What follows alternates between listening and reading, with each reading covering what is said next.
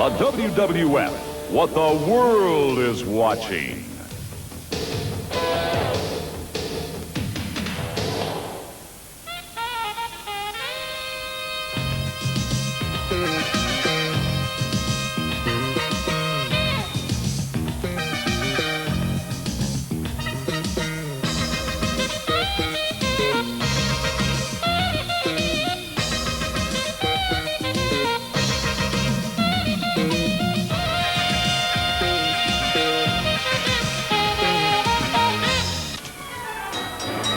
This is a tag team bout scheduled for one fall.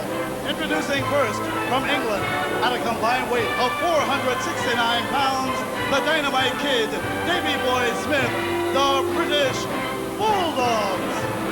British Bulldogs in the ring now. And their Black and opponent white. at a combined weight of 464 pounds. Introducing first, Barry Horowitz. And his tag team partner, Dusty Wolf. Hello, everyone. I'm Sean Mooney. Joining me here in the broadcast booth, Lord Alfred Hayes. And easy, Alfred. I know the British Bulldogs are in the ring. Yes, they are indeed. And that's Davey Boy Smith who's going to start off the procedures here. And he is in the ring with Barry Horowitz. I saw the Bulldogs wearing their new T-shirts. Do you have one of those? I have several. They gave it to me. I'll have to buy mine. Well, the price was right for me. Three. Davey Boy Smith starting off here and taking Barry Horowitz to the mat the hard way. That was the hard way because Horowitz couldn't get his feet over in time to save that fall, and he really landed on the back of the bottom of his back, and that hurts, believe me. Great suplex. Oh, you talk about hurting. That clothesline. Horowitz right off his feet, and he is going up again, this time with a snap suplex. There's two different type suplexes we've seen from the off there. Davey with his delayed suplex. Well, thus far, Go ahead. Thus far, Barry Horowitz has been introduced to the canvas at just about every angle. Yes, I don't think he's got over that very first delayed suplex that Davey Boy Smith gave him. So he soon tags in Dusty Wolf. Very well, Dusty Wolf is going to get pretty much the same treatment that Barry Horowitz suffered. It looks as Davey Boy winds up with a power slam. Oh. And Davey Boy not ready for the count. No, it looks like they want to toy with these youngsters. Unless he wants to give the Dynamite Kid a shot at him. Yes, I think he does. A little bit of a little practice. workout. Yes. Maybe he thinks Dynamite Kid's ring rusty or something. I don't think so, do you? No, it does not look it one bit. No. Some devastating forearms to the side of the head of Wolf. Headbutt. And he has made a home in that corner. Backbreaker, and there's the tag. In comes Davey Boy again. It does look as if the Dynamite Kid and Davey Boy Smith are just using Dusty Wolf as a training piece here, because all they've done is slam him and pick him up and introduce him the hard way into the ring floor. Well, we have seen absolutely no offense this far from the opponents of the British Bulldogs. I think they are using this as a training piece, quite honestly, because they could have pinned Dusty Wolf so easily each time. Did you time. see that, Alfred? Yes, I did. A knee right across the throat from the top rope. Yes, and once again, no attempt to pin their man. I'd hate to be in the boots of Dusty Wolf right now. He looks like a rag doll at this point. Oh, that's the old drip dry move there, used by the Dynamite Kid, and that can be devastating. I think they could pin him anytime they wanted to right now. Well, Dusty Wolf literally hanging on. Yes. Davey Boy sends him into the ropes.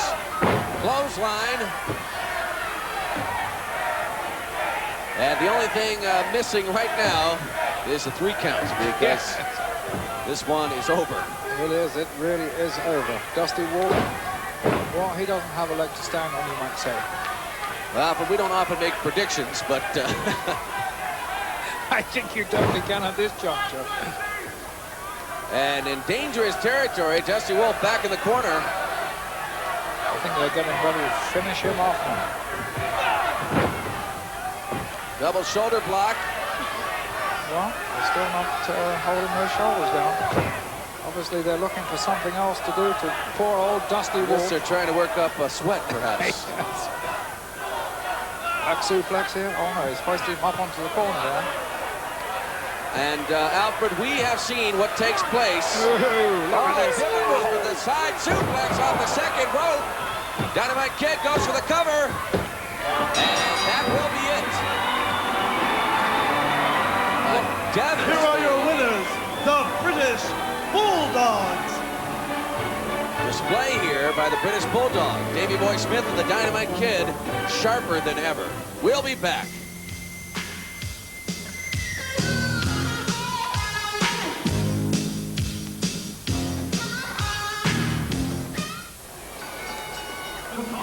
Scheduled for one fall. Currently in the ring, weighing 257 pounds, Mr. Perfect, Kurt Hennig. And his opponent, from Kensington, New York, weighing 235 pounds, Paul Roma. Oh my! A very good-looking young man in Paul Roma. Quick, strong, agile, fast, fleet of foot. And Mr. Perfect, too, according to him anyway, everything he does is perfect. Yeah, shoot pool, bowls 300 games, but I want to get a perfect 10 on a high bar. or can he challenge Greg Louganis? Right now he's got his hands full with Paul Roma, believe me. If he can get by Paul Roma, he's well on his way, Lord Alfred Hayes, the World Wrestling Federation. Yes, definitely. And so far, that record is without flaw, without blemish of any kind whatsoever. So he's still keeping that Mr. Perfect image intact. I don't believe that Paul Roma, however, is very much impressed by all of that. No, Paul is at his favorite venue here at Madison Square Gardens. His record is one that anybody would envy in professional wrestling. He is a great one-on-one competitor, apart from being a great tag team competitor also. That superstar, you've got to be impressed with the physique of Yes. Paul Roma. Oh, he's put together. The man spends hour on hour in the gym. The man is really put together, dedicated, and not only does he lift the iron, brother, he dedicates himself to the diet. He throws away those hamburgers and eats that good raw steak, man, medium well, all the way through it. Wonder if we can get a shot of the wrestling shoes of Mr. Perfect. They have Mr. P on the side of them. Just another indication that he is indeed. Yeah, we got to look at his eyes, and he's very intense. Yep. When he comes into the ring, he has 100% concentration upon his opponent. Very good observation, Lord. Also, Paul Roma, I noticed, they look very intense in this match. Before, Roma's been a slow starter, as we mentioned in the past. But tonight, he's been very, very quick to open things up, which I hope is to his favor. And he's exploding here on Mr. Perfect. Flying head scissors. And over goes Mr. Perfect. And out goes A little lesson in perfection there by Paul Roma, because they were perfectly executed moves. Indeed, three of them. That's right. Mr. Perfect taking his time outside, and Paul Roma wants him inside, and all that's doing is giving Mr. Perfect more time to recuperate, get his head back together. That was the flurry of moves. A series of three and about as fast as you can count them. Blink your eyes. And he wound up with that flying head scissors and flipped Mr. Perfect over, and out he went to regroup, I think, right, mentally as much as physically. So we find out that Paul Roma's not only muscular, but he's got speed to the match. Right hand by Mr. Perfect really drilled him. Great timing. An arm drag takedown there by Roma. Oh, yes. And just as I mentioned, Lord, the speed. Not only is he muscular, but I believe this is the fastest I've seen the man move yet in a match. And definitely the earliest in the match that he's opened up on his opponent. Well, he certainly knows. He's catching on. Indeed, he knows what is in store for him with a victory here over Mr. Perfect. bigger and better things ahead, so there's a lot at stake in actuality for both of them. If Mr. Perfect suddenly is derailed by Paul Roma, hey, his career has taken a big step backwards. Right, and then it's hard to call yourself Mr. Perfect if you suffer defeat, right? Indeed. Yeah. Well, I like Mr. Perfect, Kurt Hennig's style. He tests the firepower of his opponent in every way before he commits himself to some sort of physical contact. He's tested here Roma in his wrestling expertise. He's tested him in strength, and now I think he finds that he can combat both those advantages that Roma obviously has, and he'll test him for speed later on too. Well, that somersault move is the first time I've seen Mr. Perfect use that one, but it had to snap the neck of Roma. Yes, that's right, Rod. And then he went right back to it again. He went right back to it. Here now with a reverse chin lock on Roma, and hey, he's got him in a bad way. Yes, he does. And not only does he have the hold on the man, but he's got his body weight leverage laying on him, Lord Alfred Hayes. He's applying body weight pressure plus the power of the arms and the upper deltoids. And Roma's breathing deep. He's really got that thing cranked in there. Look at the leverage that Hennig has, Lord Alfred Hayes and Rod. He's really got it cranked in there with that shoulder. Yes, he beetles his brow, Hennig, and he clamps that hold on. He does it so well. He is so very, very good at everything he does. Paul Roma answers with a hard elbow shot to the solar plexus and a shoulder block. And up and over he goes. He tries to set Mr. Perfect up with a drop kick, and Mr. Perfect saw it coming and got out of the way and answers with a boot right into the solar plexus. Rod, I rather believe Kurt Hennig set Paul Roma up there for that drop kick. Yeah. He took one tackle, he laid there and stayed there and waited for Roma to launch himself and then move back nicely. Good observation, Lord, and out he goes over the top.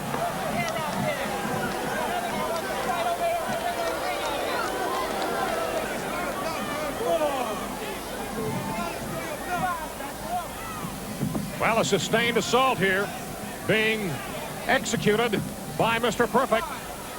Now bringing Roma back into the ring. Up he goes, and down he comes with a big suplex. Roma looks like he is all but out of it. If there's ever time for a cover for a pin, Lord and Rod is right there. The man should have went for a pinfall. He was in the air about 8 feet high. Yeah, and he's got a big smile on his face Over the top just again. to inflict more damage. I think right now that Mr. Perfect is showing just how perfect he can be.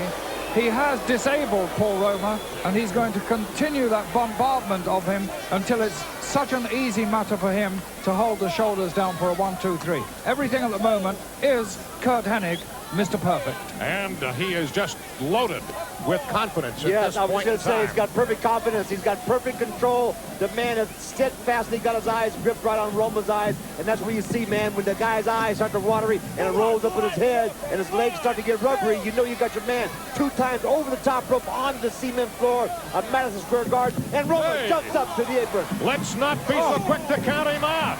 He comes back with a hard shoulder block. And over with a drop kick on Mr. Perfect. And Roma is alive and well, thank you. That's where the muscle density comes in, Lord and Rod. The muscle thickness of Roma's enable him to endure the onslaught of him. Look at this atomic drop. Wow. Oh, my. A crunching right hand by Paul Roma. The standing room only crowd at Madison Square Garden on fire. Look at that drop kick. That's it. Time perfect this one, Lord Alfred Hayes. Roma has shocked Hennig, and now's the time to put him away. He's trying to do that very thing. Flying crossbody. He may have him. 1, 2. A perfect escape there by Hennig. If he doesn't get him on that move, he'll never get him, Lord. And Rod, that's my opinion. If that move didn't do it, he'll never get him. Look at this. On the top rope. Hennig grabbed a hold of him, and then falling backwards, like eyes in the back of his head, he firmly and squarely dropped Roma on that top rope, caught Roma right in the throat. Yes, he did. Could have took his larynx out right there. Look at this. Oh, my, oh, my. Oh, what a great move. Cradle. And that's it. That's it.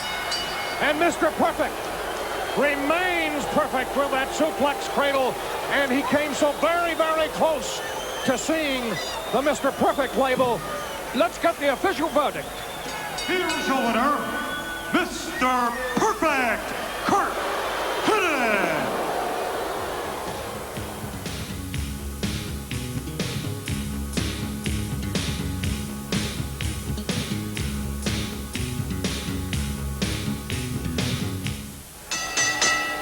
This event is scheduled for one fall.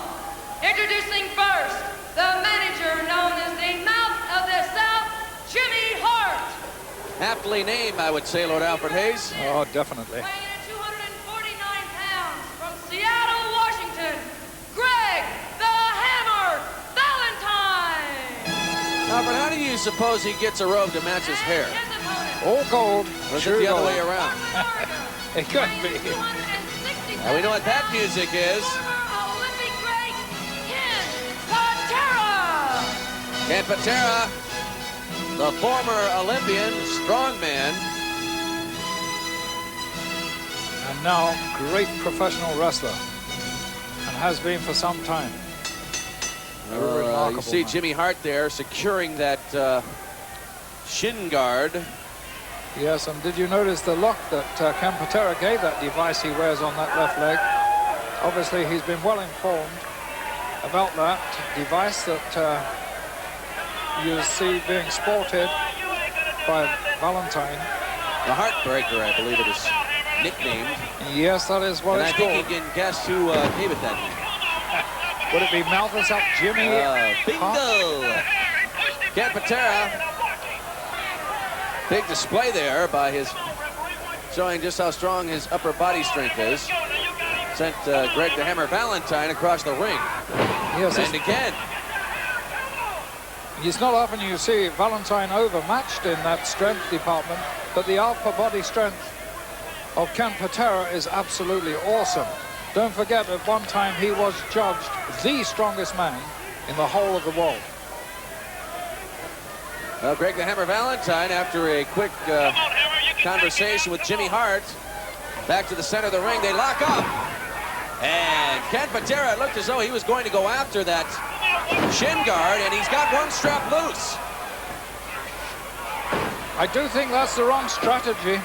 I think that Patera should concentrate on his man and not be distracted by that shin guard. He could run into all sorts of trouble there by being diverted, having his attention taken to just that one part of the anatomy of Valentine. Valentine will work you over while you're doing something like that. Oh, Alfred, he almost got it off. And perhaps if he had, it may have evened this one up a bit more. It may have done, but tension is only on that leg, just that leg. And that's going to leave him exposed at the top there, like that, for example. The wrong strategy here. I think so, definitely. Now, good advice by Mouth of the South, stay on him. And that's exactly what Valentine is doing. Ken Patera appeared shaken by that forearm, but I believe he was making a mockery of it. Kick to the midsection, and now hammering away on Greg the Hammer Valentine. Brings him over with the mare, and now goes to the chin lock. That's good strategy on the part of Patera. He's not giving Valentine a chance to do anything to his nether limbs, his legs in other words, and weaken them so that he can get the heartbreaker on him. He's staying well away from that danger area now. That's much better maneuvering by the Olympic strongman, Ken Patera. Now Patera having trouble holding on to that chin lock. Valentine goes after him in the corner and misses with an elbow. Kind of a half clothesline. Really. You know, Patera has taken some lessons, obviously, from his tag team partner here, Don Morocco, in those moves that he's perfecting just then. Yes, Ken Patera teaming up with Don the Rock Morocco and Alfred. They have done very well. They have done exceptionally well. I hope to see more of them as a team. Rolls him back, but only get a cover of 2. And that alliance formed between Don the Rock Morocco and Ken Patera some time ago. No doubt he's given him many tips about Valentine because they've been at it on and off, Valentine and Morocco, for quite some time. Our referee right on top of this, and Patera better be careful. If he exceeds that 3 count, he's going to get himself disqualified. And the ropes goes Valentine. Patera with his head down, and his head is brought up quickly by Greg the Hammer's boot. Yes. The hammer, we've said this many, many times before, he gets stronger and stronger as the bout gets longer and longer. If you don't beat him in that first 10 minutes or so, you really got your hands full with him. He seems to improve in strength and physical ability as the bout progresses. Greg the Hammer Valentine doing what he is known for, dropping that hammer across the throat and chest of Ken Patera. And now dragging into the center of the ring. And he does turn around the shin guard. And we know what he's going to try to do now. Yes, and if he gets this on, it's all over for Patera. Oh, great move by Patera. Very, very quick thinking or alertness, aware thinking, knowing what's going on. Patera not hesitating, going right after Valentine. The series of blows using everything he's got. Yes. Fists and feet. Really going to work on Valentine now. He weathered that little storm there that Valentine waged against him for maybe a little bit too quick then. Patera trying for a clothesline, missed, and Greg the Hammer Valentine dropped him with one of his own. He did indeed, and that was a powerful hammer he dropped on him there. In fact, look at him now. Patera is very stunned. He's positively stunned. I believe he's out. Look at this! Morocco's in! He couldn't stand this any longer. He obviously saw what Valentine was shaping to do, and Patera was down stunned, and Valentine was getting that heartbreaker ready to put on the man, and Morocco's seen that before. Jimmy Hart, he couldn't take it any longer either. And what possessed him to jump on the back of Don the Rock Morocco? I don't know, but they're taking for the high ground now. But that is a foolhardy move there by Morocco, because all that can happen is he'll lose his man. His tag team partner, the verdict here. Well, I think you're correct, and we are going to get the official word right now. Has awarded the match to, by the means of disqualification, Greg the Hammer Valentine. Well, that certainly is a shame. Morocco lost it for his partner, but I do believe it was the end for Patera anyway, because Valentine was shaping to put the heartbreaker on him. And we'll be right back with a lot more action.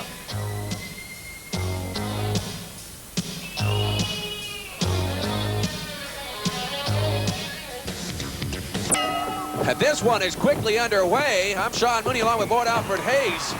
And Alfred, they wasted no time in going after each other. Jimmy Powers facing Jose Estrada. Estrada there choosing to dive out of the ring. He started so fast, and yet Jim Powers was equal to that. Two nice leapfrogs and a very quick drop kick, but Estrada managed to jump out the ring before too much damage was done to him. Everything thus far has been quick. Quick action and a quick exit. Yes. And a quick entrance. Yes, Jim Powers is going to give Estrada no time at all here, no quarter. If that's now, the way what he exactly wants to does that mean? No quarter. No quarter. It means no mercy. Absolutely no mercy at all. I just wanted to straighten that out. And if Estrada wanted to start this the fast way, well, Powers is equal to that task. Well, Powers quickly with the arm bar on Jose Estrada, turns him over. Come on, Estrada, give it up. It didn't take Powers long to establish his superiority in this match. He is a very competent wrestler, whereas on the other hand, Estrada is a very, very rugged and tough man. Estrada trying for a body slam there, and it backfired on him. Yes.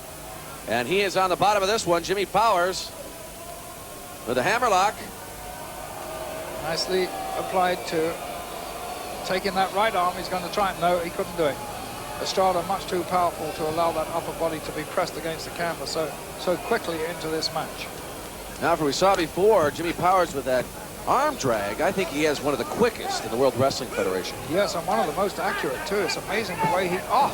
Dave Hebner gets between the two men, and Alfred, I would say that was interference on Dave Hebner's part. I don't know what he was trying to do, break up the action there, but... I think he was, and Estrada, being the experienced wrestler, he has certainly took quick advantage of that. And look how quickly the pendulum has swung in favor of Estrada. Look at that little girl. She can't believe how quickly it has gone. How big her eyes were on that. Yes. It's something when you see it live, Alfred.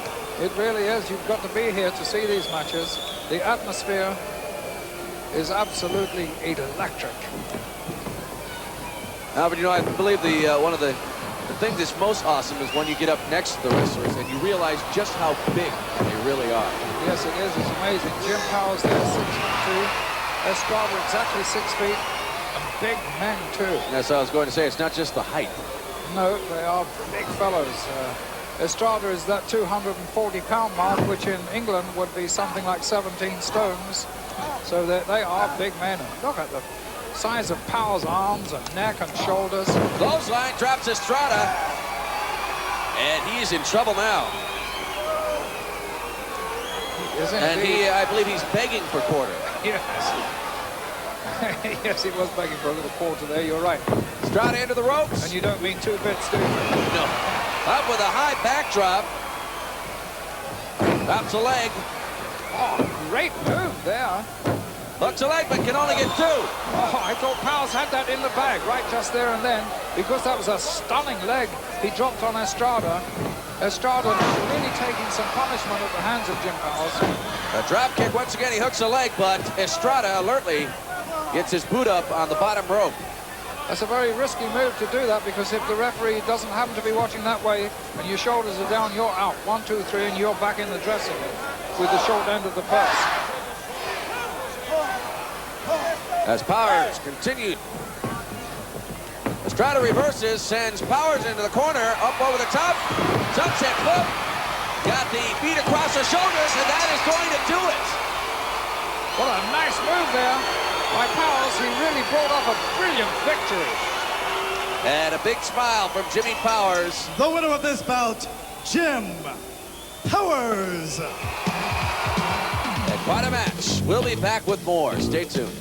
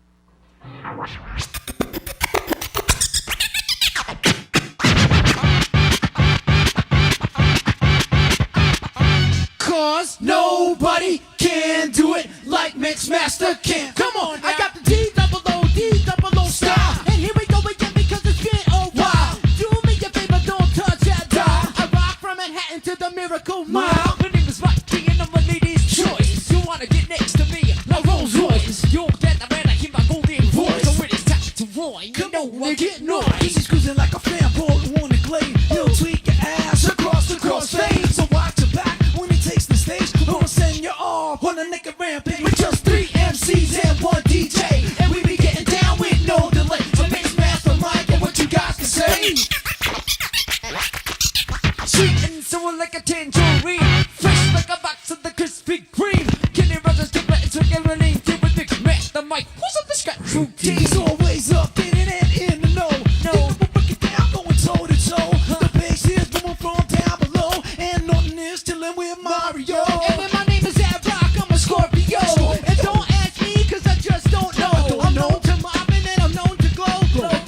get mad when we got to go. We're just 3 MCs and 1 DJ, and we be getting down with no delay. So mix master Michael, what you got to say? Mix master, a cut faster. A mix master, cut faster. This is song top secret and classified. I grab a hold of the mic and let the words die. It's all hypnotic and sanctified. So I never will none of the bad days slip by. Now we be getting stupid in your area. We causing all kinds of hysteria. And my beats is sick like malaria. But don't worry, I'll take care of you. We're just me and Adam in the Mario C. In the studio, it's the place to be. We're all beings everywhere, be having your favorite mix master Mike. History. We're just 3 MCs and 1 DJ, and we be getting down with no delay. So mix master Mike, and what you got to say?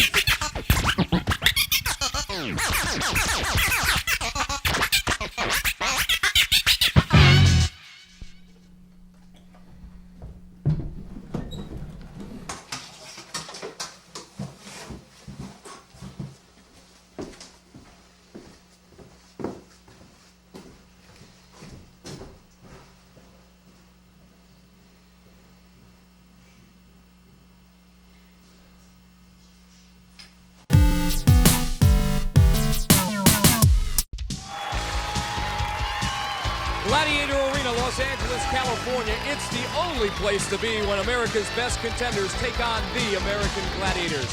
Hi, everyone. I'm Mike Adamley, along with Larry Zanka. Once again this week, 2 more preliminary round matches, and we're going to give our contenders an early wake-up call with Powerball. Larry, who do you like? Well, a kid from a town I'm fairly familiar with, Jason Yao from Miami, Florida. He works for the Barnett Bank down there. He's 6 foot, 195 pounds. We're looking for some great things from him.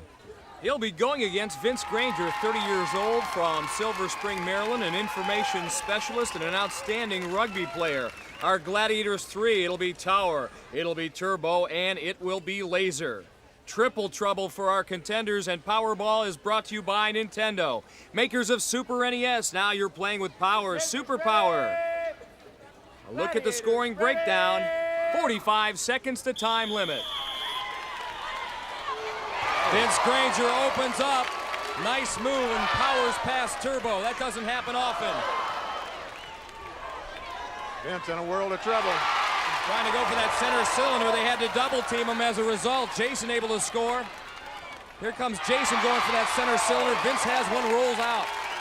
Vince said the secret to this event is to wait, play off that endurance at the end of it when the Gladiators are tired. He said they're big, they're heavy. Might be able to out-endure them. 10 seconds left. Vince Granger lunges over Laser. Jason Yao underneath Turbo. And that is it. Rough, tough, rugged. That's what Powerball is all about, but our contenders stood the test against Turbo, Laser, and Tower. Excellent match. Great move here. Vince Granger's going to make a nice move left and then head for that center cylinder. And what that does is force a shift in the Gladiators' coverage pattern. That gives Jason an advantage. Power now has to worry about Vincent scoring in the center so that he effectively screens off Jason, and Jason just runs unmolested for 2 points. Now from ground level, and a look at the work of Laser, who specializes in the big hit. And Mike, you know I give an award for those big hits, and here's one that's even bigger. That's definitely a zonk. Laser, people don't have any idea how long 45 seconds can be when you're playing Powerball, do they? The contenders were tough. I just compare all the years we've been doing this, and these contenders are here to win. Yeah. The Samuel Goldwyn Company presents the American Gladiators.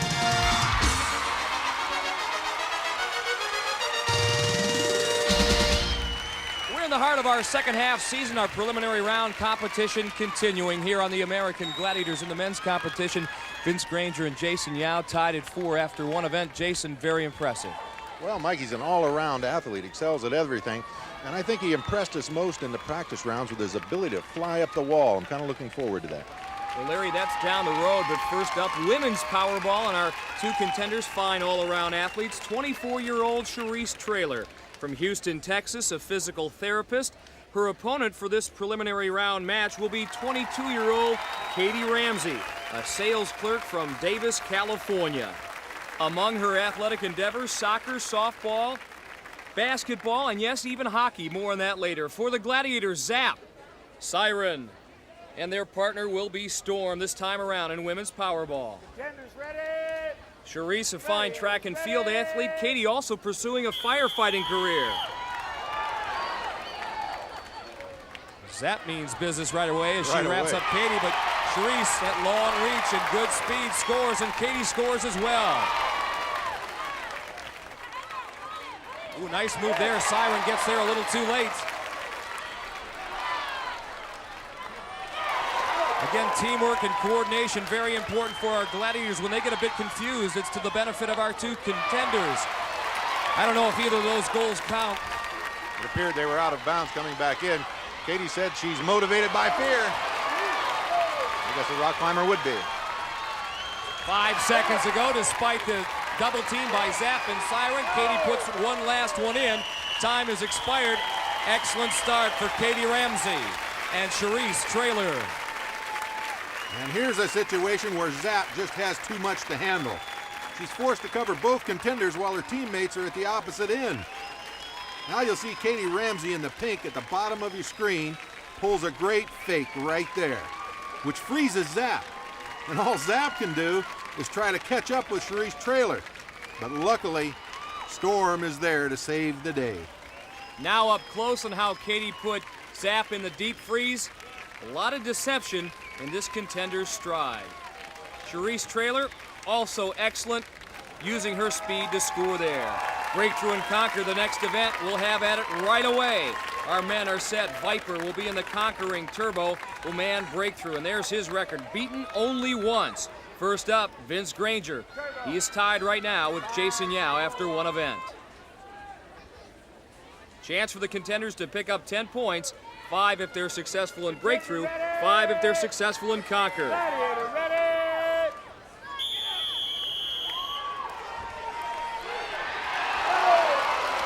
Pretty decent moves by Vince Granger, but turbo on each and every one of them drives him out of bounds. Vince with almost too many moves. Gives Turbo an opportunity to grab both legs. He does that, rolls out of bounds, and may have bruised his own knee a little.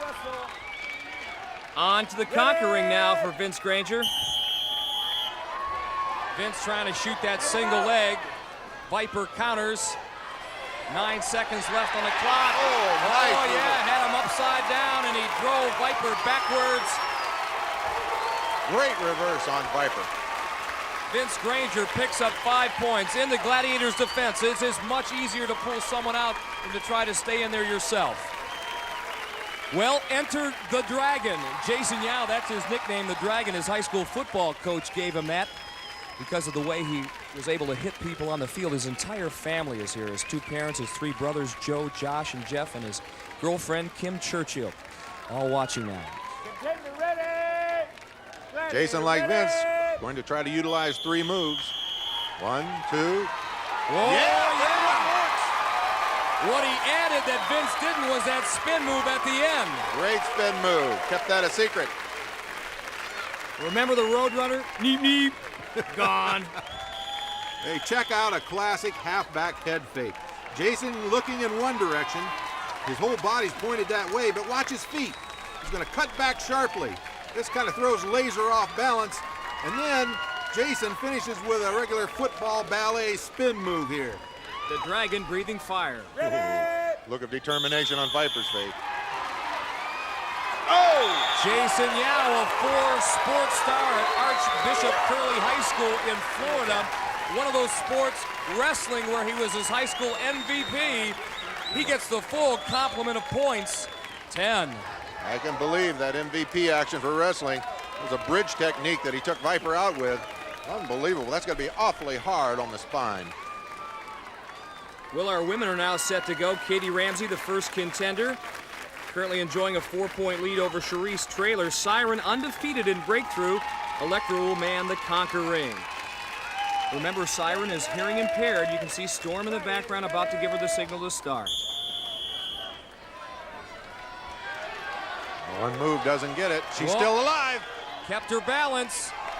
She's going to try to stay. Great job. I'll tell you what, Siren had her dead to rights, and I don't know how Katie kept her balance, but she did change direction a couple of times and picked up the 5 points. Siren's got her all wrapped up, swings her thinking she's going out of bounds. Katie recovers. Matter of fact, she didn't even need this last fake right here. She could have made it before that. And as we mentioned in Powerball, Katie Ramsey's stride, very deceptive. She also knows how to spike this thing, too. Well, maybe not. On to the conquer ring she goes, where Electra stands ready. And Katie's got 15 seconds. You better get low, girl. 5 seconds to go. Katie tries, she might, not having much success with Electra. So she'll have to settle for 5 points, but that's not bad against Siren Electra. Electra, one counter move after another, managing to reverse that momentum each time and stay inside that circle. May have twisted her ankle a little bit in the process. Charisse Traylor now will get her chance, a member of the volleyball and track and field teams at Rice University. Hoping to shine here in breakthrough. Gonna try one big move. Yeah, she lost the ball on top of it. Nice grab by Siren. Essentially, really what she did to Katie Ramsey, only Katie was able to kind of squirt free and keep her balance.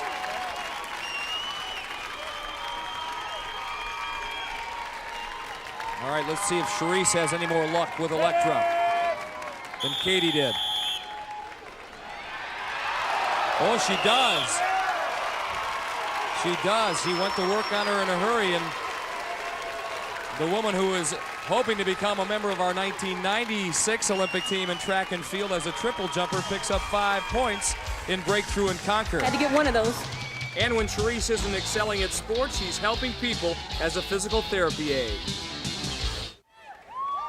The Viper Man ascending the platform. Ah, my public, they love me. The name of the event, Hang Tough, he's ready. Contenders have 60 seconds across this grid of 55 rings. If they can get to the Gladiators platform, it is worth 10 points. Vince Granger trailing by 5. Well, he's got a powerful upper body, but so does Viper, and Viper excellent in this event. So the important thing is not to lose your head. Keep your momentum, use your speed, and be able to react to the Gladiator. And that is just the short version of what he said. Here's the long version. Viper Here's the in your end face. version. It's all over. Well, that was a great game plan, but he didn't follow it. He just swung right down the rings and made it easy for Viper to strip him off. Time now for the Dragon, Jason Yao. Let's see what he can do against Viper. You better hang on, Jason, because I'm ready for you.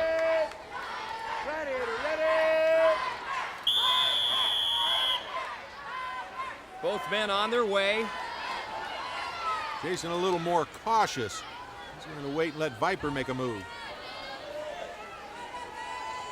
You gotta move, Viper! 5. Jason doing that quick turnaround, trying to go sideways, missed the ring. Viper stretching out those legs, and he's got him wrapped up. 30 seconds to go. Viper hamming it up a little bit. Not him off there yet. There you go. So Viper goes 2 for 2 and Hang Tough. No points for either Vince Granger or Jason Yao. Oh, and this is trademark Viper. He's going to seize the moment, savor the moment. He's going to rub it in as much as possible. He knows he has Jason off those rings.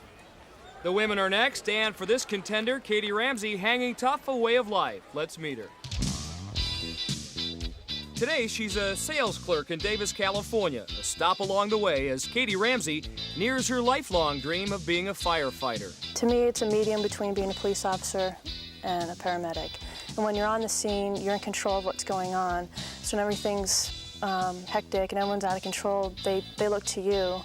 It seems Katie has prepared a lifetime for the Gladiators. She grew up playing ice hockey and later joined the Army to see if she could handle the rigors of basic training. I enjoy knowing that if I can outpower somebody with physical contact, that gives me a good feeling because it just tells me I approached the whole situation correctly.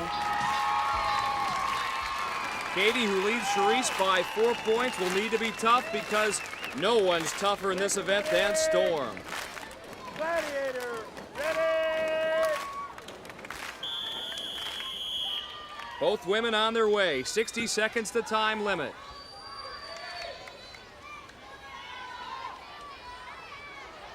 Katie certainly doesn't look intimidated. Storm crossing over with the greatest of ease. And Katie has to back off a bit. Storm now doing the chasing. And Larry Thompson may have something to say about this particular matchup because Storm grabbed a hold of Katie's belt. Katie told me if they trap me, I've got a great grip. I can hang in there. Oh, down she goes. That great grip was good, but not good enough. But here's the ruling from Larry Thompson. We have a disqualification in the match against Storm grabbing the helmet harness in order to pull in the contender. So therefore, 10 points awarded to the contender on the disqualification. So a big break for Katie Ramsey, but those were not gift points. Larry Thompson right on top of things. Fairly obvious. You can see it right here. Storm wouldn't have a hold of her if it wasn't for grabbing that battery belt. As a result, Katie now leads 25-11, but Charisse will get her turn right now against Storm. I'm ready to rock and roll and to climb some trees. Storm, you are always ready. Contender ready! Gladiator ready! Storm not about to make the same mistake she did with Katie. You can bet she's going to keep her hands free of that belt that Charisse is wearing. I don't have any idea in the world why Cherisse is smiling. Me neither. Oh, man. Got a look of determination on her face. Look at Storm trying to pry Charisse's fingers loose. She's got one hand going. Cherisse is ready for the fall. Now it's Storm who's hanging tough. Well, I don't think we've ever seen that before. Here on American Gladiators. He didn't want to land on her. That was pretty nice of Storm. So Katie Ramsey will take a 14-point lead into the next event. That next event, the wall. Here at Gladiator Arena, contenders and gladiators are equipped in their harnesses for a chance to attack and climb this 32-foot wall. This is a disadvantage. See, he doesn't know that, though. I'm still gonna catch him. Jason Yao wearing the climbing shoes, Turbo telling him it won't matter a bit. Jason has the lead right now. What Turbo doesn't know is that Jason has been practicing for this event for some time. Right here, he's scaling a wall in Miami. This is a free climb, of course, here at Gladiator Arena. It's not so free. This guy hooked in? Let's hope so. If not, I'm gonna land on you. Tower, we're playing with Vince Granger's mind a little bit. Don't worry, Vince. No problem. Those harnesses are plenty sturdy. First man up will get 10 points.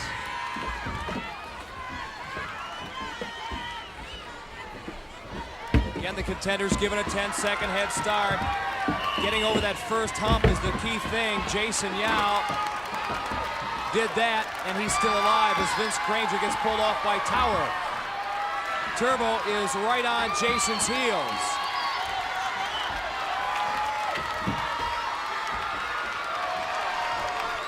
Jason getting up to that point on the inside chimney where there's not many grips. Again, that left ankle so perilously close to Turbo's grip, and down he goes. So Jason's got a free run here. Oh, man! Oh, Mike, it looks like you got to go to the outside. You just can't stay with that chimney all the way up. And upon further review, Jason does a great job of shooting up the wall, but he gets a little ahead of himself here. He did so well in the practice rounds that he told me this was going to be an easy 10 points. But right there, he needs a foothold to continue to climb. But where's he put that foot? The answer is nowhere. He swings off, and as a result, Jason, a sure 10 points, comes up with 0.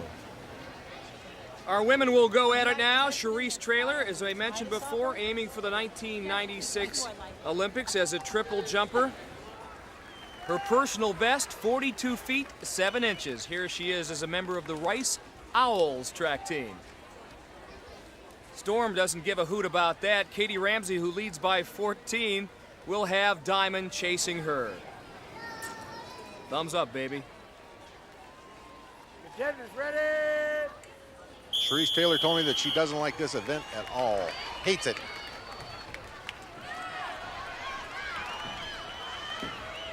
Again, the two contenders trying to make the most of their 10-second head start. Here come the Gladiators. Already Storm with a toe hold on Charisse. She gets away. Katie gets away from Diamond. Off the wall goes Diamond. Katie has reached sort of a dead end. Charisse is trying to hang on. Storm's got a hold of her ankle.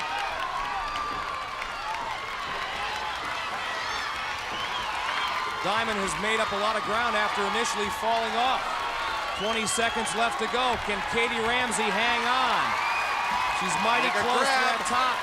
Come on, Katie, do it. Oh, man, she had her hand on that upper rung.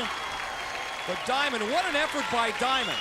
Diamond fell off, had to climb back up again, so that was the equivalent of a 20-second head start. And still she was able to pluck off Katie Ramsey. Mike, in my seasons on American Gladiators, I don't remember ever seeing a more superb effort than what Diamond puts forth here. She slips in her attempts to pull Katie Ramsey off the wall. But does that stop her? No way. And look at all the distance she has to make up. But staying cool and collected as Diamond usually does, she climbs back up that wall as Katie gets stalled near the top. You know that right about here, Katie's beginning to hear Diamond's footsteps. And Diamond, well, she just keeps on climbing. Unbelievable. What determination. She almost has it. And finally, success. All you young gladiators at home, let this be a lesson to you in sticking to the job until it's done. It's halftime here on the American Gladiators. We have seen some good performances here in this men's and women's preliminary round competition. Well, Larry, in the men's competition, Jason Yao has a 14-9 lead over his opponent, Vince Granger. He, too, like Katie Ramsey, mighty close to getting the 10 in the wall, and then he went down. He's standing by live in the contender locker room. And Jason, first of all, were you deflated? Are you deflated a little bit by not getting the 10 in the wall? And how is that going to affect you going into the second half of this competition? That's all done in the past. I can't let it bother me right now. You know, competing out throughout the years, you can't let anything like that bother you. You know, I'm disappointed, but it's over with. I forgot about it already. Okay, in that positive vein, your thoughts about going against Viper in the Joust 2 events from now? Well, that's going to be fun. Viper's a great competitor. He's really strong. Hopefully I can get him off balance. You know, I'm looking forward to it.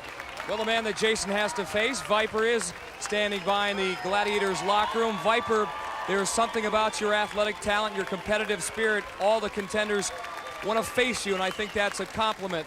I went against Jason twice earlier and took my first loss in the Conquering this year. I was not too happy about it.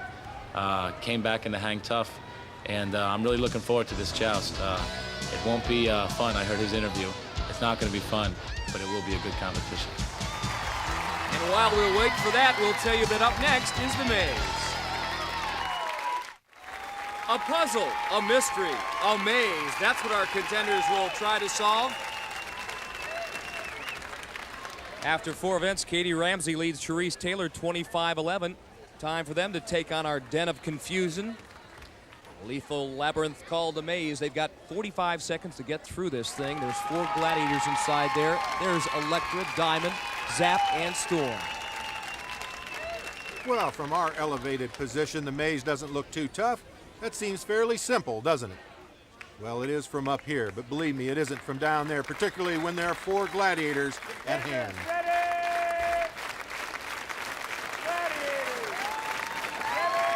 Again, there's only one correct solution here. If one of these two contenders can get through unscathed and in 45 seconds or less, they'll earn 10 points. If both make it through, this second one will get 5. Uh-oh, there's Zap waiting for Charisse. Charisse says, no way, I'm going the other way. And holy Moses, there's Storm.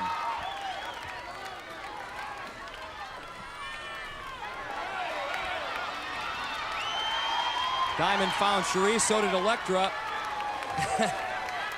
Katie Ramsey back where she started from. 10 seconds left on the clock. Charisse trailer getting closer, but looks like she's going to run out of time. She had it there for a second. This is going to end up as a draw. No points for either woman.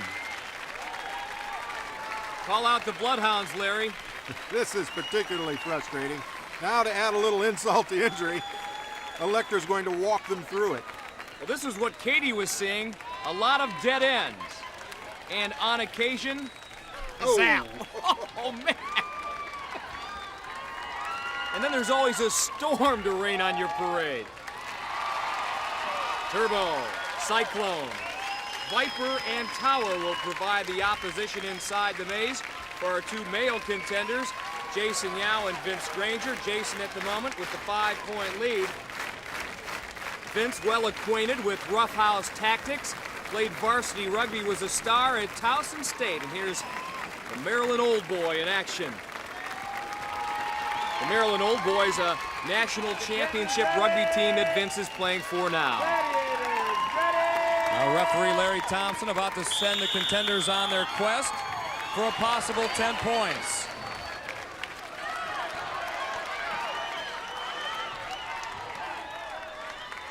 Well, I don't suspect there is any strategy in this thing. You just go for the gusto and hope you make the right darn decision. Oh. Jason, yeah, just took a whale from Viper. Okay, Jason, 20 seconds to go. Oh, long way now. 15 seconds. Jason, get a little closer. Oh, yeah, he could have it. Turn. Jason, yeah. Oh, there's Tower. Tower possibly keeping him away from points. 3, 2, 1. He made it. He made it with 2 seconds to spare, Larry. Vince going, doggone it. Jason must have had a clock inside of his head because he made that desperation lunge at the end. Well, if he had a clock inside his head, Jason Yao took a licking and kept on ticking. Every one of the Gladiators got a chance at poor Jason. The human pinball. Forget this dragon stuff. But any way you can get in the end zone. Sometimes it's not pretty.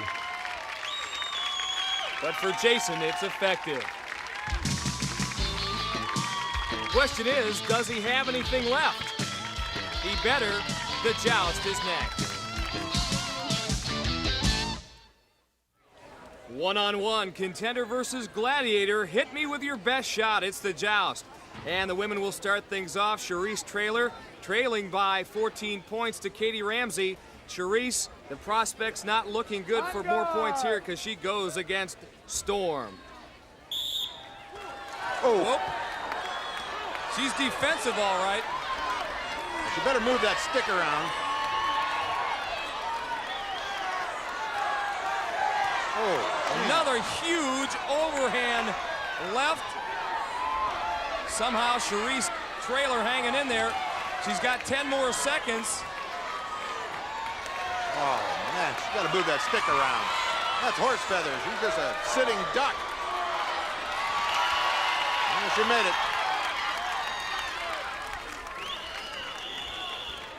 She gets the 5 points, Larry. But it's horse feathers, Mike. The reason I say that is she stays right behind this line. She's got that back foot anchored like a ship's anchor, takes on a defensive posture, and that's not what this event is all about.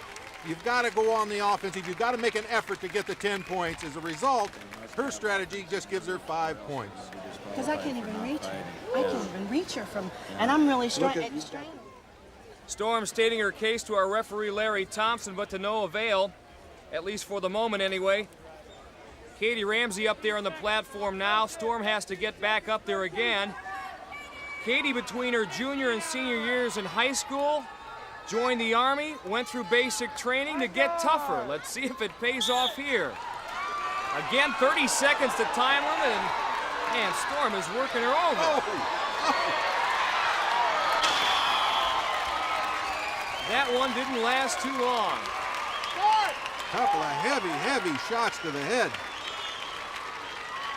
Right here, I think we've got to qualify that as a zonk. That hit deserves an award. Well, clearly Storm was in a bad mood after her draw against Charisse Traylor, and you have to give Katie some credit anyway for just enduring the storm, weathering the storm, as it were. About time she went down. Okay, Vince Granger now for the men. He needs points in a bad way. And this is the man he draws, Viper, who is the subject of our Ask a Gladiator segment. John Farkle writes, "Dear Viper, do you ever psych out your opponent before an event? How?" Yeah, John, I definitely do psych people out. I walk around pacing, and that's not really to psych them out, that's really to psych me up. And I think it has the same effect on them by psyching them out. They've got to be thinking through their mind that this guy's crazy and you know, he's gonna get the job done. And usually that's the way it works.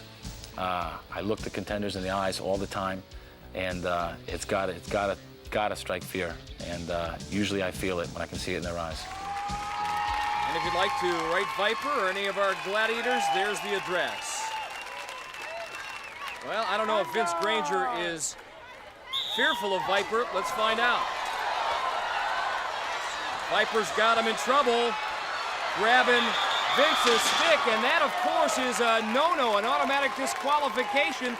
Viper gets the hook, Granger gets the 10 points. A lot of things happen, but the bottom line is Granger gets the points. We have a disqualification against the Gladiator Viper for grabbing his opponent's stick and pulling him across. 10 points, contender. Let's look at it. Viper takes the killer shot and misses, loses his balance, and as a result, grabs the contender's stick and loses the match. Not quite sure what Viper was thinking about up there. The heat, the steam coming from Viper's head about to melt that helmet. He's so hot after what happened against Vince Granger. Sometimes Viper his own worst enemy. Jason said defense is the key. But it's Jason Yao who was offensively, at least initially. Viper hitting Jason with some serious shots. Larry Thompson warning Jason, you gotta get up, you gotta attack.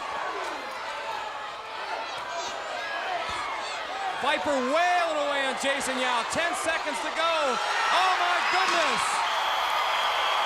Woo!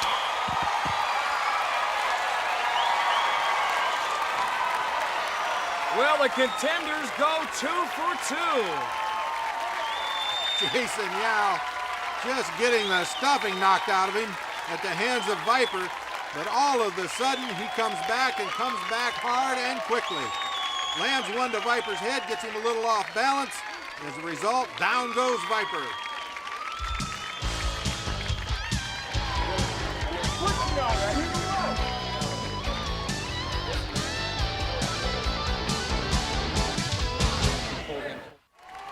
It is crunch time here at Gladiator Arena, our crunch time event.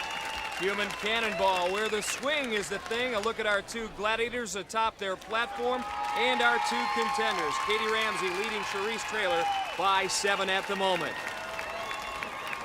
Katie draws Siren. Charisse will have to go against Storm. Siren has been a rock in this event, and you can see Electra giving her the signal to get ready. Contenders will get in that nice tight tuck. Every successful swing is worth 5 points. Katie Ramsey and Charisse Traylor will get 2 swings. This is the first one.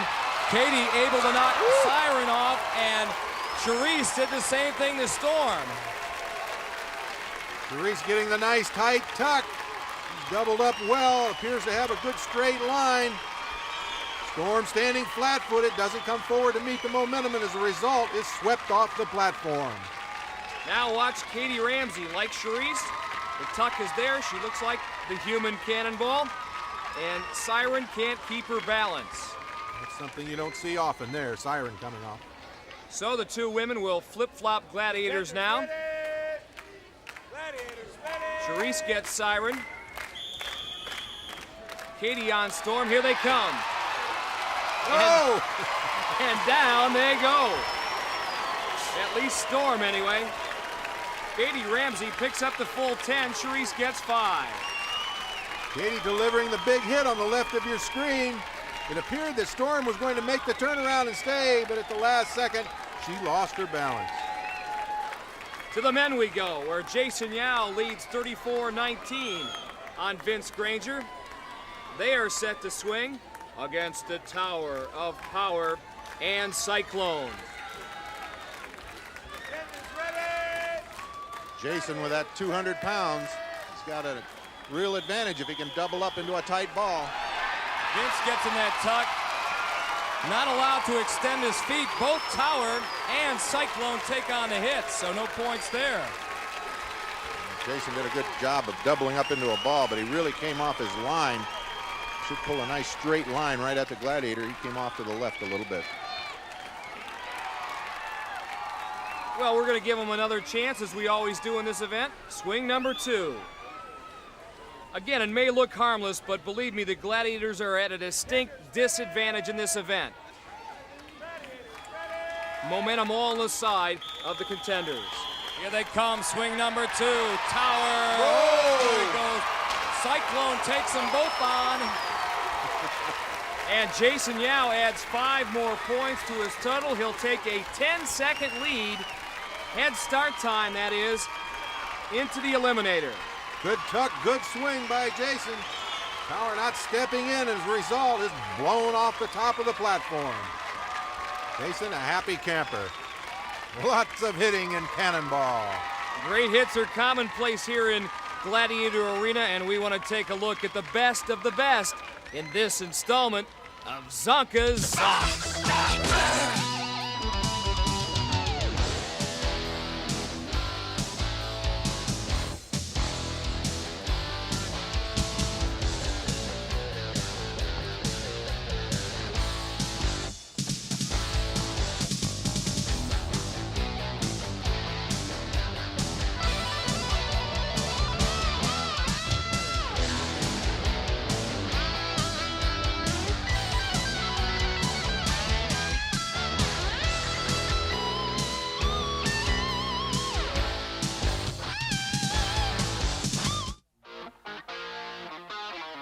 First of all, I listened to myself, regardless of what everyone else told me, which is, you can't do that. You won't be able to do this. You can't, you know, and if it's a physical thing, if it's athletic, if it's writing, if it's school, if it's anything, I mean, I can do anything. The only thing I can't do is here.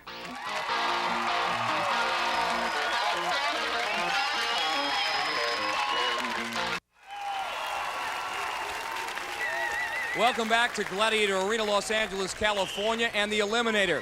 The last chance for Houston's Charisse Traylor. Right now, the Olympic hopeful trails Katie Ramsey of Davis, California by 14 points, giving Katie a healthy 7-second head start, but larger deficits have been overcome in the past, and Charisse is certainly hopeful that history will repeat itself. Charisse, you've been smiling all day, even though you're behind. I got the feeling that somewhere deep down inside, you know you're going to win this thing. Well, Larry, I'm not going to give up. I haven't given up.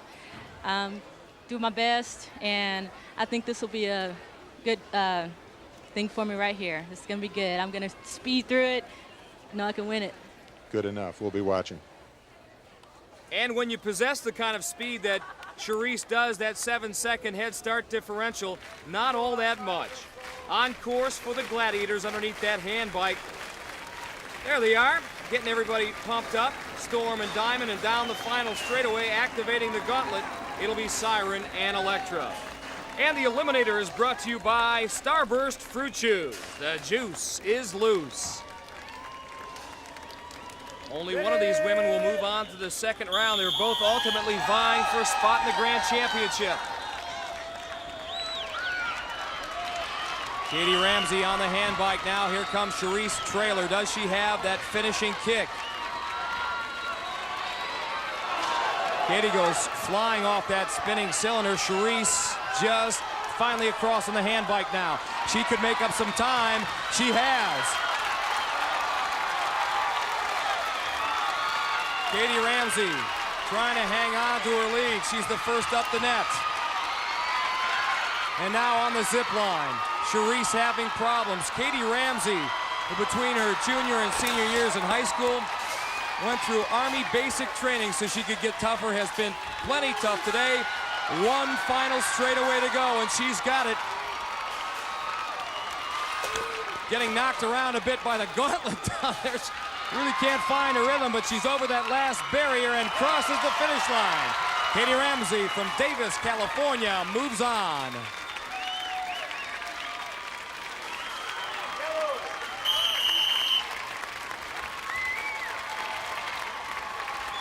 Grab your head, Katie.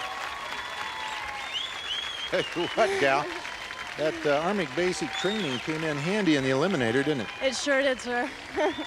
Yeah, it really did, that cargo net especially. What went through your mind when you were on that cargo net and the other contender hit it right beside you? I thought I have to be flawless, every footstep has to be right.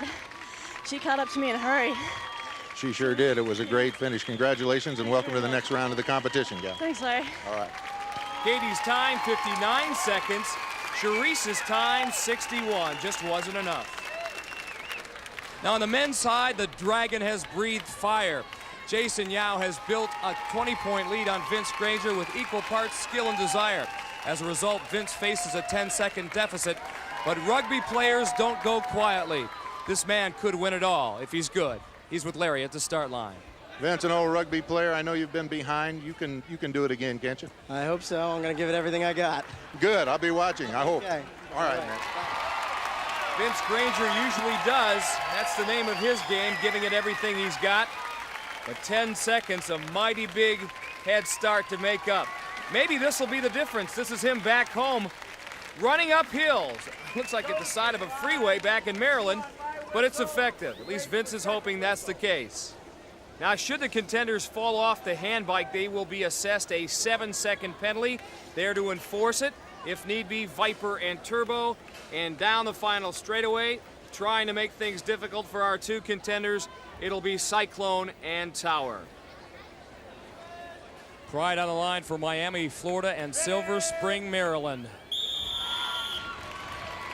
Jason Yao, powerful up that reverse treadmill. Now the hand bike. Look how he uses both of his arms and his legs. Here comes Vince. Cargo net is usually where contenders make their mistakes. Jason having some problem. Vince flying over there. He is made in. He has cut into some of that 10-second lead. But he too struggling a bit on the net. Jason on the zip line. And enter the Dragon down the final straightaway. Jason Yao flying over that wall. Trying to beat up those blocking dummies in the gauntlet. Pumps his fist, his whole family here. Jason Yao has done it. His time, 47 seconds.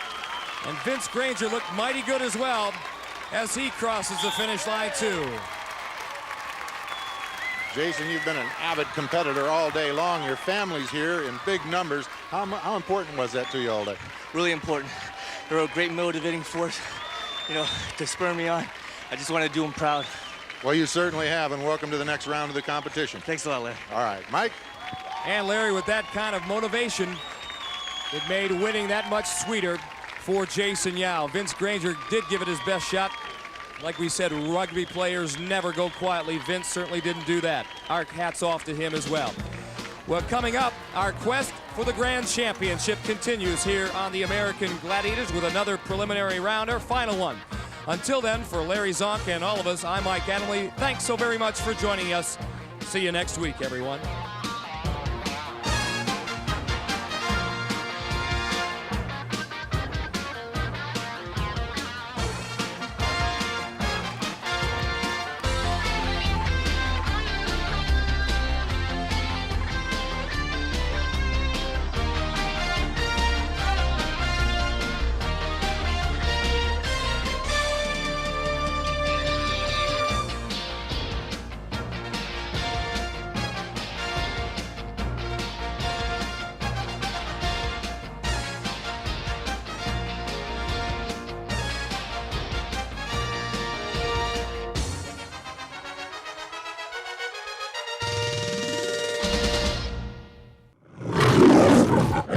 Top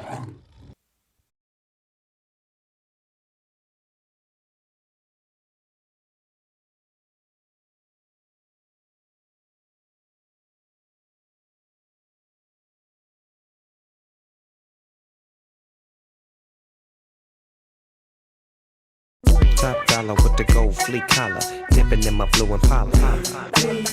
Top dollar with the gold fleet collar, dipping in my blue Impala. Top dollar with the gold fleet collar, dipping in my blue Impala. Top dollar with the gold fleet collar, dipping in my blue Impala. It's like forward to the 5, to the 6, and to the 7. I once was told that all dogs go to heaven. Well, how you been, where you been, and what it look like? My game trump tight, especially when it bump like 4 young G's getting crazy. And no limit is the label that pays, man. Riding around town, laying game down like Go Day. And I remember what my mama showed me, told me. Game recognized game. Stay true to what you do and don't be ashamed. I got all my game from her. Sometimes I have to wonder how I keep from going under. I'm a bad motherfucker. I fall to my knees, thank God, before I do my thing. I don't know why, I love the gang bang. See, life ain't nothing but a twist anyway, bitch, anyway. You can say what you wanna say, just don't get in my way, cause I'm a Mino, Fino, Cino, and Pino, CeeLo. We make records for the thugs and the bangers and the bitches. Fuck them R&B singers. She want a nigga with his khakis hanging real low in a black rag 64. Headed down the street, way clean, banging that real shit, nigga, like Al Green. I'm headed straight to the LB. Forget it, that's what they tell me. Sell me everything except some bullshit. And when it's time for the gunfight, nigga, pull quick, cause ain't nothing but us. And nigga, you get wet up for fucking with my cheddar. It's cold outside, nigga, grab your sweater. And that bad bitch you fucking with, nigga, should get you set up. Top dollar with the gold fleet collar, dipping in my blue Impala. Top dollar with the gold fleet collar, dipping in my blue Impala.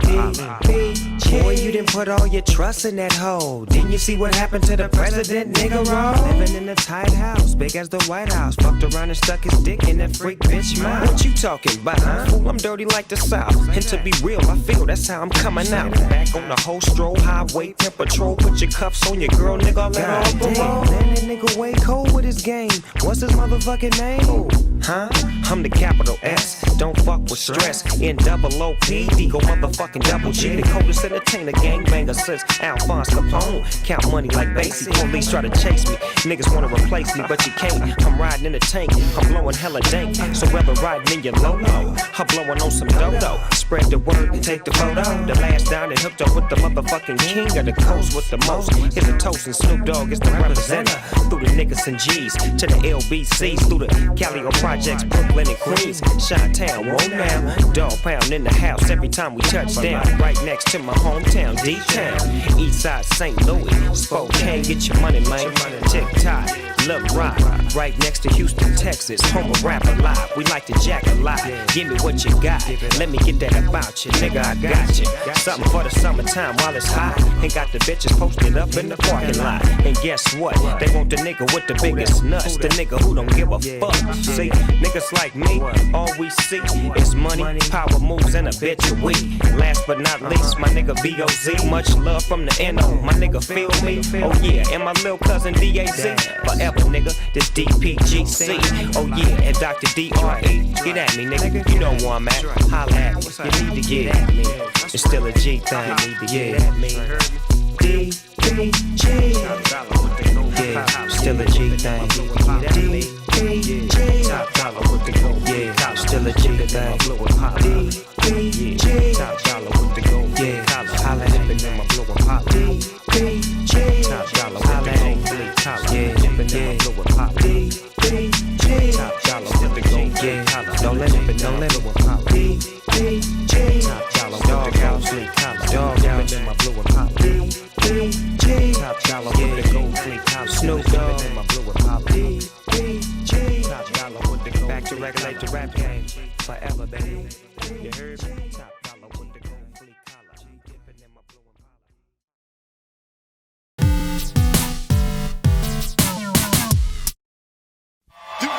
Do you have it? Do you have it? Guts. Do you have it? From Nickelodeon Studios in Orlando, Florida, welcome to Guts, the action sports show that's gonna make you sweat. And now, today's fearless players, wearing the burning blue from Lake Howell High School, Gina, the Destroyer,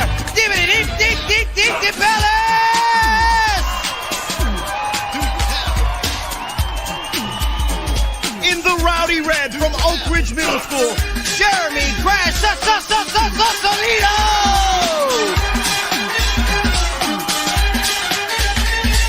And in the playful purple from the Orlando Christian School, Little Tony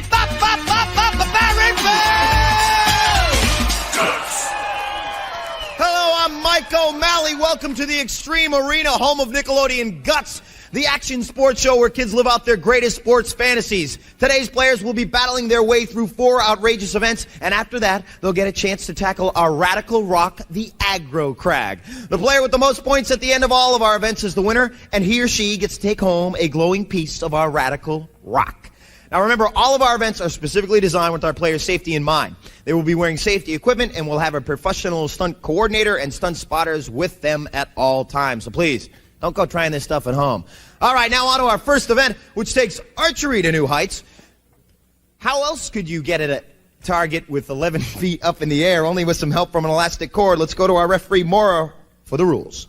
Well, Mike, at the sound of my whistle, all 3 players will grab a crossbow and jump off the aerial bridge. The object of the game is to score as many bullseyes as possible in 60 seconds. Kids are still getting their harnesses on, so Mike? What you're looking at right now, they're getting their harnesses on because they will be jumping from a platform 7 foot 6 inches high. Now, the aerial bridge that they're going to be jumping from, that is made of foam covered with a vinyl covering. Those handles right there are made of nylon webbing, and those foam paddings is cross-linked polyethylene foam. If that means anything to you, I'm just here to give you some useless information. That's it. They're getting their crossbows in their hand. It looks like they are ready to go. Let's go to Mo and get the mark set. All right. Okay, so players, on your mark, get set. And they are off. Now remember, ladies and gentlemen, this is Gina having some trouble at the beginning, dropping her crossbow. It is very important, I just want to start off by telling you, to get the momentum down. Everyone is having some trouble getting hung up. You've got to get a rhythm down here, jumping onto the ground and up. It is very important also. And there's what? We got the match. Oh, Gina's back with the, we got a tie 1-1 with the Destroyer and Crash tying up.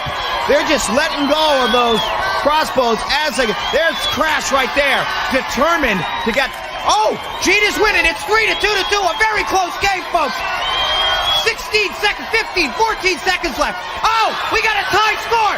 3-3. A very good score right here. It is Gina took the lead. 6 seconds. 5, 4, 3, 2, 1. That's it. Oh, a very, very close game, ladies and gentlemen. We have arrows all over our targets. They are sticking to those targets with Velcro. We've got the results from MORE. Let's go to her now. Mike, we have a tie in first place with both Gina in blue and Tony in purple getting 4 bullseyes each. That leaves Jeremy in red in third place with 3 bullseyes. All right, a tie at the end of our first round. Let's take a look at the Destroyer herself. Look at that technique. Her gymnastics have definitely helped out on that, hitting her 4th arrow on there and getting a tie. And we got our 2 players right over here, our 2 winners. How'd it feel to fly, you guys? Gina, you first. It was exciting. I was nervous at first, but it got easier as I went on. Little Tony? It was excellent, really. All right, let's go to our leaderboard right now and check out the scores at the end of our first event. Mo. First place in our events is worth 300 points, and that goes to both Gina in blue and Tony in purple. Third place with 100 points is Jeremy in red. All right, that's the end of our first event. There was some sharp shooting, tooting, but now we got Gina spilling her guts. Destroyer, spill your guts. Gina the Destroyer DeBellis is 14 years old. She's a state champion in gymnastics and is on her way to Las Vegas for the national championships. When Gina's not competing, she likes to climb walls. And that's Gina. And maybe her balance will come in handy in our next race. You've all heard of weightlessness, but how many of you have actually raced in it? Well, our next event straps some kid-powered trampolines to our players' feet as they make it around the track in a moon shoes race. Let's get the rules from MORE. Mo. At the sound of my whistle, all 3 players will bounce around our 300-foot track. Players must stay in the assigned lanes and may not cross the track surface. First player to cross the finish line wins. So, players, on your mark, get set. And as our players begin their orbit around the track, look at Gina with those massive jumps.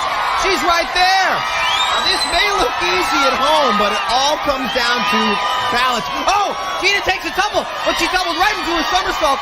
That is her gymnastics help again, helping herself back up so she doesn't twist her ankle. We're coming down the stretch, and it looks like Crash isn't going to crash at all. He's got to come in for a lunar landing, and there he is. Crash making it number 1, and then we got the Destroyer finishing up number 2. Oh, yes, and Crash helping her up after that, and then we've got little Tony coming in 3rd. A fantastic finish right there. Crash coming across the line first. Let's get the official results for MORE. Mo? In first place, it's Jeremy in red. In second place, it's Gina in blue. And taking 3rd place is Tony in purple. Okay. We're going to now look at the replay. And Gina, one of the important parts that probably got her there for second place, to take the second place points, was this tumble right here. She did fall, but right into the somersault. Definitely helping her out there. Crash, we've got Crash, the Jeremy Crash man. Here, Crash, what'd you think about that race? Well, you didn't have any trouble making it around the track. You didn't fall at all. No, just don't. I didn't look back. I just kept on going, looking for the goal.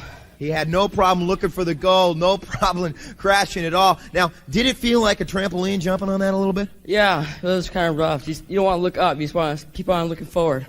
There you hear it from the Crash man. Let's go to the leaderboard and Mo. Mo, take it away. In first place, we have Gina in blue with 500 points. And tying in second with 400 points each, we have Jeremy in red and Tony in purple.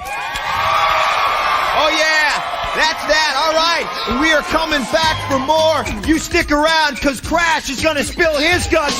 And we're going to do some basic training. You stick around. We're back in a flash.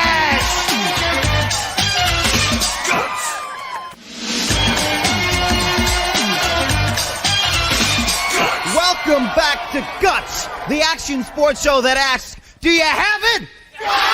They certainly got it today. And before we get to our next event, it's time for Crash to spill his guts. So Crash, spill your guts. Jeremy Crash Solito is 13 years old. He's a soccer enthusiast who's won many awards. When he's on the field, you might find him practicing his motorcycle safety skills. All right. Yeah, that's Crash. A little Evel Knievel for you. Our next event is called Basic Training. It takes place in our gym, and our obstacles change every day. Take a look at what we got today. We got the cargo net, then the tightrope walk, down the slide for life into this cushion over here, and then into the elastic jungle. Rubber bands all around, up the wall climb, and then down the free fall 7-7. And here we go to Mo for the rules. Players will be timed from starting line to free fall. They must complete each obstacle before moving on to the next one. Best time wins. Here we go. On your marks, get set. And Gina, the Destroyer, out to destroy the competition. Oh, she's having some trouble early as she gets up that cargo net. It often trips up a lot of our players here on Guts. Now to the tightrope watch. Big, long strides down the slide for life.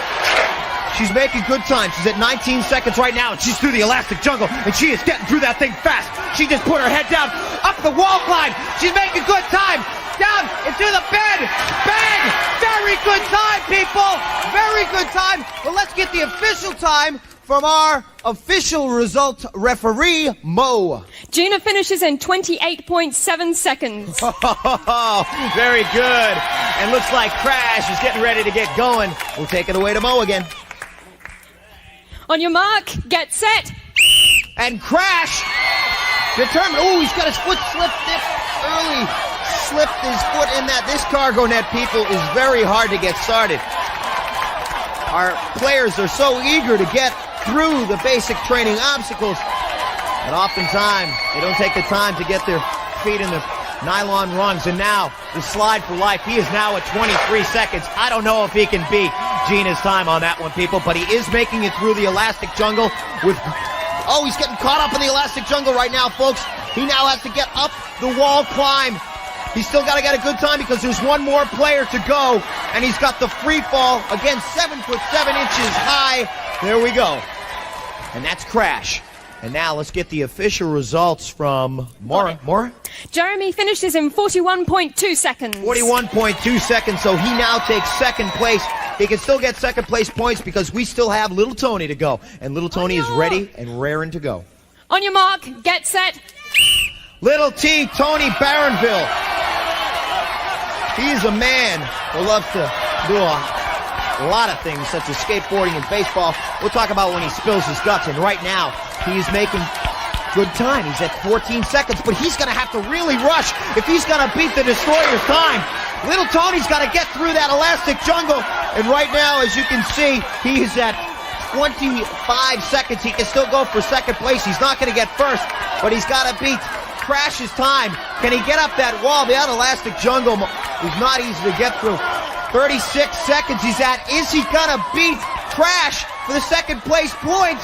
There's Little Tony down into our cushion, and we now have an official time for MORE. MORE, talk to me. Tony clocks in at 41.6 seconds. 41.6 seconds. An incredible showing by Gina the Destroyer on that obstacle course, our basic training today.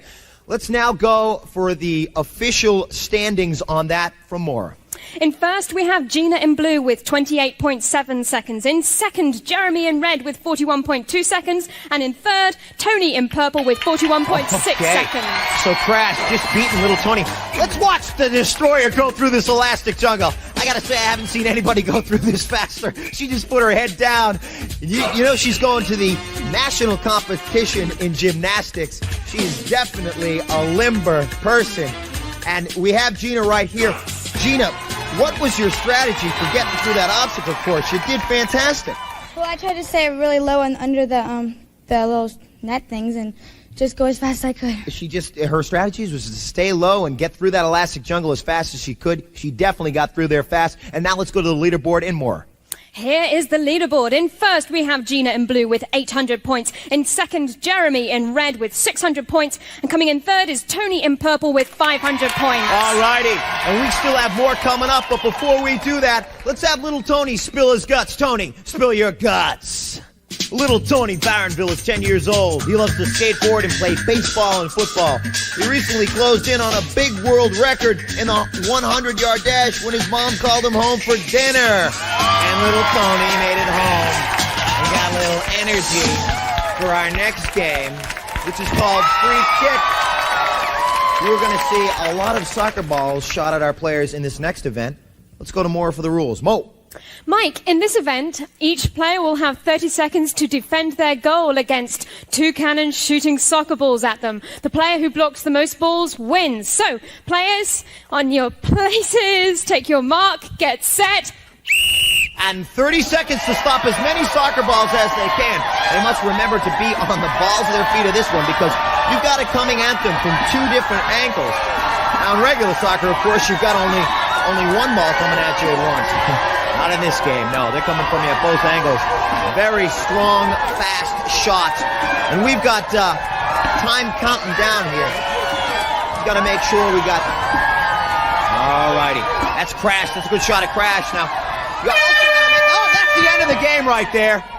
And there are a lot of soccer balls out on the floor. Now remember, the agility in this game is the important thing, to make sure that you're getting your hands, your legs, your feet, your head. But let's go to MORE for the results. Mo.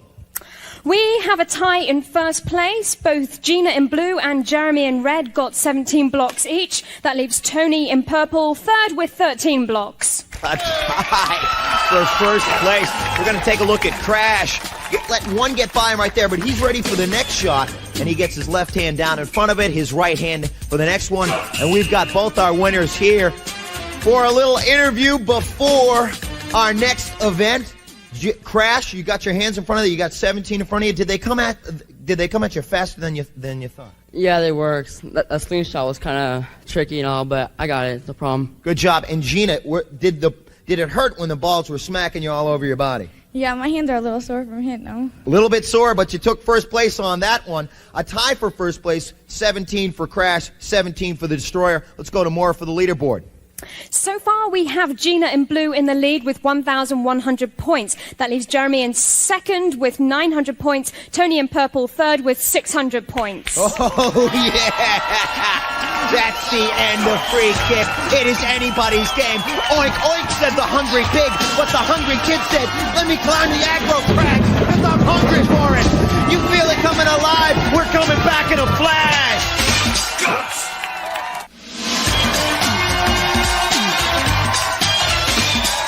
We're back and you're back, and our Aggro Crag is asking for our players.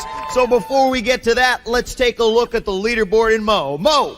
After 4 events, we have Gina in blue in the lead with 1,100 points. Coming in second is Jeremy in red with 900 points. And in third place, Tony in purple with 600 points. Okay. That's a look at where they are. Now let's show them how they got there. We all started off with Gina with her gymnastic capabilities, sticking an arrow right on to the target there, and then back up on the aerial bridge. Phenomenal. Look at this shot right here. Bang! Right there, just drops the crossbow because she's ready for another one. Tying up the score there to 3-3. And then there's Crash, and here we go with Gina again. A determined look on her face as she just bang another crossbow right into our camera. An awesome job on that. Now we go to the Moon Shoes race. Now, I know we've talked about her gymnastics capability a lot, but look right here as she begins to fall and falls right into a somersault there, getting back up. You'll see us then coming around the last bend, and little Tony, also about to fall, tries to make a somersault, but can't finish it off. Crash, ready to not crash land, but to make a smooth landing, a lunar module landing right across the line. He takes first place in that one. Back to Gina again, attacking that jungle. She just put her head down and said, I'm coming through. Saying, knock, knock, I'm ready to climb your wall because, you know something? I'm feeling a little tired, so I think I want to take a nap. Hello, crash land, bang. Yeah, and there you got her in the free kick game, knocking the balls down. All right, so that is that. And this is the Aggro Crag. Anything can happen on this mountain. The mountain is beginning to roar. We have got a mountain where slime floods can hit you, where rocks can fall on top of you, where snow can start spraying in your face. You can fall down a ledge, you can slip. You got to hit a whole lot of stuff on this. So let's talk to Mo for the rules. Mike, players will start at the sound of my whistle. Each player has an identical side of the mountain to climb and may not cross into another player's path. Now, during their climb, they must light up each of 6 targets located on their side of the crag. The first person to set off all the targets, including the final one at the peak of the mountain, will receive first place points. Mike. Okay, and while our players are getting their game faces on, let me remind you about the points. They have skyrocketed in this final event. Third being 375 points, second 550, and first place 725 points. So, the points definitely up there in this final event. Let's go to MORE for the kickoff. Players, get to your mark, get set. And they're off! And they are up the mountain! Gina hitting their first actuator. It's still getting up there. It looks like a very close race at this point. There's little Tony, and Gina is in the lead at this point. The rock's falling on top of them. They must hit every single actuator.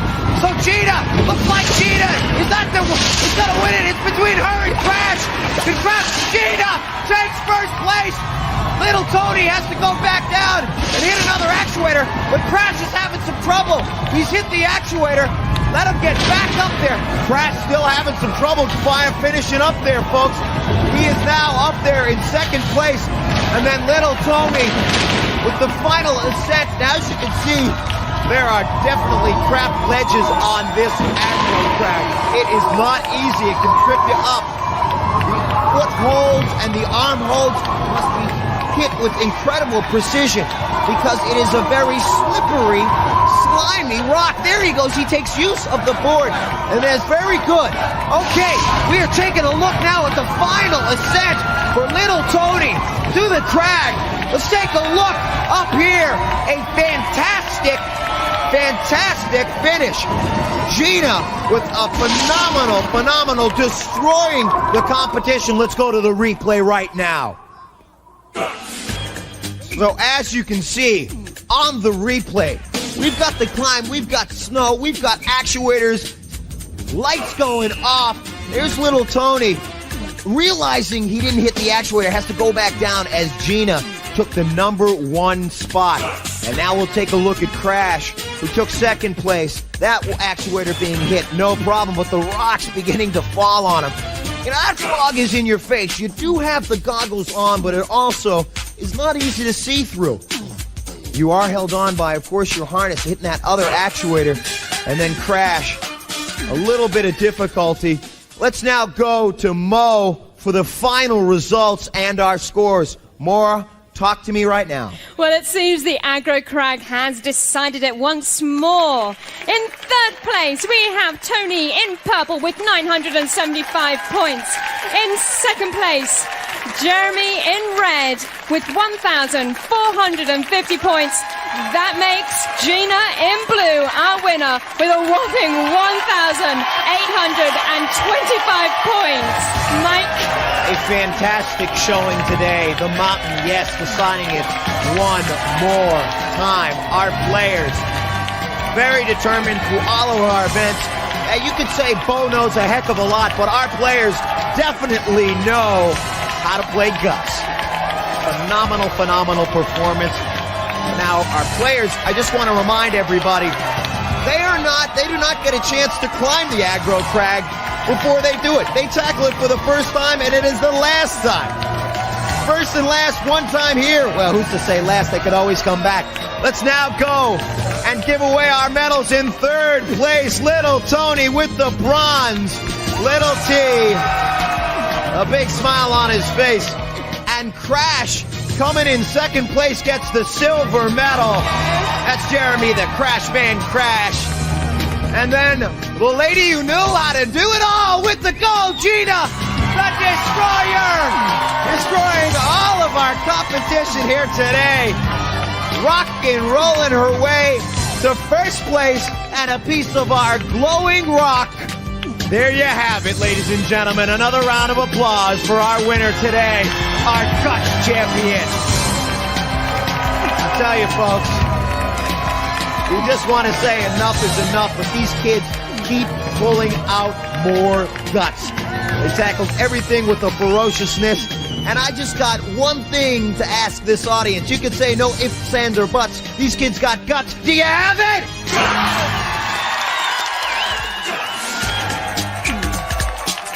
All Guts players compete in Reebok athletic shoes. Life is short. Play hard.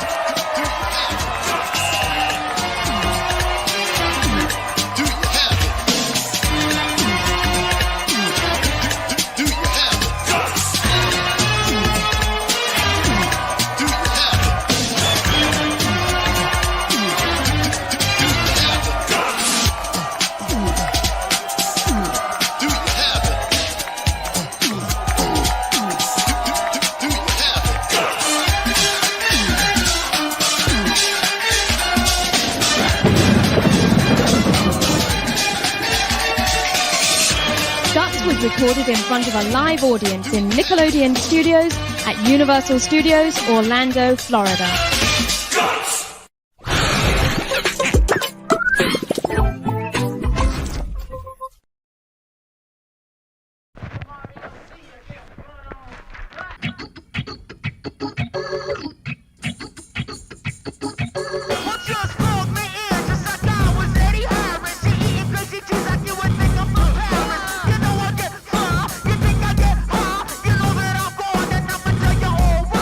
Tell me, are you missing? Maybe I'm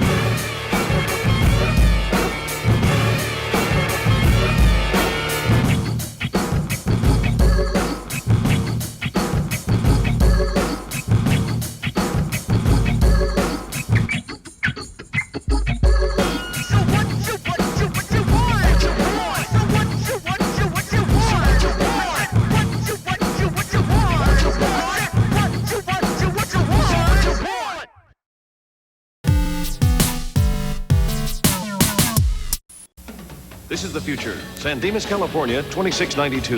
A most excellent society based on the philosophy of the two great ones, Bill and Ted, and the music of their band, the Wild Stallions. My job is to provide the two great ones with the Circuits of Time phone booth, allowing them to travel through time, keeping them on their correct path. A path they must follow to ensure the future of our most excellent society.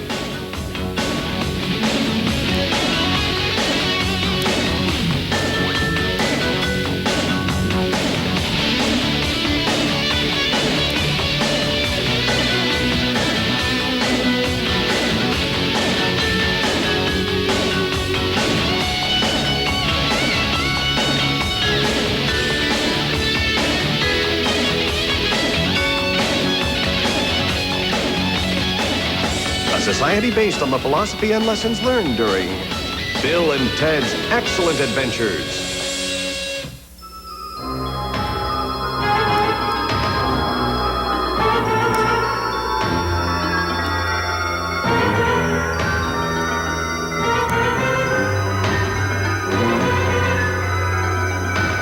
Chicken Kiev? I hate Chicken Kiev.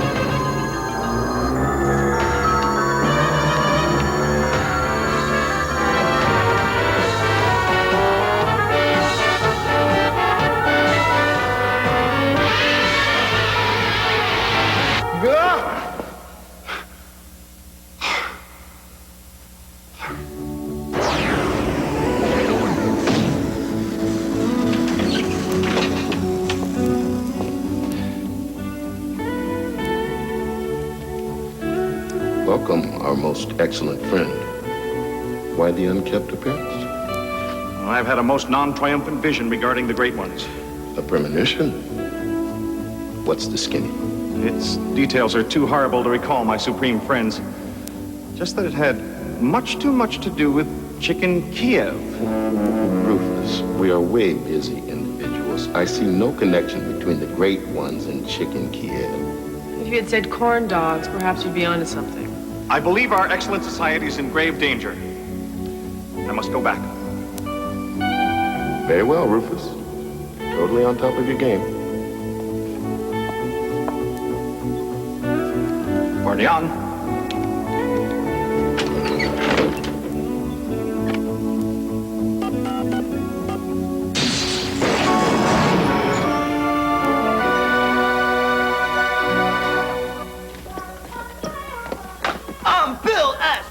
Esquire. And I am Ted Theodore Logan. And together, we are Wild Stallions!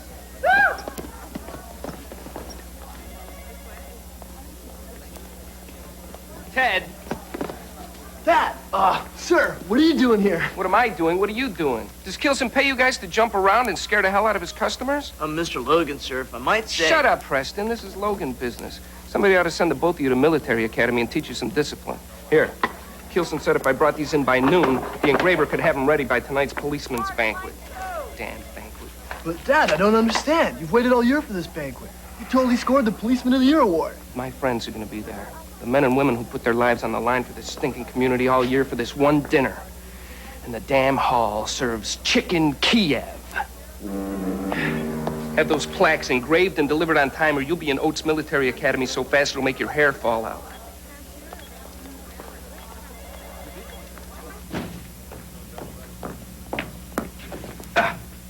Weirdo. Right, dude. The plaques would be at the back counter. All set, Bill. Nothing could go wrong that could send me to Oates Military School. Ted, doesn't he ever get tired of threatening you with that? Rufus! Bill and Ted, I've had a most unpleasant vision regarding you two dudes. What's wrong, Rufus? I'm not sure. Does Chicken Kiev ring a bell? The banquet, dude. Oh, Ted's dad threatened to send Ted to military school and break up the band if he messes up with the plaques. But it's totally taken care of, Rufus. The engraver dude is coming by right now to pick the plaques up. Boy,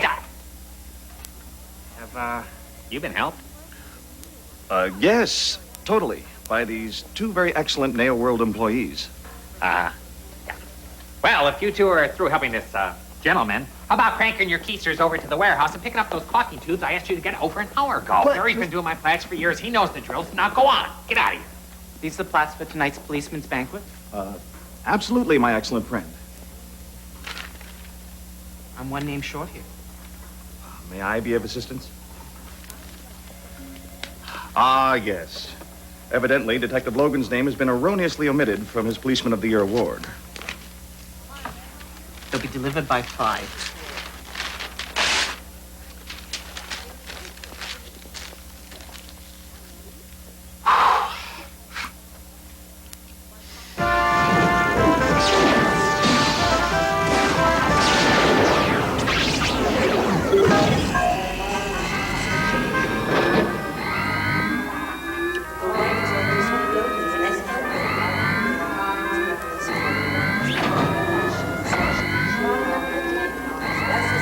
Gentlemen, what's the problem? Where are the holy ones? Time travel's illegal sport shoes. Done. He's probably part of the Alliance. If you're smart, you'll stay put.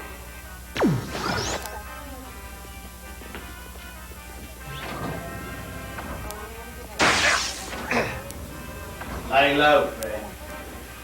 They got us wired up pretty tight here. Bogus. Shh. They hear talk like that, they'll throw you in solitary. No way. Yes, way. The name's Rector. Rufus. What are you in for, Rufus? Time travel. Since when is that illegal? Where you been, mate? They outlawed that back in the 23rd century. No, that's impossible, Kai. I was just... Unless the timeline was altered by my return from San Dimas. Shh. The bulls.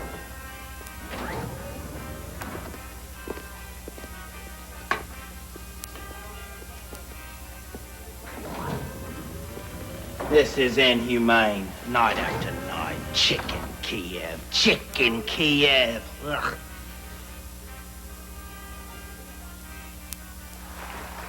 The Policeman of the Year award goes to Detective Chicken Kiev. That's it. Of course. Duh. I was so preoccupied with my premonition that I'm the one who separated Bill and Ted. Who? Our most enlightened society was based on the music of Bill and Ted, the Wild Stallions. Our society is based on the music of Gunther and Plotnik, a polka band from the late 22nd century. So Gunther and Plotnik are the great ones? We sort of refer to them as the adequate ones. Rector, I must return to 1991 and restore the proper timeline. Do you have a time machine? Easy, mate. It's in the works. I'm part of the Anti-Polka Heavy Metal Alliance. Tonight at midnight, we're busting out. Now eat.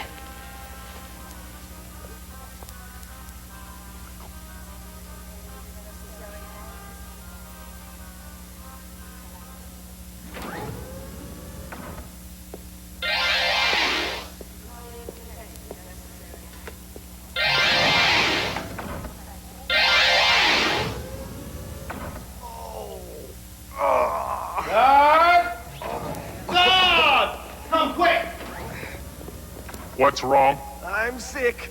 It was a chicken. I'm dying. See what's wrong? I'll cover you.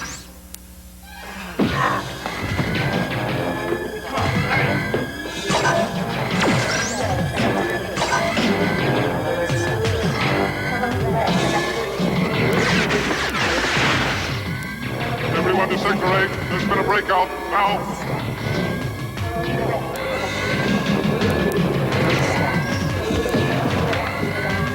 Thank you, my excellent friend. Good luck, Rufus.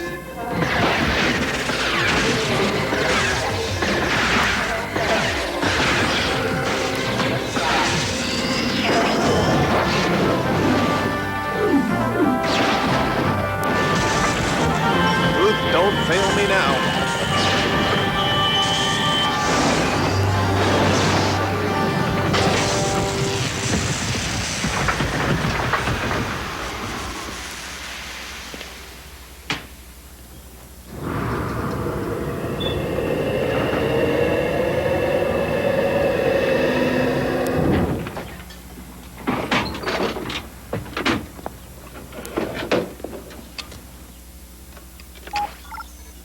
'96. time coordinate must have taken a hit during my escape.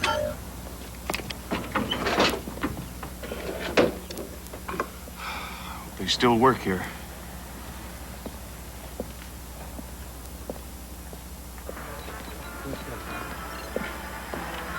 Let me explain something. If you've got inventory problems, I've got inventory problems. I'm tired of carrying you, Kielson. Yes, sir. I'm sure I'm a lot to lug around, sir. Maybe if I cut you off from product entirely and you lose your business, your home, and your family, you'll get the message. One could only hope, sir. Preston. Unacceptable.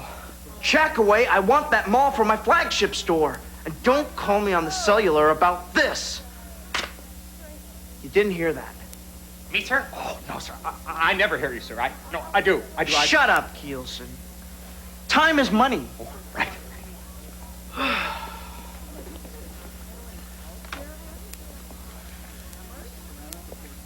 Dude, it's me, Rufus. I know who you are. I just don't care. Nor do I have the time.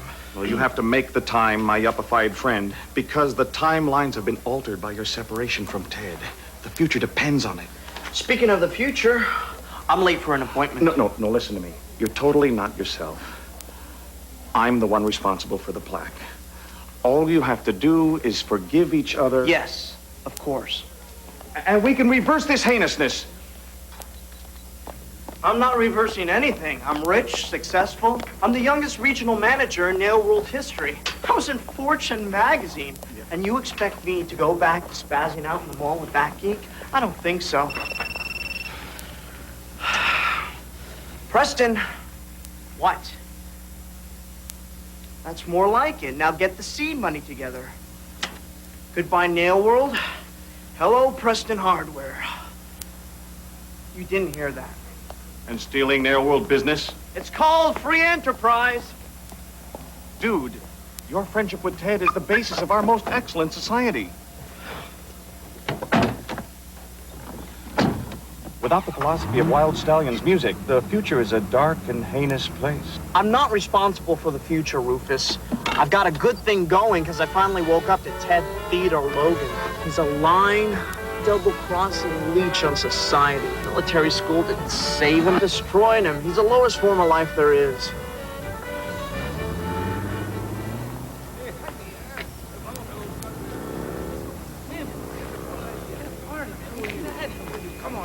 Hey, what's the hurry, man? Loose joints. Try before you buy. Hey, man. Hey, man. You got a nickel for the doctor, man. I'm all stretched out, you know? Got whatever you need, Doc. All right, good.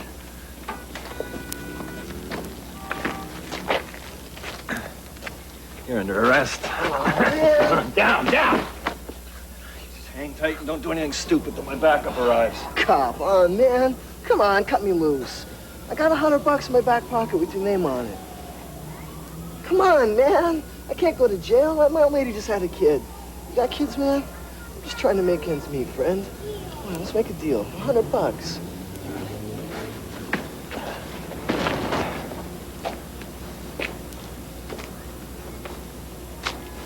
I get lost, creep. It ain't that easy, creep. Detective Logan, Internal Affairs. Aye. You're busted! Oh, come on, man. Give me a break. I never done nothing like this before. Come on, brother. Where's your loyalty? You want loyalty? Get a dog! Someone's got to teach you some discipline.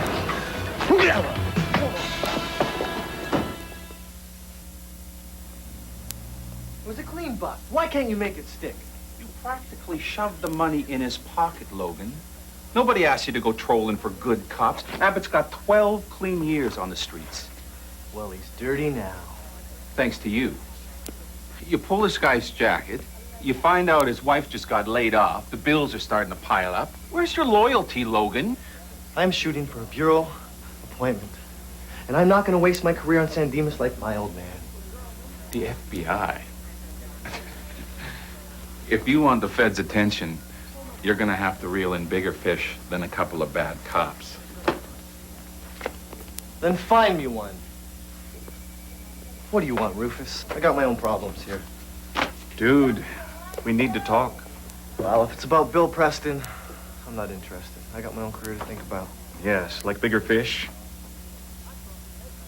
I'm actually the one responsible for all of this. You cannot go on blaming Bill. It doesn't matter who did it, Rufus. I keep that around to remind me not to trust anyone. It humiliated my old man into early retirement. He was the laughingstock of the entire San Dimas police force. Now he's a school crossing guard. Yes, but you and Bill can be excellent friends again. Won't you even try talking to him? Not interested. I like my life. It's real. Wild Stallions was just a dream.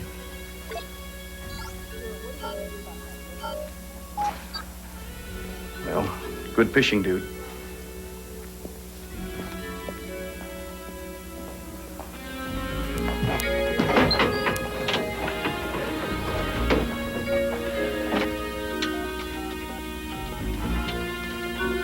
San Dimas Police Station. Hello, San Dimas Police. I'd like to make an anonymous tip on a most heinous white-collar crime. What's that? Your big fish. Reel him in. Bill S. Preston? What is this, a joke? You want it or not? Call some backup. I'll go in wired. I will have this eagle maniac talking so much you're gonna run out of evidence tape.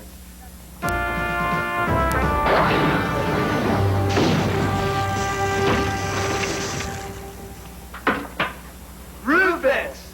How's it going, dude? You two dudes are a sight for sore eyes. You totally need darker shades, Rufus. I think that was a metaphor, dude. We must travel to Pasquale's restaurant. But Rufus, we can walk there. Yeah. And I have to double check on my dad's plaques. Gentlemen, we can go back and do that later. But right now, I think there's something that you two must see.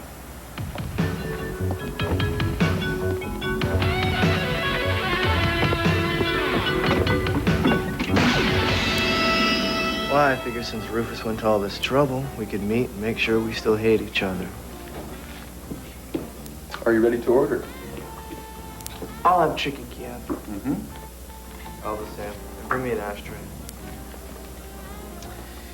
So, Ted, how much tax money did you spend this week shattering people's lives? That's a reference to my cost per conviction rate. Talk to my bleeding heart assistant DA. Can't let them out fast enough. Another elected official put into power by a liberal yuppie scum. It's a good thing liberal yuppie scum keep people employed so they can pay taxes and cover the salaries for overzealous, two-timing, heartless renegade cops. Am I supposed to be impressed by you? Let's see how impressed you are a year from now when I'm one of the richest men in America. I'm working on deals you couldn't even comprehend. Try me, genius. I gotta admit, he's good. Bill, it's us. Dude, I raided my dad's closet. This is the result of your heinous separation caused by my screw-up with the plaques. How heinous?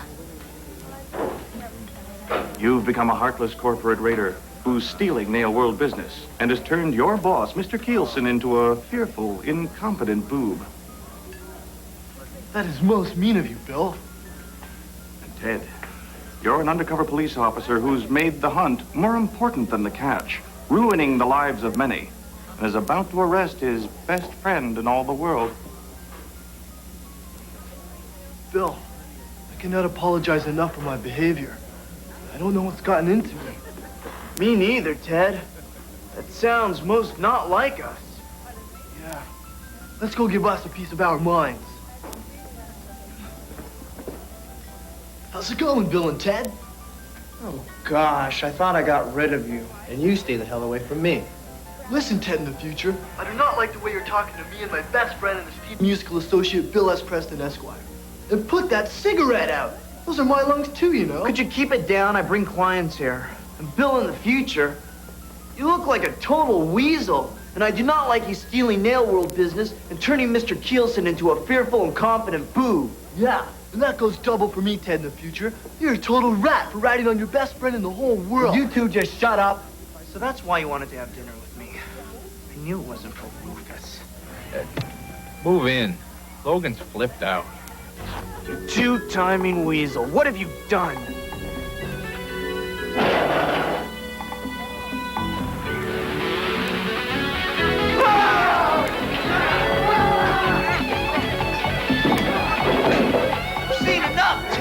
Me too, Bill, my very best friend. Rufus! What happens to those two Bill and Ted? Well, that's up to you two dudes. Bill, Rufus is right. We cannot become those two Bill and Teds. We must never, ever fight about anything, ever. Never, ever, dude. Or we'll become them. Let's take care of my dad's Policeman of the Year award. Detective Chet Logan. The Holy Ones will be most happy about this. How are the Holy Ones, Rufus? Yeah, how's the future, dude? Well, it has been quite a while since you two dudes have visited, hasn't it?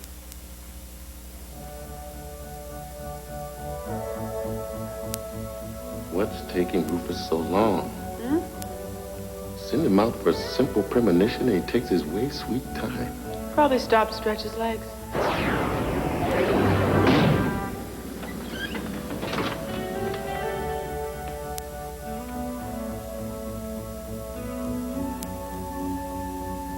How's it going, great ones?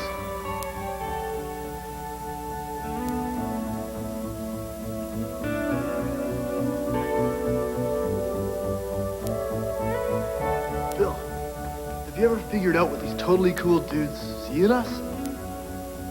No. Welcome, our excellent friends.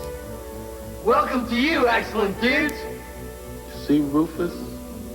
There was no need to worry. The great ones seemed fine to us. Your premonition turned out to be way silly. Well, we gotta get back to our part-time jobs. So, be excellent to each other. Be excellent, Bill and Ted. And, party on.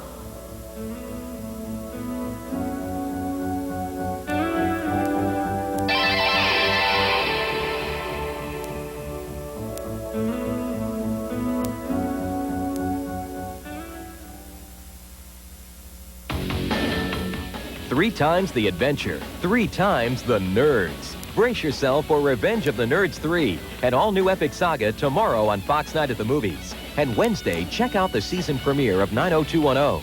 Now, stay tuned for True Colors.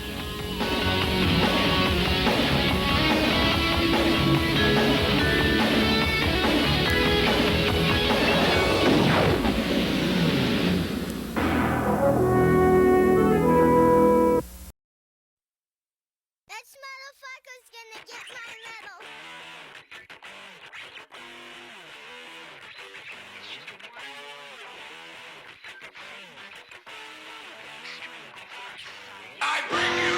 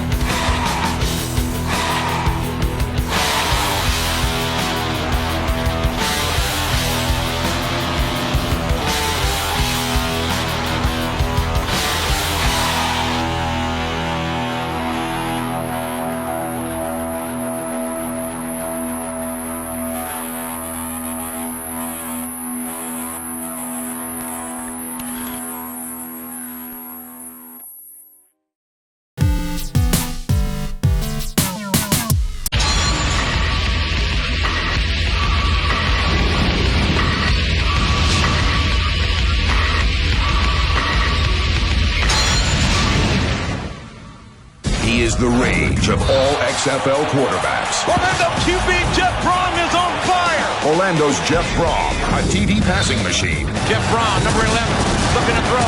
Got time. Touchdown! Quarterback Jeff Brom. He goes deep. He wants it all in the end zone. Touchdown! This Jeff Brom is impressive. The winter in New York is unforgiving, and so are the Hitmen fans. After 2 bitter Hitmen defeats, quarterback Charlie Polari isn't making any friends in New York. I'm a big boy, I can take it. You can keep moving, I love it, baby. I'll be back next week. Hitmen head coach Rusty Tillman is feeling the pressure. Is this the week he makes a change?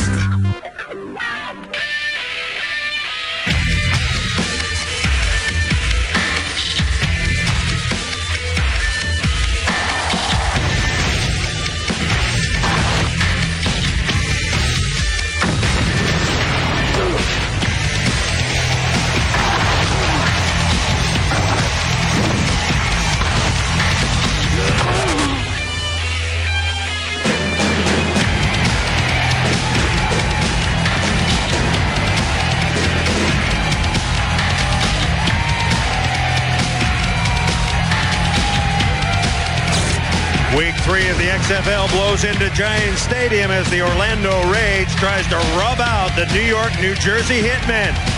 Let's get you right to the scramble for the ball. The team that wins the scramble, of course, gets to choose first half and overtime.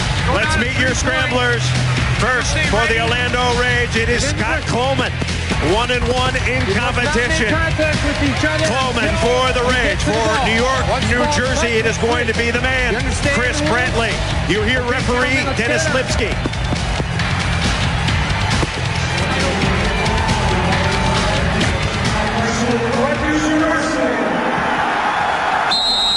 There they go, Boz.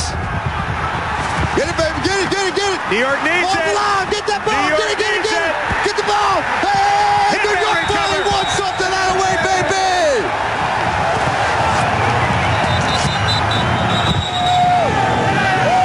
Hitman possession. New York's finally got something to cheer about, baby. Come on. This was a scramble, Boz. Hey, I tell you what, it's a slipper, it's an ice cube out there. This guy's just going after it. Not a way to go, Brantley. The difference in weather between Orlando and New Jersey, 71 degrees. The temperature in Orlando right now. Wind chill here in East Rutherford, New Jersey, 8 degrees. Yes, it is toasty. Hi, everybody. Along with Brian Bosworth, I'm Chris Marlowe. Orlando, the last undefeated team in the XFL at 2-0. However, both their wins in Florida in mild temperatures. And, Boz, I have to ask you, what about tonight? How will the Rage respond? How will their star quarterback, Jeff Brom, play in cold weather? You know, if I'm Jeff Brom, I'm going to keep my hands in my pants as much as I can, because if you keep that puppy warm, it's not going to be a problem. To me, the problem is going to be in the field footing. I saw them during the warm-up. They were slipping out there during their warm-up, so wide receivers going to have a problem in their pass routes. Speaking of problems, New York has had trouble scoring points, and the cow chips have been raining down on quarterback Charlie Polari. How much pressure is he under tonight? You know, New York fans want 2 things from their New York football team. They want blood on defense, and they want points on offense, all right? Defense has gotten bloody, no question about that. But if Polari cannot get this offense some points, they're not going to boo him out of the stadium. They're not going to boo him out of the state of New York. They're going to boo him out of this planet. Well, last week, the fans were booing Polari, but when he got the mic, he booed him right back.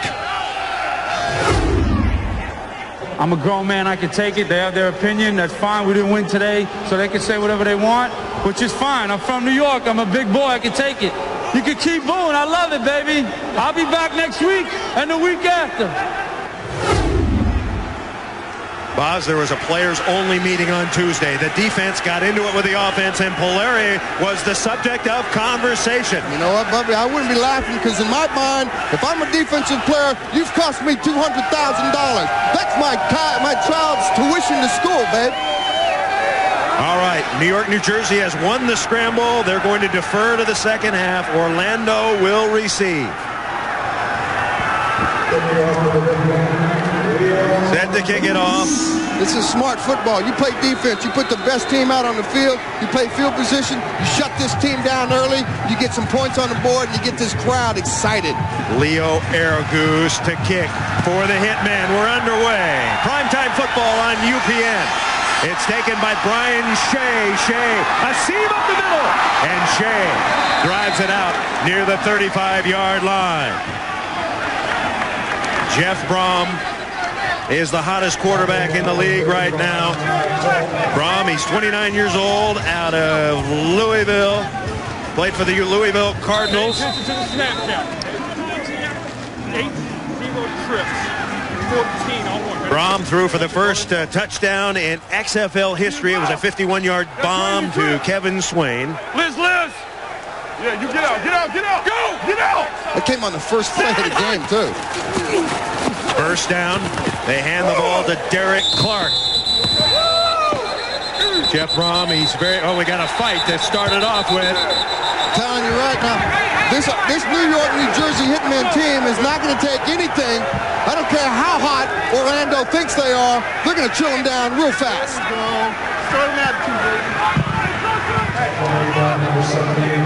Now, we talked a little bit about the players only meeting on Tuesday. The catalyst right there. Chris Maumalanga. Let him run, bro. Let him run. Right in the middle of the pack. The players needed to clear the air, and he was talking stuff, boss. That's right. He was talking stunk, tongue, and smack. It's a 2nd and 6. They are popping it down there. Derek Clark with the carry. Number 78, of course, is Chris Maumalanga, 6'3", 320. From Hawthorne, California. When he spoke, people listened in that meeting. There's no question about it. Yeah, the fact of the matter is, XFL is a pay-to-win league, all right? You got to play. You get paid when you win. They got to win. They want money. $100,000 a game in bonuses. 3 straight running plays. We've got flags down. It could be a face mask. Derek Clark had the carry. So running Derek Clark. You know, you go back to that team meeting. It was a closed-door private session for the Hitmen. The defense were a little more. Face mask, number 93, 5-yard penalty, resolve the play, first down. I think he's a little overzealous. He's throwing a little bit too much attitude around too early. Israel Rabon picked up the penalty. Going back to that players meeting, the defense was a little more than frustrated. You know, last week the defense gave the offense perfect opportunities to put points on the board. They blocked 2 kicks, that pair of interception, they resulted in 0 points. So Chris is hoping by challenging his offense, his teammates will rise up to the occasion here this week, put some money in their back pockets. Brom on first down. First pass, flushed out of the pocket, there he goes. Remember, if you slide in the XFL, you are a legitimate hit target. Ron Merkerson driving him out of bounds.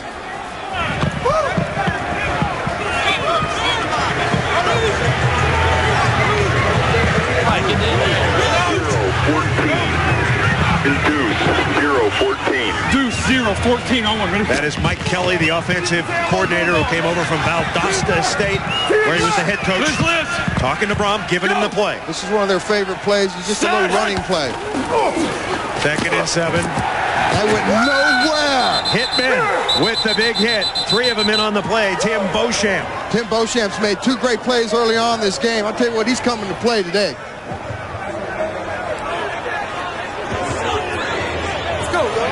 New York, New Jersey defense has been very, very powerful. The New York, New Jersey defense averaging 19 points a game, but if you take away special teams. And rip lefty, nickel left rep. Look at Big Merc there. Rip lefty, T is right. Side hut. Pass complete.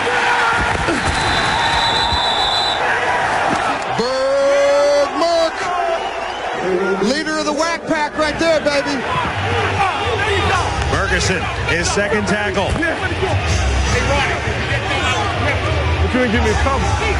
He's playing like a rabid dog out there. Tell me he ain't hyped up. So Jay Taylor will kick it. No fair catches. You have to bring it back. Once it goes 25 yards, it's a live ball. It's a live ball. That's a live ball. That's a live ball. It's You got to get your hand out. That's a live ball. That's a live ball. And New York is going to come up with it. God, that's the most exciting fourth down play in football right there. You can't take any plays off in the XFL. Ain't no getting in the refrigerator, man. You got to watch every single play in the XFL. Last night, the same kind of a deal happened. The punt returner didn't come up, and Las Vegas able to cover it and get great field position. So the fourth down, the most exciting play, or at least one of the most exciting plays in XFL football. There's no plays you take off here in the XFL. All right, Charles Polari is the quarterback. The first draft choice of the Hitmen. Two birds are already out. Polari, first pass going deep. Can he hit it? Incomplete. Intended for Anthony DeCosmo. Polari is a good quarterback, folks, but he's gotten off to a bad start. He's completing just 44% of his passes, no touchdowns, 2 interceptions. Straight left close.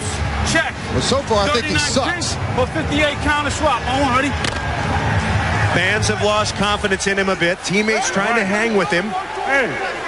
And we may see Wally Richardson if Polari can't deliver. 2nd and 10. Pitch the ball to Keith Elias. And the one-time New York Jet tackled in the backfield. Patrice Alexander with the big hit.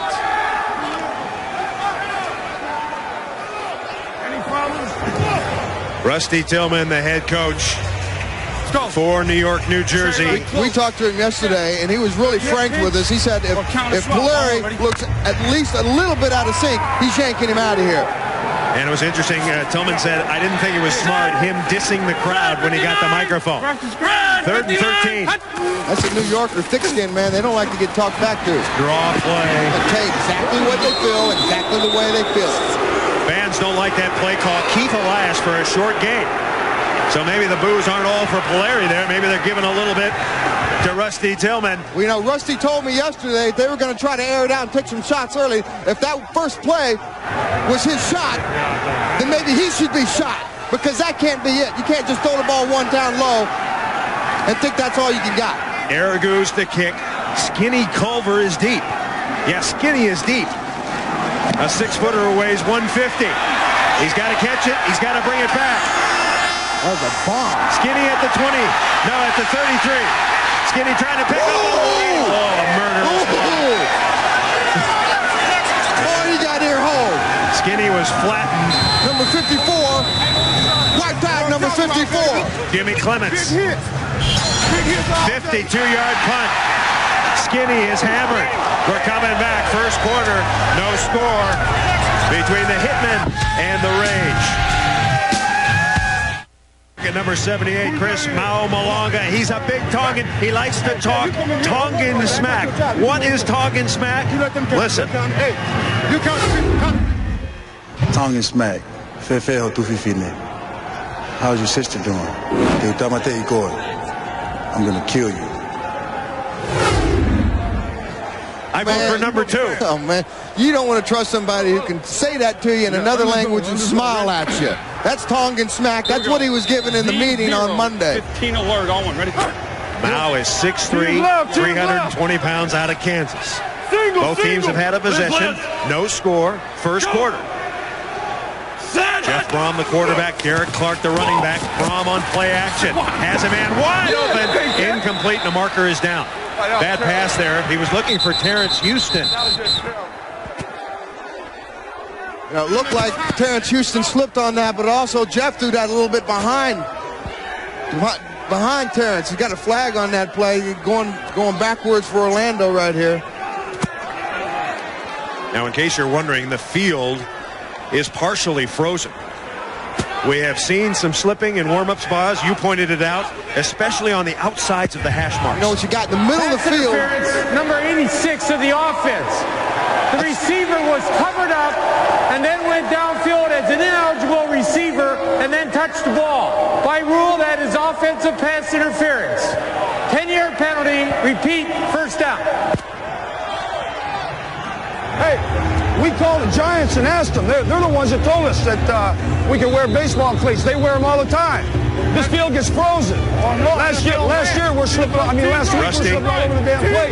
Moments ago, trying to change shoes, going to those shorter cleats. More on that later. Hand the ball to Derek Clark, trying to swing wide. And he is upended. Coming up to make a great tackle was Damon Wheeler. Wheeler out of the University of Colorado, one of the starting corners for this New York defense. Pretty good defense, don't you think, boss? It's a great defense. I mean, they have gotten bloody all both games they played so far. And Wheeler coming up from his corner position did a great job of force on that play. Shit, Nickelodeon 22, peak. 22. Check over there. To your left. To your left. Rip, rip, rip, rip. Go. Set. First and 20. Rom with time. Dumps it over the middle, incomplete. Diallo bursts. Couldn't hang on. Coach, you just caught some of the New York players had metal cleats on. What should be the ruling there? I don't know. The officials handled it. However they handle it, it's fine. It just, it's dangerous. Should be a penalty, though. Well, I mean, they handle it the way they think that it should be handled. But again, it's a dangerous situation to come out here like that. 18 years. He was an offensive coordinator at the University of Oklahoma. Actually coached the Boz for a year. And decided to get out of there and go to Florida. More on that later. Jeff Brom all day to throw. Guts it over the middle. Pass caught. We're seeing some juggling, Boz.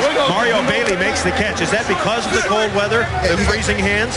They'd be lying if they're saying coming from 80-degree weather, which is where they practiced last week, coming to 10-degree isn't affecting the way they're playing. That ball's coming out. I know it's hitting them in the chest plate like an ice cube, so they got to get their hands on it, and the hands are frozen. They don't feel the ends of their fingers. Not enough for the first down. So Jay Taylor will kick it. Plenty of room. Remember, it's a live ball. If he drops it, he's got to bring it back. Here's Kirby Dardar. And Dardar is wrestled out of bounds. I mean, you can look at him out there. He's out there slipping and sliding like it's ice, and that's the problem. The middle of the field is grass. The sides are sand. But the outside is ice. Well said, Boz. Well said. No score, first quarter. Charles Polari. He's a local kid. He grew up at Lehman High School. 57 power on the collar, ready? In the Bronx. He was a star at New Mexico State. Traveled around a lot. And here he is, the starting quarterback, on a short leash tonight. Keith Elias is the running back. And the ball to Elias. And Elias playing with an injury. He's tackled by James Roberson. Woo, baby! Wally Richardson is the backup quarterback. Just activated, big, strong, fairly confident, waiting his chance. If Polari struggles, Rusty Tillman has said, I will bring in Wally Richardson. Dude, if he's struggling anymore, it'd be in a freaking straitjacket. 37. Flip. Green 18. Green 18. Once again, hand the ball to Elias. Elias running hard. And he crosses the 30, upended by Patrice Alexander. You know, really the keys to success for the Hitmen's offense is they need to get that jumbo offensive line to control this line of scrimmage. The offensive line, Curtis McGee, David Camacho, Eric Cole, Ben Cavill, and Jeff Pilon. They had metal spikes on. 4 of them were told to go over and change them. Then they came back in. What the hell we're thinking? We're putting metal spikes on. They're thinking you can play football with metal spikes? 3rd and 3. Elias. One down. He's hammered by Roberson. He's going to come up short. I get a measurement. Forget the measurement. I have my glasses on. He's short. Right over here. Oh, they're moving it up on me, boss. He's short, he says. I'm not particularly excited about that play he just called there. They had to get to the 34, and they look like they're at the 33. So the decision made, the Hitmen playing conservatively. Zone. So I run zone twice? Yeah. You got to tell me that when I got a tendency. Now the head coach needs somebody to head coach him. Too much time. But the problem here is they opened up the game with one pass, which is the shot they said they were going to take early. And since then, they've run the ball 5 straight times. 5 straight ineffective times. Hey, let's get these damn first downs now. Let's go. And you just heard Rusty Tillman say, let's get these damn first downs. Let's go. And the only way you're going to get first downs, you got to grind the ball out, but you also got to mix it up a little bit.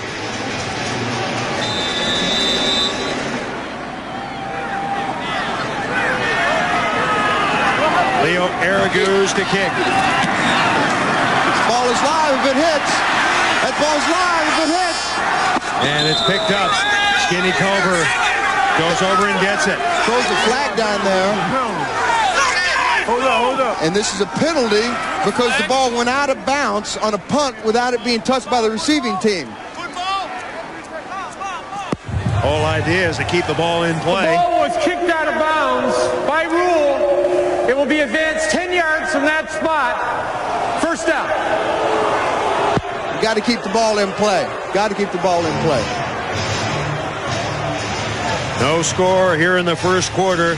You look at Big Saab. His given name is Dwayne Saab, and he has a very, very special person in his life. Let's meet her. Right now.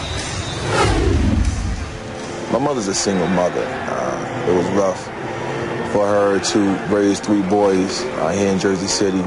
She worked long hours, sometimes 8, 10, 12-hour days. And then at nighttime, she attended college. She did what she had to do to make things easier for us. You know, she worked hard, put us through private high schools. Jersey is a tough town. It's a very tough town, especially with 3 young big boys and a single mom. It's great being here in Jersey playing for the Hitmen. Having the opportunity to be here, to sleep in my own bed, eat my mom's cooking. Dwayne picks as I cook. As I'm cooking, he's in the pot, so I'm always smacking his hands. You know, some people talk about the pay. I don't care about the money, just the fact that I'm here spending the time with my mother and being around my family. That's all the pay in the world that I need.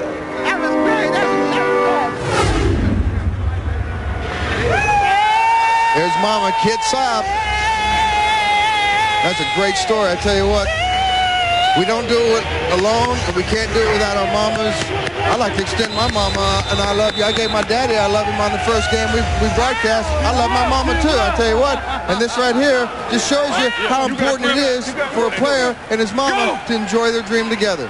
So Orlando gets the ball back, and it's a reverse. Coming around the corner is Mario Bailey. The former Washington star. That could be a penalty. That is a penalty. He was drilled by Brad Trout. So Trout reeling him in after an 11-yard run.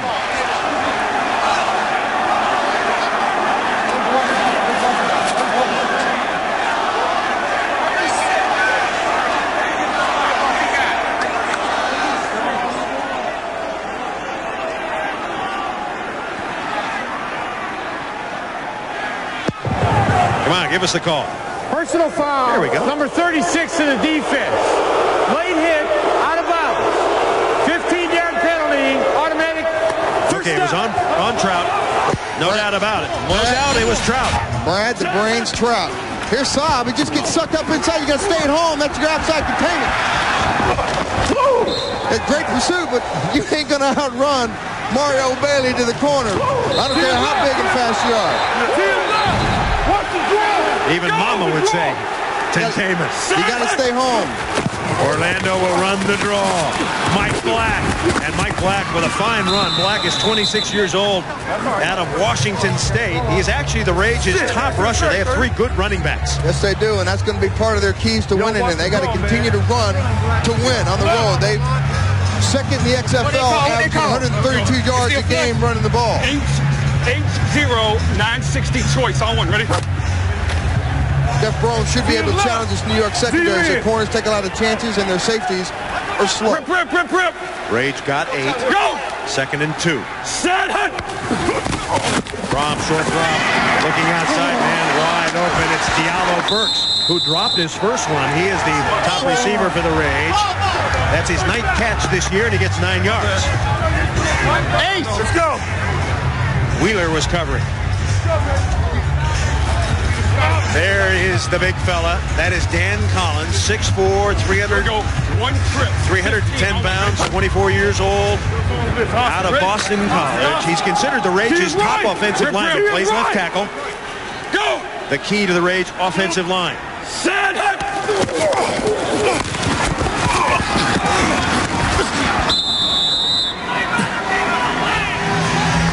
as the Raids continue to just pound the ball down in the red zone. To go back, their success in the red zone has been a red zone Raids. They're 5 for 5 in the red zone. They've come away with 5 touchdowns so far this season. Mike Black had the carry. Now we're talking about Dan Collins. He's a very promising young lineman at Boston College. He actually got caught up in the BC gambling scandal in the mid-90s. Last night we talked to him. He said, look, I was stupid to get into it. I was stupid to get caught. Rom rushed and he's sacked. He is sacked. The big mark comes up the middle. Little to whack Crag. I think he's got a contract out on Jeff FROM tonight.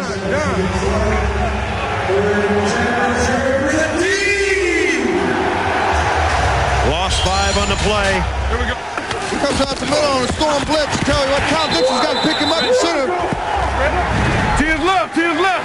Marcus came up inside, nobody touched him. Clock running here in the first quarter, no score. Orlando and New York, New Jersey. ФРОМ play action, dumps it off. And Terrence Houston with his second catch, clock running.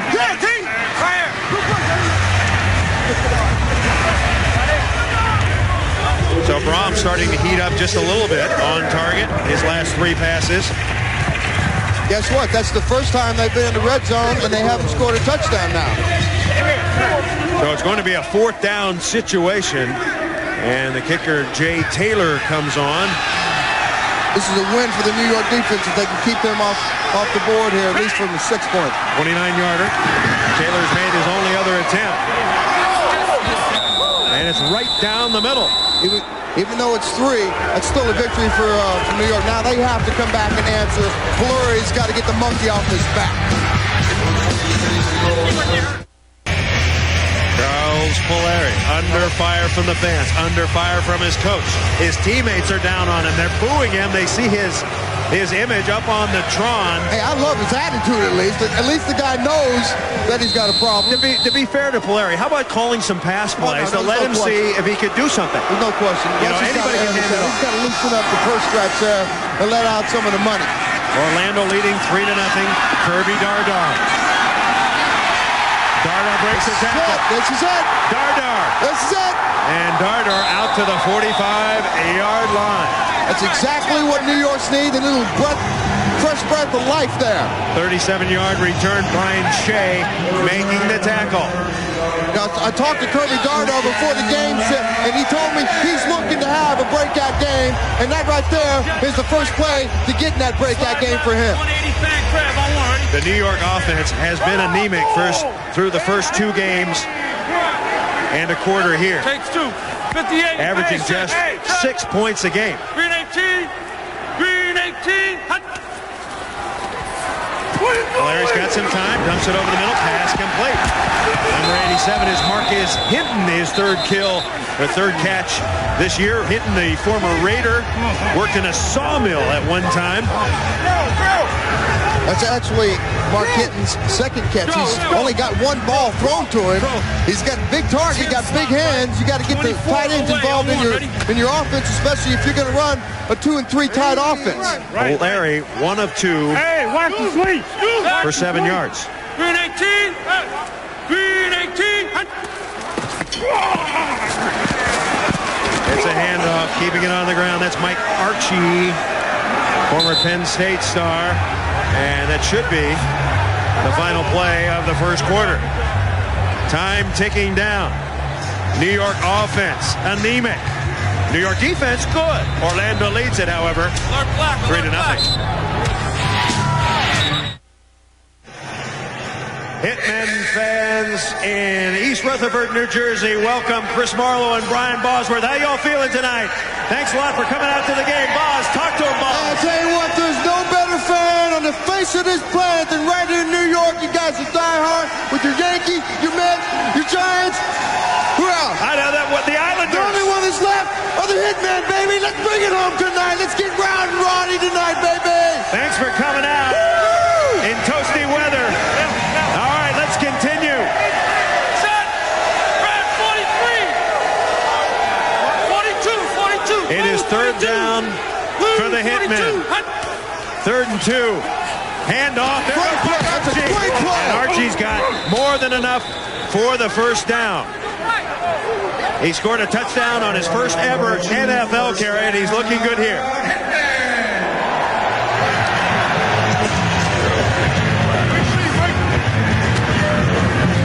Let's go flank left.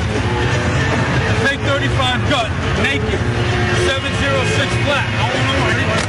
Boz, open it up rolling a little bit. They just got their first down. You got to open it up. This is an important drive for not only Hitman but Polari as well. Green 18.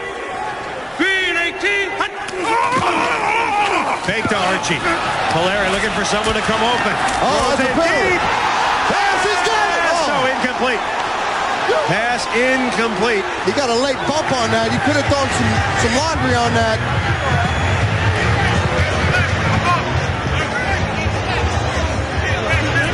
Omar Brown did a great job. I think he got a little bit bumped. He got Omar Brown was the XFL Defensive Player of the Week last week. Quick on one, ready? Looked like the pass was on the money, Boz, but got to catch the ball. I mean, he actually put the ball on the money on that one. Red 43. Red 43. Archie breaks through a hole on the left side before he is wrapped up by Sean Banks. Now, interestingly, Sean Banks was working as a salesman at a Bed Bath & Beyond in Fort Worth, Texas. When he got the call, he was drafted. He was stocking shelves, he was helping customers, he was ringing out, and the store manager in Fort Worth, Desmond, he likes him. He said, after the first game, he saw Sean on TV, he said, you can come back anytime, we'll make room for you.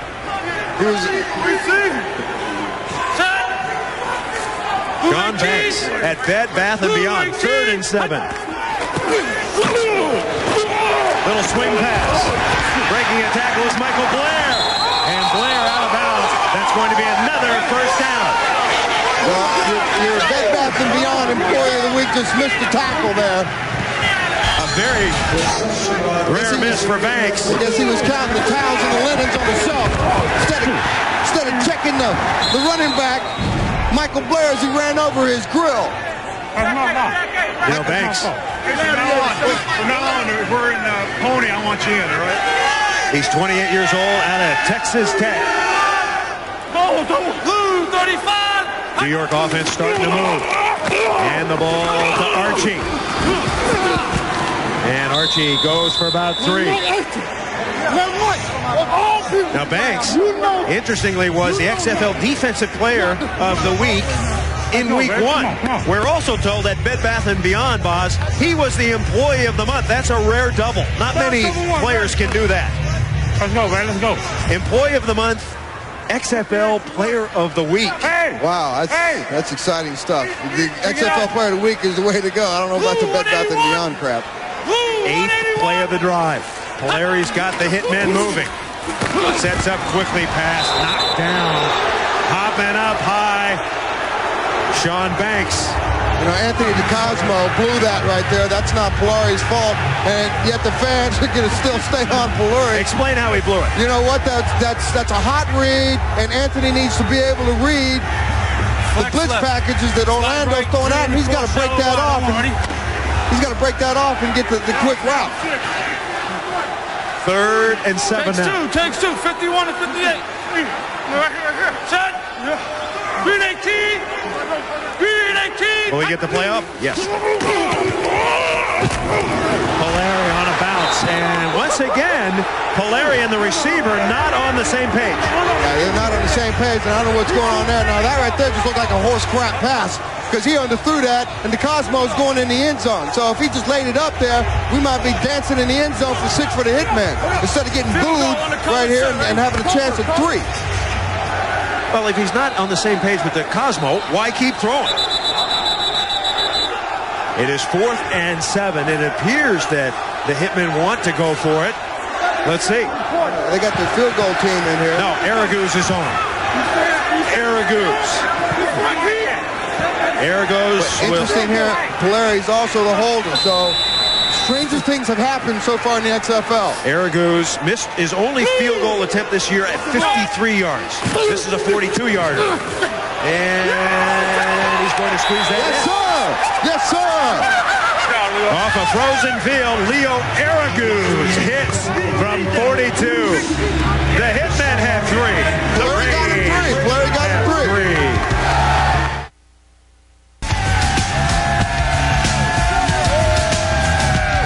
With Charlie Polari. Charlie, what is happening on those pass routes? It seems like you and DeCosmo aren't getting together. Well, he broke the route deep, and I thought he was going to break it short, so we kicked the field goal. It's tied game, and all we can keep doing is fighting. The good things will happen. How is he throwing the ball right now in the Colt? That's pretty good. The ball's okay. They cut us off, dude. No, they didn't. We'll go to the kickoff. All right. This is Brian Shea bringing it back out. Shea, a very talented performer.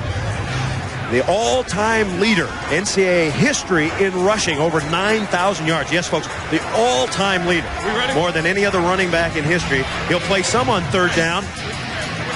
He's 5'8", 210 pounds. I'd like to see him run the ball a little bit, Boz. He's fast. He's a good player. So, listening to Polari, at least Polari's over there. He's fighting for his right to stay out on the field, and I like that. Keep that same attitude.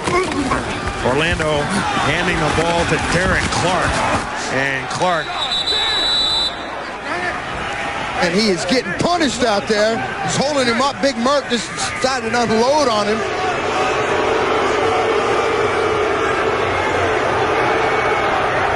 Big Merck there. Going up an army brat. To his right. Single. Me and you. Go. Ball. Brom. Nice pass. But it's a short gainer. Mario Bailey gets 5.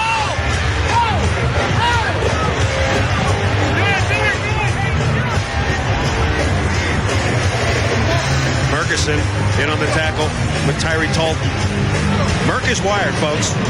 Merck is wired, so he speaks up, we can hear it. He's more than wired. Well, he's not wired like you were when you played, but he's wired. I sense the same. You're saying he's fired up. Oh, he's fired up. He's fired up. That's a little different. Brom looking deep. Throws, pass caught. Kevin Swain, 25-year-old out of Wayne State, his 5th catch this year. He gets 15 on that one. Good. Joey Elms just plays off too soft on that, man. You know, the problem is Jeff's got too much time to throw the ball. Yeah, not much of a rush so far, Boz. Z0 Trey 14. Owen, ready?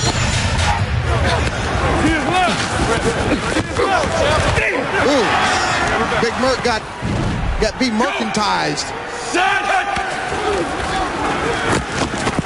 Derek Clark once again tough sledding against this New York defensive line. The offensive line for Orlando: Dan Collins, Jason Gamble, Cal Dixon, Sean Love, Jeremy Akers, Lawrence Hart, and Terrence Houston sharing the duties at tight end. It's a great offensive line. You know, they've only allowed Jeff Braun to be sacked up until the last series one time. So that's 2 sacks they've had so far this season. They've done a great job of protecting and giving Jeff Braun enough time to find his receivers downfield. Go! 2nd and 7. Over. Set. Good fake. And throwing it out of bounds. You know, it was a pretty good fake. It fooled almost everybody. But the right person. Except number 90, Tim Beauchamp. Tim Beauchamp is a force on the outside. He's also a very intelligent player. He stayed at home, unlike Dwayne Saab on the other side on that reverse. But you know what? You got to play each play, do your job, and be responsible for what you got to do to make your defense be successful out there. Brom so far, Boss, 6 of 8, 45 yards. Been going short mostly. When does he take a shot deep? Take a shot any time. He's coming close to the red zone as long as you keep the field vertical. It's dependent upon the defense. Brom dumping. Was that a completion? No. One of the officials right on the play. The ball dropped by Derek Clark. Pass was low. Defense has done their job all night long. They're playing field position. They're bending, but they're not breaking, and they're allowing at least Blurry to stay in his game and see if they can't continue to build on what he did that last series. He actually did a good job moving him down the field. They just got to stay on the same page with his receivers. Make that point once again. $100,000 bonus for the winning team. The losing team gets nothing. They get squat. Yeah, they get mad is what they get. Tell you what, this ball hits the ball. Remember, it's a live ball. When it hits the 11-yard line. Well, he kept that ball on the 1-yard line. Kirby Dardar, and he's going down, Boz. Dardar, down. See now, in any other league, you gotta let that ball go. It's usually about the 10-yard line is the cutoff point, but in the XFL, there ain't no cutoff line. We don't cut nobody off except the ball guy that catches the football.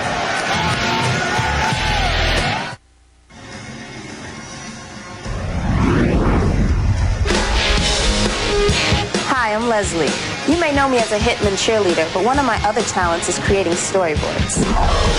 I illustrate a director's vision before it ever goes to film. Whether it be a Jennifer Lopez video or my own visions, this Brooklyn born and bred illustrator likes to bring flavor to the game.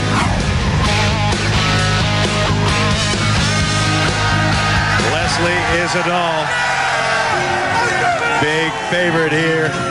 Let me give you the names of the other cheerleaders real quick, Boz, so you know tonight. Judy, Trudy, Moody, Tootie, Fruity, and Booty. One other cheerleader, Cootie, she couldn't make it, she's sick. On first down, the New York offense running Keith Elias. Elias, a local kid born in New Jersey. Went to Princeton where he became an All-America. He was second in the nation in rushing. A fine talent. Played with the Jets. Played with the Giants, I should say. 29 years old now. Has been bothered by a groin injury. He is a tough guy. His college teammate, Boz, was Superman. Dean Cain. That just loves to play football, especially here in the New York New Jersey Red. You know, I'm really impressed with this Rage defense. You know, when you go on the road and you're playing defense against the New York team, as physical as they are, you got to get freaky and you got to show some emotion. You got to get crazy, especially on these little plays like this. And you got to intimidate early and you got to intimidate often. And they've done that tonight. They've only given up 40 yards, and they're normally giving up 350 yards per game. So they can be driven on. They just haven't been able to be driven on tonight yet. Second quarter. 3-3, big play for Polari here. They'll run it. Breaking to the outside is Michael Blair.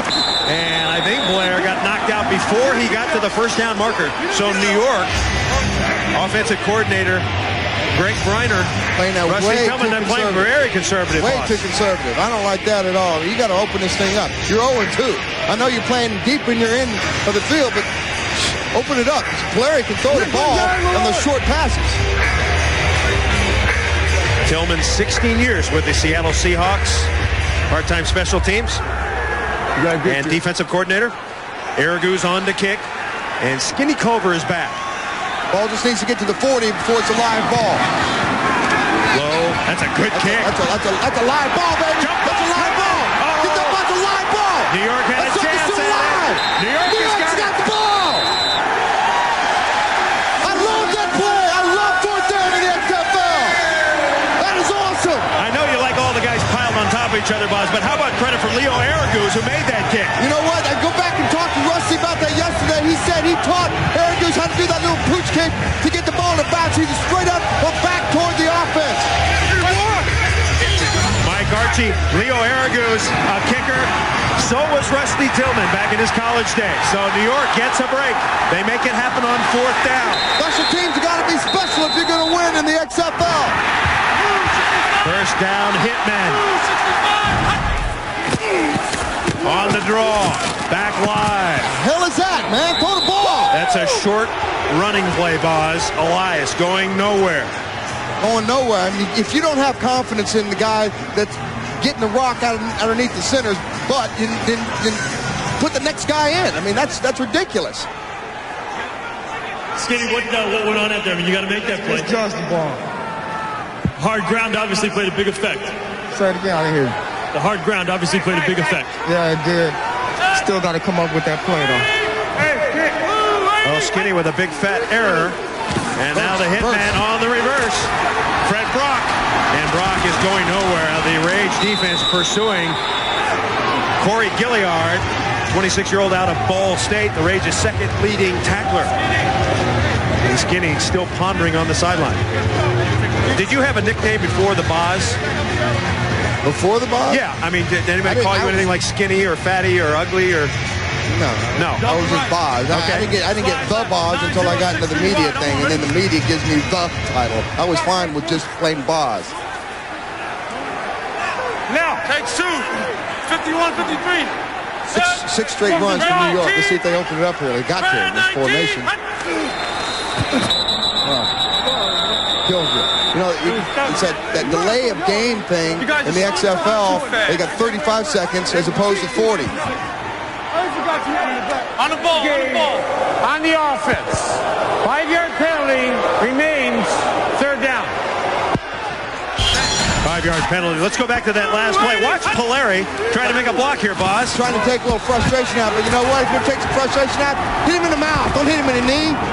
If you're a tough New Yorker, New Yorkers don't go down. Hit him in the mouth. Third down, pass. Get up. He does. It was Anthony DeCosmo.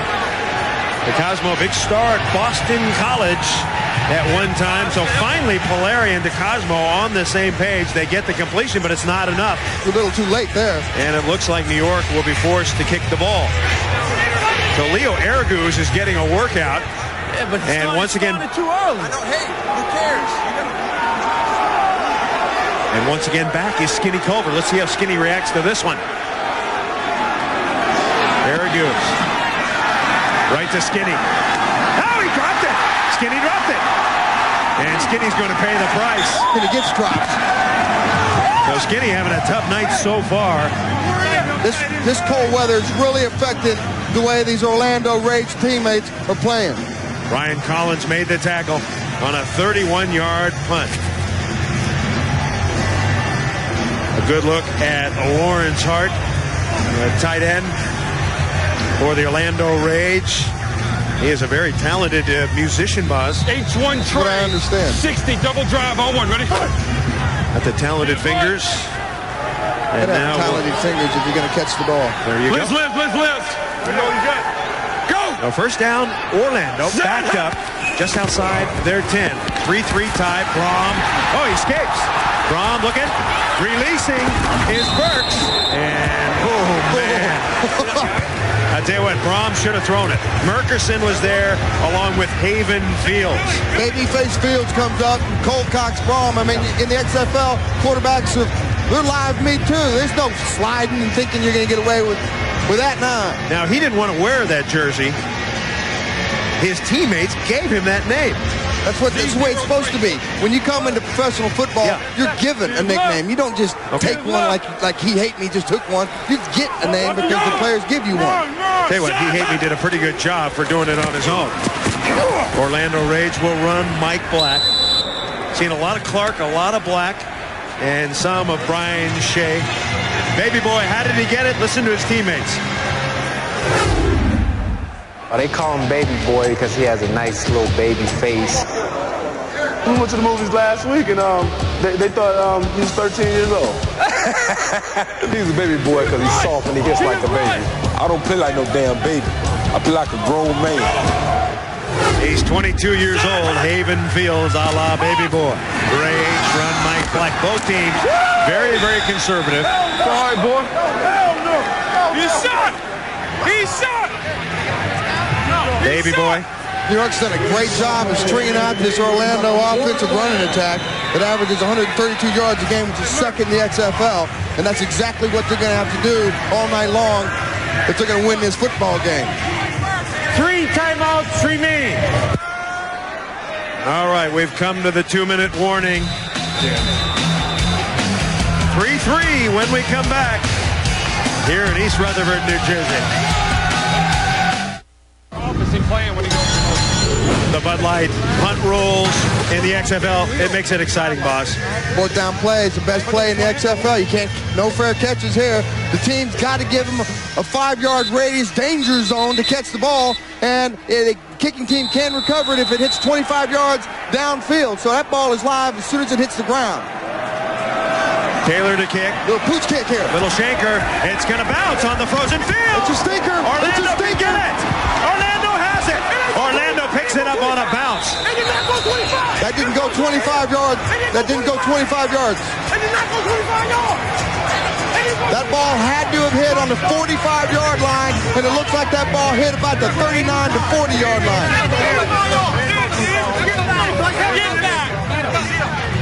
We think it was short. think, man. I got good eyes. I had radio keratotomy. I know what I saw. You're very good, boss. The ball hit the 40-yard line. So the official's trying to figure it out.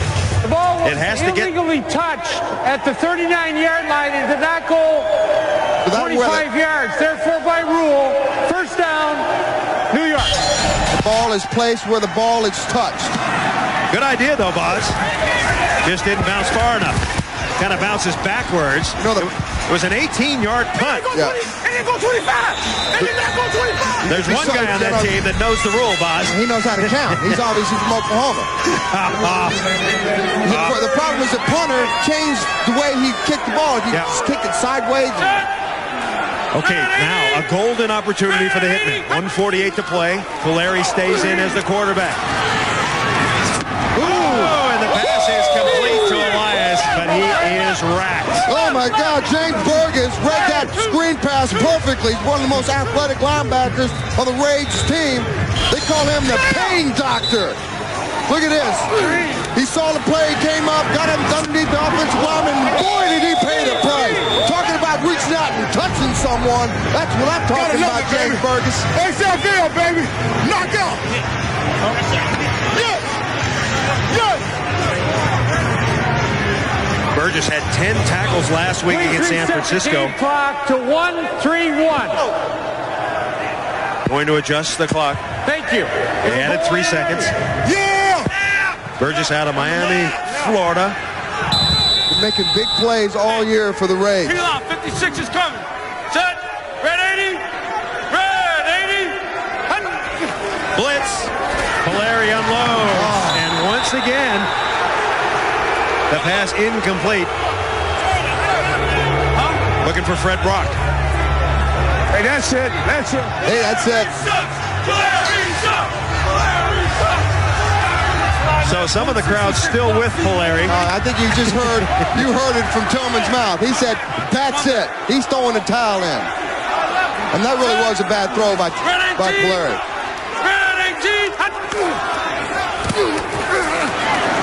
Pass caught. Fred Brock. Brock gets a block. Polari has completed 5 of 10 now for 30 yards.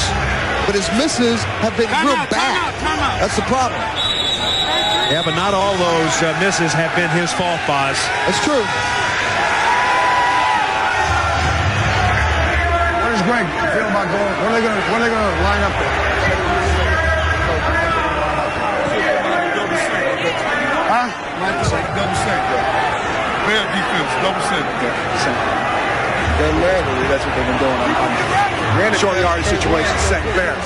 What are we going to run against? Coach, what do you want to run? I like to throw the ball. Get Leo up here. He wants to throw it. Get Leo up here. Leo, come here. Come here, Leo. 30-second timeout. It's 4th and 1, folks. Get the ball up, Leo. Decision Let's go time. Field goal. You're going to go for a field goal. It's about a 45-yard field goal here. Our reporter, Chris Raggi, asked Leo Ergus what his career long was, and he said 45 yards. Career long, 45 yards. This is going to be right in that area. So 4th and 1 at the 30, or just outside the 30. It's going to be about a 49-yarder. So a long field goal for Leo Ergus, the former Raider, to take the lead.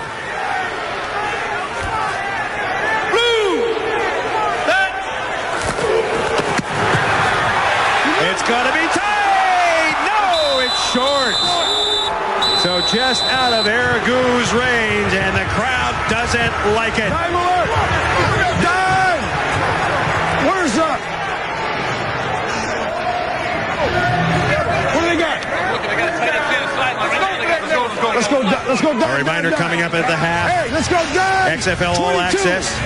Brought to you by Burger King. We'll take you inside both locker rooms. An unfiltered inside look as the players and the coaches break down the first half. You don't want to miss Burger King's XFL All Access coming up at the half.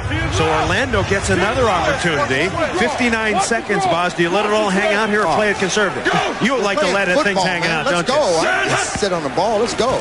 Draw play, Mike Black. And we've got a marker down. Black is dragged down. Dragged down, dude. He is thrown down, slammed down. Yeah, this big Murph. Baby. I'll open and pick it up in a minute, baby. We just got to stop him every play, baby. Every down. 3 and out. 3 and out. We need 7 points. We done gave him too many gimmies. No more. No more gimmies, says James Burgess, your guy, Boz.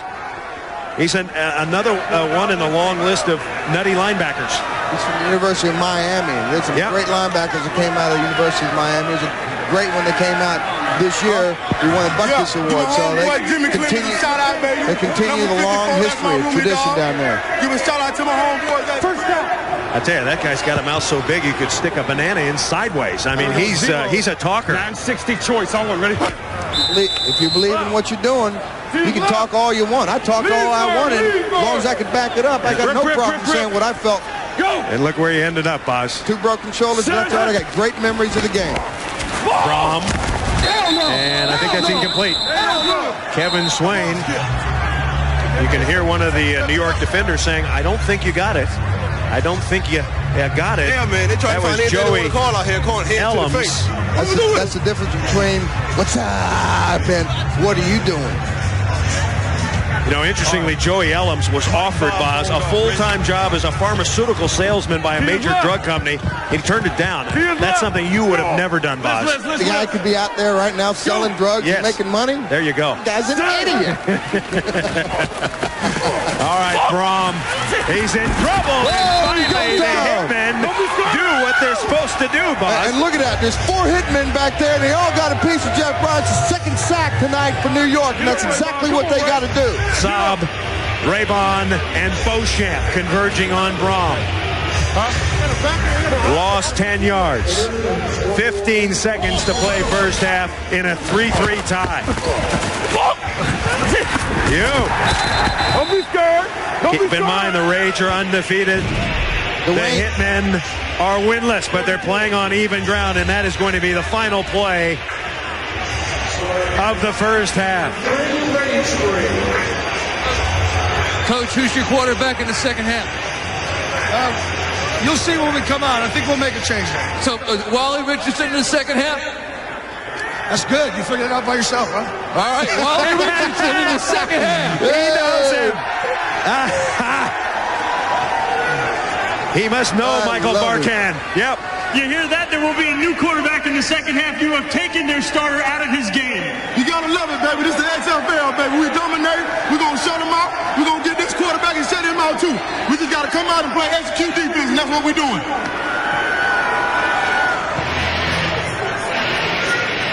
We're at halftime, 3-3. Jeff Brom, his final play in the first half, sacked by 3 hitmen. We're beating ourselves, baby. Let's go. So now we're inside, of course, the Orlando Rage locker room. Let's go, y'all. Ain't got much now. All right, we're going to take a short break. When we come back, XFL All Access, Burger King, home of the Whopper. Stay with us. 3-3 at the half.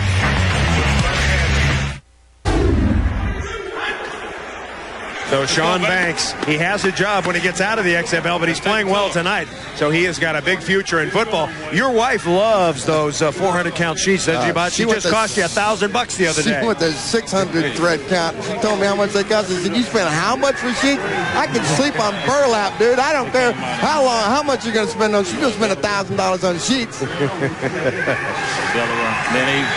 Okay. Wally Richardson. First series defense, damn it. Let's come to play now. We're not going to lose this game. It's not an option. Let's go. Let's go. Play to win. Rusty Tillman said that he's going to make a change, that Wally Richardson, he wants his guys pumped up. And Wally Richardson is coming in, 26 years old, big and strong. But, as Boz told you, this kid is unemotional. Maybe because I don't show a whole lot of emotion outwardly, that it's not because I don't care. It's just that I find that I react better to situations when I'm calm and have my senses about me. That makes it easier for me to perform better. All right. Bottom line, Wally Richardson says You don't have to be a nut to play quarterback, just to play linebacker. For quarterbacks, you got to be real cerebral. You got to be able to see the field, stand the field, don't get too excited. You're leading your team down the field to score some points. So the more emotional you get, the quicker you take yourself out of the game. Defense, you can just write it up with crayons, defense, right? You just got to get be mad. a nut. Get tough, Boz, you gotta right? be a nut. All right, second half.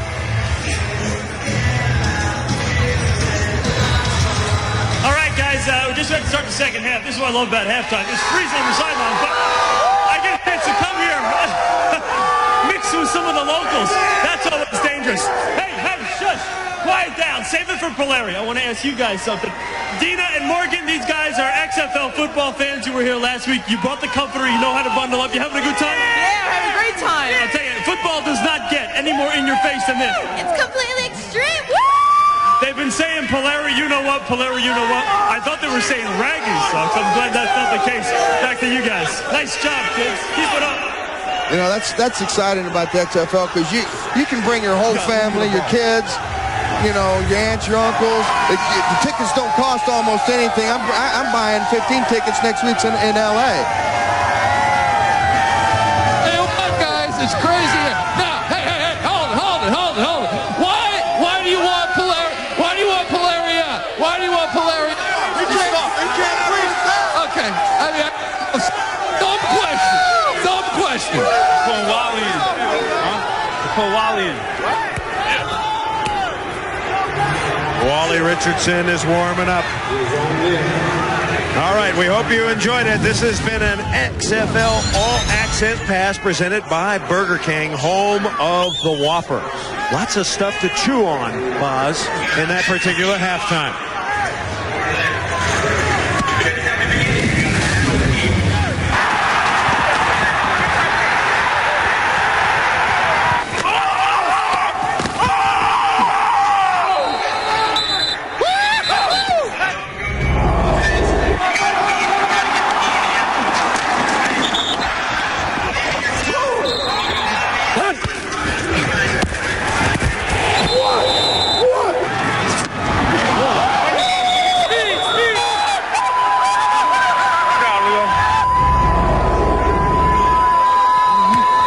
Story of two quarterbacks tonight. Charlie Polari, the starter. Fans are down on him. Coaches down on him. Players are down on him. And now they're going to bring in Wally Richardson, a talented player. He's only thrown 4 balls so far in the opening game. He's got a lot of talent, but Boz, his problem is he's too structured. He doesn't let it all hang out. The structure comes from his family and his background. And, you know, his father, he wanted to play football so bad that he had to beg his father when he was in 7th grade, and his father said, the day you can do 50 straight push-ups is the day I'll let you put a hat on. Say we go flex right open, you know he's coming. So if you have to go speed or anything, I got one speed. Marcus was in the pad and I got Ken, there's nobody to block. Right. So you do. I tell you what, I'm a fan of Polari. I thought he played okay, and I like the advice he's giving Richardson. That's a live ball on the kickoff. Orlando not down there, and there goes. There it goes. Woo! Butler Minote. That's the way to open up the second half. What happened to the Orlando coverage? 37-yard return on the kickoff. The coverage was not there. Minote, he ran 20 yards before a white shirt showed up. You know what it was? When you have a fumble sometimes on a special team play, all the guys are coming down in their lanes, and it gives a chance for the blockers to get a hat on somebody. Right, quick slide right, 166, block seam, on one ready. I like this. Open it up right away. You got a new quarterback in there. Go ahead and air it out, man. Set. Red 88. Hitmen on first down. Richardson throws, and the pass is nearly intercepted. Wonder what kind of a reaction he'll get if he throws a pick, Boz. Well, that ball was tipped at the line of scrimmage, so, you know, when the defensive linemen can get their hands up, tip the ball, it gives the defensive secondary a chance to pick that sucker off. Listen, we got Trey right, slide right, 655 wide, shallow, on one, ready. Richardson, one of Penn State's all-time best. He's 4th on the Nittany Lions all-time passing list. He's got a gun. 51 and 58. He's got a gun. It's a question whether Rusty will let him air it out. Just the start of the third quarter. We're tied at 3. Rush. Richardson throws a nice spiral, but there's nobody there. Anthony DeCosta DeCosmo was in the area code.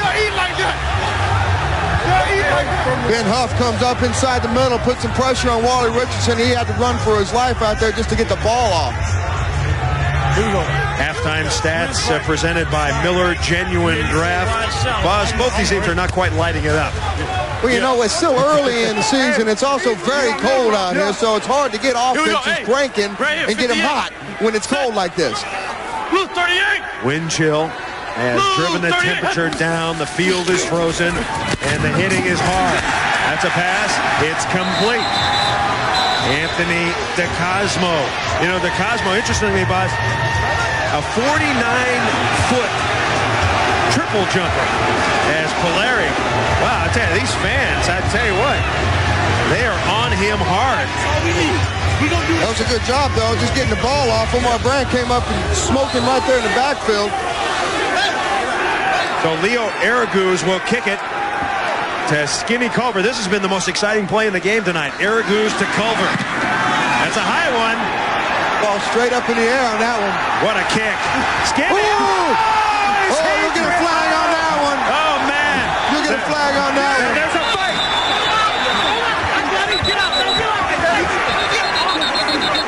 I tell you what, we need more refs down there. We need... I tell you what, Boz, that may have been a violation of the danger zone. May have been. Yeah, no. I think that's an understatement, bro. You got to give them that 5-yard demilitarized zone inside there so they don't get smacked in the grill that quick. Got to give them a chance to catch it.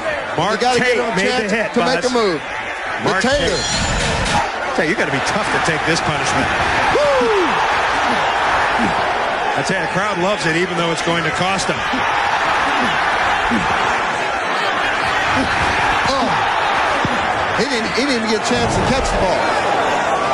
That's a personal foul on the kicking team in the halo and made contact immediately at the catch.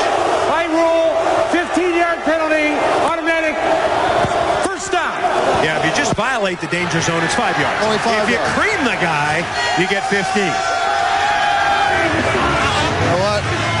So Skinny, that was a big one. You feeling that one right now? No, sir. No, sir. I've been messing up too much tonight. I got to come out and make a play. I tell you, Skinny has gotten a lot of work for a punt returner, hasn't he, Boz? He's been in some big plays. 3-3, third quarter. Derek Clark cuts back and gets about 5. Taylor, what happened, man? Late hit, or not late hit, but you were in the demilitarized zone, as Boz said. Just trying to make a play to help us win a football game. You know, sometimes you got to go out there and be aggressive. We got to win this game. That's New York style of ball. The Tater is looking for the $100,000 bonus tonight. He's $200,000 shy. He's got to get paid. Bring that ball. Second and 5 from, and he throws it on a bounce. Yep. Telling you, that cold weather is really affecting the way he's releasing the ball. It's coming out a lot slower, not the same kind of velocity he's got on the ball he's got down there in Orlando. Now, you suggested to put his hands in his pants to keep his hands warm. Exactly, like Al Bundy. You got a hand warmer, but that's not going to do it. You're saying you got to get down inside there and play some pocket pull. Get in there. Get in there. From a modest numbers. 6 of 11 for 45. Very modest for Mo, who has lit it up the first 2 weeks, but it's a different story tonight in cold weather. And there's a nice gainer. That is going to be a first down. Mike Black. Look it out, Black. That's a good, safe call down deep in your end of the field to keep the chains moving up. Liam Hall's doing a good job of calling the game, keep his offense from making too many mistakes. Galen Hall coached for 6 years at the University of Florida. He was the Associated Press Coach of the Year in '84. Orlando finally converting a third down. That's their first of the night. Derek Clark.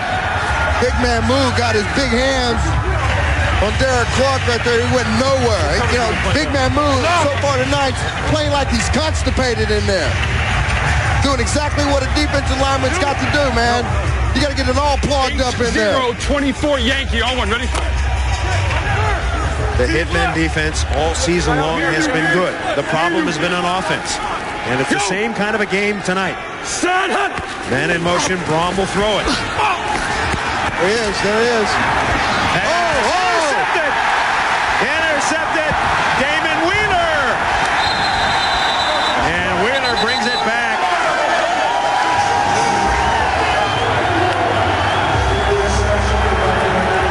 Pass intended for Burks. He waited too long to release that ball. He was open over the middle. He just saw him too late. Damon Wheeler came up underneath the throw, did a great job. Damon Wheeler, that's why they call him Wheels. So let's see if the Hitmen can convert. I know what you were saying. He had an interception last week to set up a touchdown. Let's see if the same thing happens this week. Wally Richardson, his second series as the quarterback. On the draw, Keith Elias. Wheels, man, way to catch that ball. What happened? You read his eyes or what? I don't know. I just caught it. It's still more football to be played, though. You couldn't take it to the house? I don't know. I tried. So Brom throws it, Wheels intercepts it. The Hitmen have it.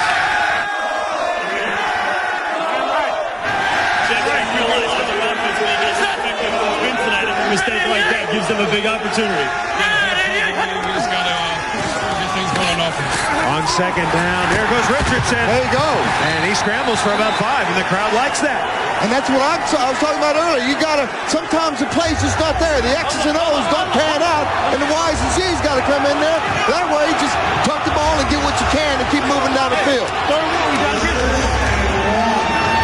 So a big play here for the Hitmen. 3rd and 1. Here in the third quarter, we're tied at 3. Hope you're enjoying XFL football on UPN. Red 181! Red 181! Richardson will throw it in the end zone. Incomplete. His receiver looked like he slipped. Exactly. DeCosmo. You're going on the outside part of this field. I'm telling you, it's like ice out there. DeCosmo didn't get a chance. I guarantee you he was trying to go ahead and position himself to go ahead and jump and catch that ball. So now the Hitmen have a decision to make. Will they go on 4th? No, they're gonna try a field goal. I think down here deep in the end zone, well, 4th and 1. You know, when it's 3rd and 1, why not run twice, Boz? Why not run twice and pick up the first down? Okay. 39-yard field goal attempt for Leo Araguz. Araguz, he got it! Araguz for president of New York. Araguz hits it. We're coming back. The Hitmen. Yes, folks, the Hitmen have a 3-point lead. Along with Brian Bosworth, Chris Raggy, Michael Barkan, I'm Chris Marlowe. Yeah, everybody's having a great time tonight, Boz. That's what New York's all about. It's the Big Apple. That city never sleeps. Over 25,000 in the house tonight with 8-degree weather, Boz. That is good. Dude, that's why they call it fanatical. It's XFL, man. These guys come out, these are diehard fans, and they want to see real football played in the real way it's supposed to be played. In your face. Kickoff is deep. Brian Shea. And Shea skips out to the 23-yard line. You think the XFL is raw action? Wait till you see WWF Raw. 2 hours of the edgiest action on TV. Don't miss the #1 show on all of cable tomorrow night at 9 Eastern, 8 Central on TNN. So Jeff Brom comes back in. 960 choice on one. Ready? He just threw an interception which led to a New York field goal. How will he respond? His team trailing 6-3. Well, he started the game 6 for 7. Since then, he's 4 for 5. I guess you could say he has cooled off. The pass is high. Diallo Burks, who was in Carolina's camp at the start of 2000, and Brom has gone cold. What do you do if you're a quarterback and you're having trouble throwing, boss? I don't know. I'm not a quarterback. I'm a linebacker. I'm not crazy. You tell me you know everything else. I don't pretend to get in the mind of a quarterback. I don't want to get in there because it's a really simple mechanism in there. It's only a mouse and a little wheel that they run on. Straight handoff. Oh! Mike Black. And Mike Black is cracked out of bounds. Dwayne Saab and Dan Collins out there having a war. Brad Trout ripped him. Got pancake, and Mike Black was able to get outside that block. Big block. Trout had the earlier late hit. This one's legal, 14-yard gain. But Saab, man, he gets pancake.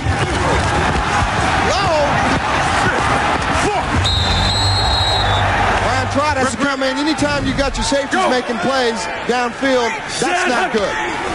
First down, Orlando. Brom trying to buy some time, dumps it over the middle, incomplete. He had Mike Black on a scramble play. Is he off? Caleb Hall. I don't want to see that play again. Look at it. He doesn't want to move. He's frozen. That's how you get interceptions. He's got brain freeze. Caleb Hall, a veteran. Oh, he's not moving up here. Welcome to New York, Galen. Blitz. They're after Brom. Oh, he's got a man wide open. It's Burks. And Burks is very close to the first down. Diallo, Burks. Brom was telling us last night, Boz, that Burks is his go-to guy. He runs the best routes. He's got the best hands. You always know where he's going to be. What they call that? They call that money. Precision. Money. Yeah. Throw it to money. Speaking of money, Israel Raybon came in and made that play from a defensive lineman spot. I asked him what he was going to do if he won this game tonight. He said, if I got the $2,500 bonus, I'll pay my 98 taxes. Hut! Check! Oh. Go! Change the play. Looking for a streak, maybe no. It's 3rd and 1. No! The New York defense, they didn't make it. Now going back to that last series a minute ago, you asked me why you didn't go for it in 3rd and 1. That right there is why that was 3rd and 1, and now it's 4-2-2. Kind of second guessing, aren't you? No, I'm not second guessing. Yeah. You're second guessing. Saab made the tackle, Boz. He comes in hard here. Great play for that last one. That one's from Mama.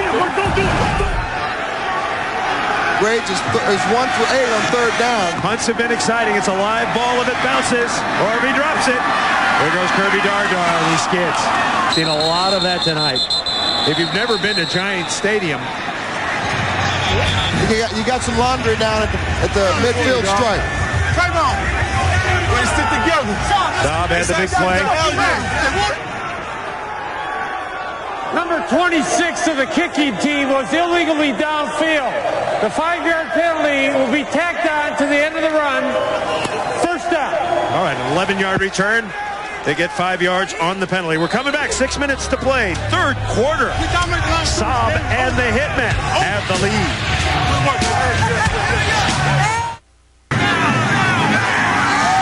She can light it up, Boz. There's one of the vivacious Hitmen cheerleaders. Just another one of those sightseeing things that people like to come into New York for. New York Hitmen cheerleaders. Everybody having fun here tonight. Competitive game, a critical game in the XFL standings. Rage undefeated, Hitmen winless. Hitmen need this one bad. Both teams' defense is playing well. We're on a frozen field. The temperatures, well, they're down there now. Below 10 wind chill factor. You know, the good thing about playing on a cold field, when it's cold, when you get chunks of your skin ripped out while you're playing, it doesn't start bleeding until you get in the shower.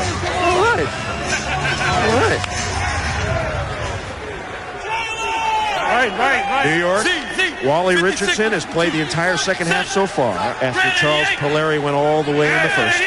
You got it. Richardson with time. Rage falls down. Keith Elias was the intended receiver. Of course, you've seen a lot of nicknames in the XFL. Of course, he hate me being the most famous, but Orlando doesn't have any nicknames, Boz. Why not? It's not about name.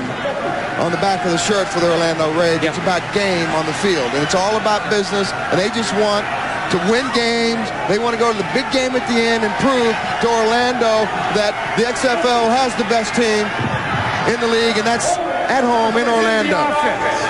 10-yard penalty, repeat, second down. Holding is no good. Cost him 10. I went and got him. I like that defensive huddle, boss. Everybody just going, Defense is like that. You got to get in there and you got to talk about it. You get that energy up. Yeah. That's defense, baby. New York penalties adding up. 8 for 75, says Marty Aradon. Oh, crap. Stish. Richardson. Oh, run it, Wally. There he goes. Remember, you can't slide. Well, I should correct myself. You can slide. Still going to pay the price in the XFL, but if you're down on the ground, they can drill you. They can corkscrew you. Omar Brown coming up. This is coming at you live, right in the grill. Wally Richardson does a great job. Nothing downfield, doesn't make a mistake. Listen to him.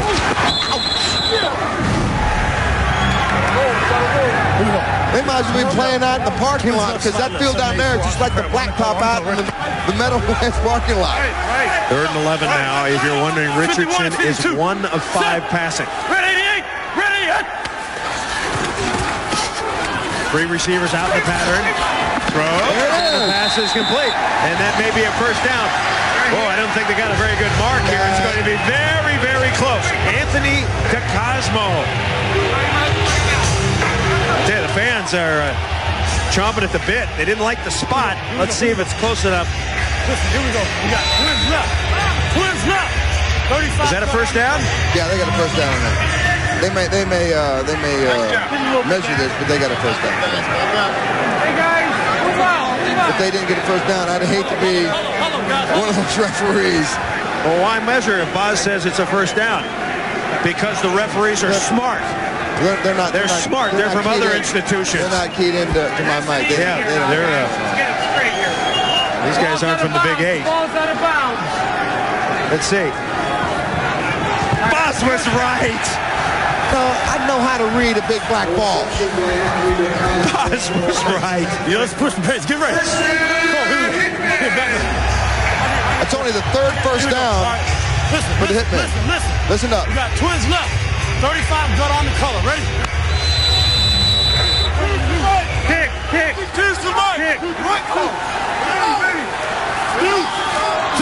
The Gladiator is Michael Blair. He gets the handoff, and down he goes. You know, the field's got more tackles than the players do. Boz, you played in some cold weather, obviously during your college career. What is it like to play on a frozen field? How difficult is it? I never played in February. The coldest I ever played was in December in Oklahoma State. 166. How cold was that? It was a frozen field. It was a glacier. 166. We were kicking the ice out. Okay. Let's tell you what. Color. Cold is cold. You still got to play in it. It's like we got to call in. 2nd and 9. Pump fake. Lobbing low. Nice play. And it's overthrown. Looking for DeCosmo. You know what? I like that, though, because what he's doing now is he's telling the Orlando Rage that I got a gun and I'm about to use it. I'm going to go ahead and pump fake it. I'm going to go downtown. If you don't guard my guy, we're going to be dancing on your face in the end zone. Here we go. My fault, Carl. New York leading Orlando. Scat left. 866. Stop option. On 1. 6-3. He needed to get a little bit more air into that ball, and he knows it. Haven't really seen a long completion tonight, have we? It's hard to get that timing. Red 88. Clock running. Red 88. And he doesn't get the play off in time. Delay of game on the offense. Delay will cost them 5. Remains 3rd down. No, the other thing that I haven't seen them utilize tonight is the middle of the field, which is really where the footing is. I think they should go ahead and use some speed. They got some speed down there. Slide left. 5-24 option read. On one. Ready? Go ahead and use the middle of that field and open up the middle. 11 penalties total. Spread the Rage's cheeks a little bit. 51 and 52. Set. Blue 88. Blue 88. On 3rd and 14. Richardson. First down.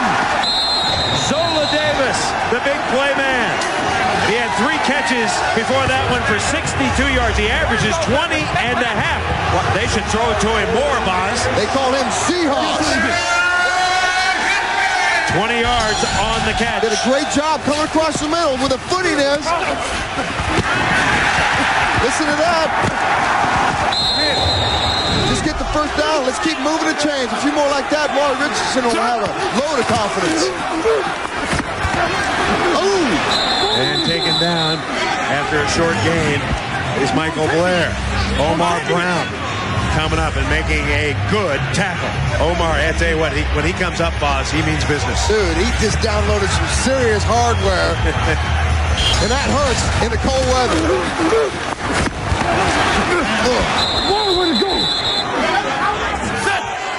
And Omar talking a little stuff. Is. Nice ball. And that may be a first down.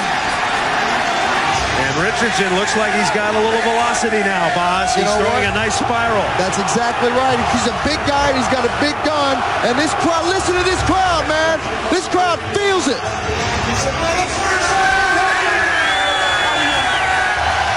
Fast Freddie Brock. It doesn't take a whole lot to get a New York crowd excited. Just show me something.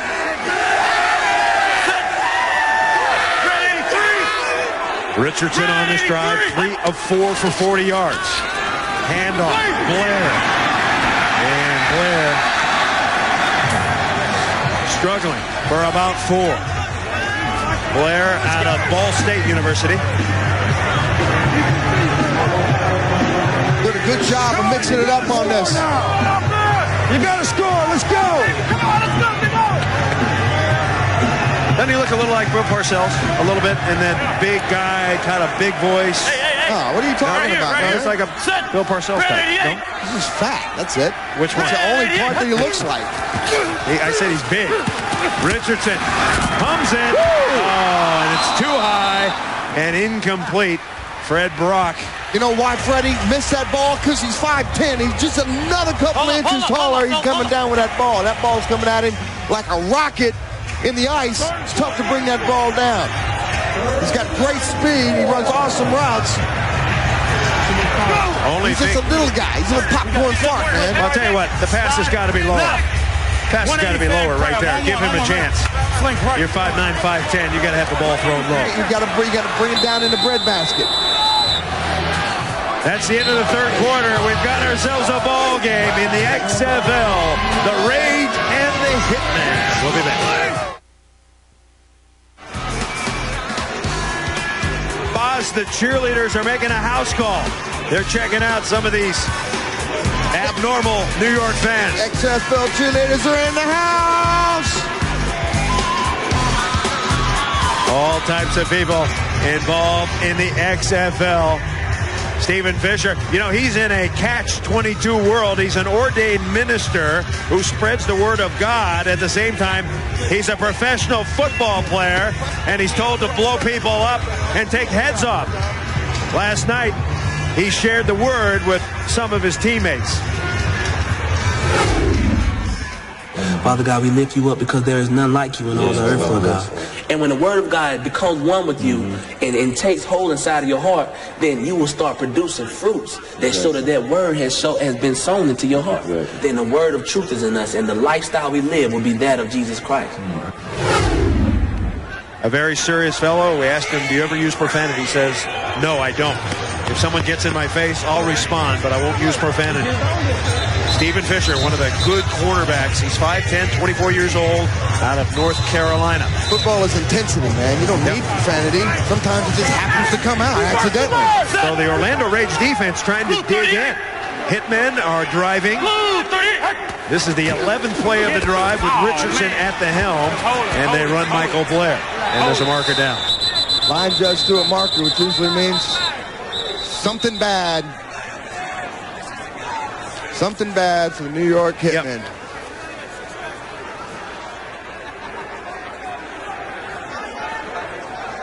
Yep. Been tough sledding up front Look at those guys. They don't have sleeves on. Some have sleeves on, some don't. The real men on the offensive line don't wear sleeves. It's like a sorority, little fraternity. Sorry. Wrong feminine thing. They can't have sleeves on. There you go. I got in the locker room earlier with Ben Cavell, and he's an Oklahoma guy, and I got on him. I said, whoa, whoa, whoa. You ain't wearing them sleeves out on that field tonight. You ain't representing that you're going to go out there and be a man and wear some sleeves. Now, skill players can wear sleeves, but if you're a lineman, you're considered a wussy. You're considered a wuss if you wear the sleeves. You're a lineman, you're insulated. Look, you got all that extra skin and stuff underneath there. It'll keep you warm. We got trips right, base, 083 strong corners to play. Don't lose it. Hey, let's pick it up. Yeah. Let's pick this up. Let's pick this up. No more mistakes. No more mistakes. Wally's showing some adventure, man. I like that. He's inside there. He's telling them what they need to do, what they need to see, how they need to play. That's what a leader's supposed to do. A big 3rd and 9 for the Hitmen. Richardson has been effective.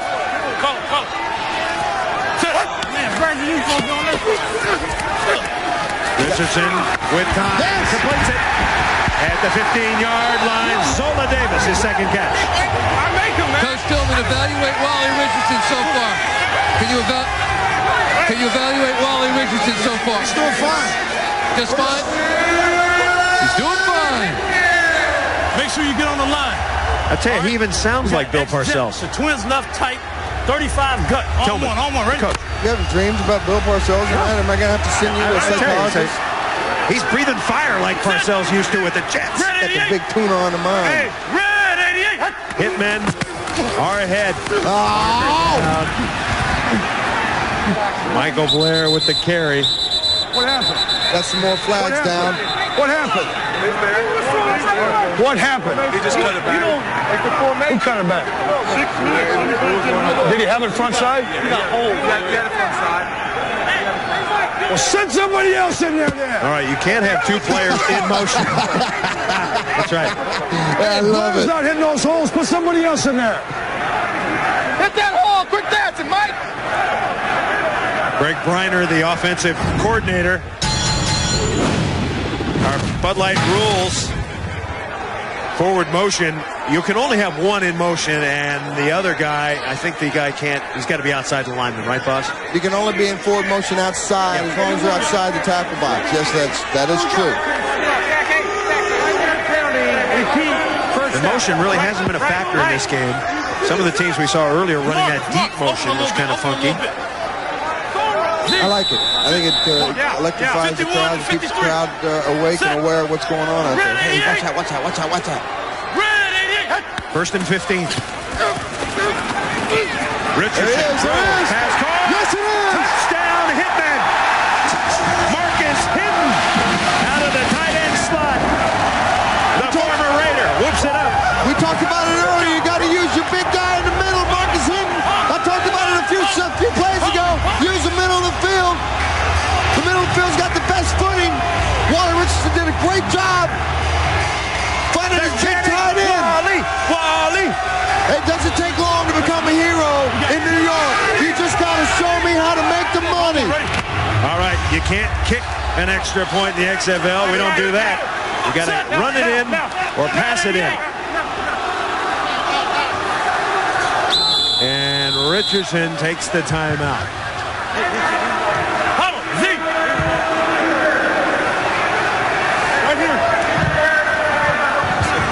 Hey, we need somebody on the backside. No.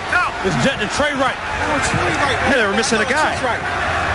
My fault. Hey, y'all pay attention, man. I'm saying it now. Let's go. No more mistakes. I know.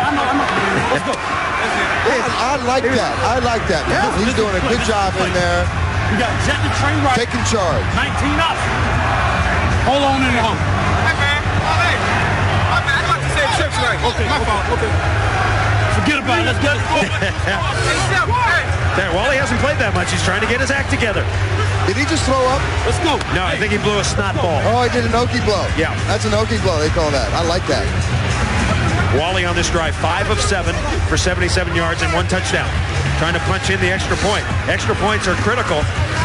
Nothing's for free, and you got to earn every single point. Man, do your job. Let people doing it. Stop it. No more mistakes. Charlie Wally Polari, first half quarterback, ineffective. He was yanked at halftime, and Wally Richardson has come in to spark the team. Wally, the Big Apple taking a bite out of Wally tonight, really. They are down on him as he looms over the extra point try. Red 88! Red 88! For a point.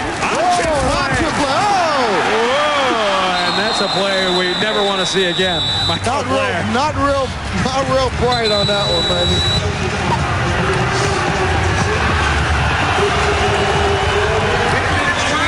And Wally got boned on that play.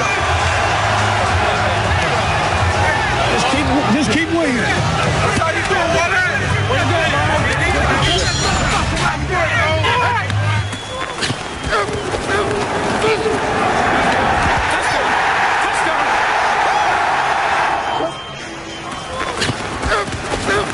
He turns Sean Banks around right there. That's how he was able to get open over the middle of the field. Sean Banks got turned around in his coverage. Yeah, and unable to get traction, Boz. That's been a key.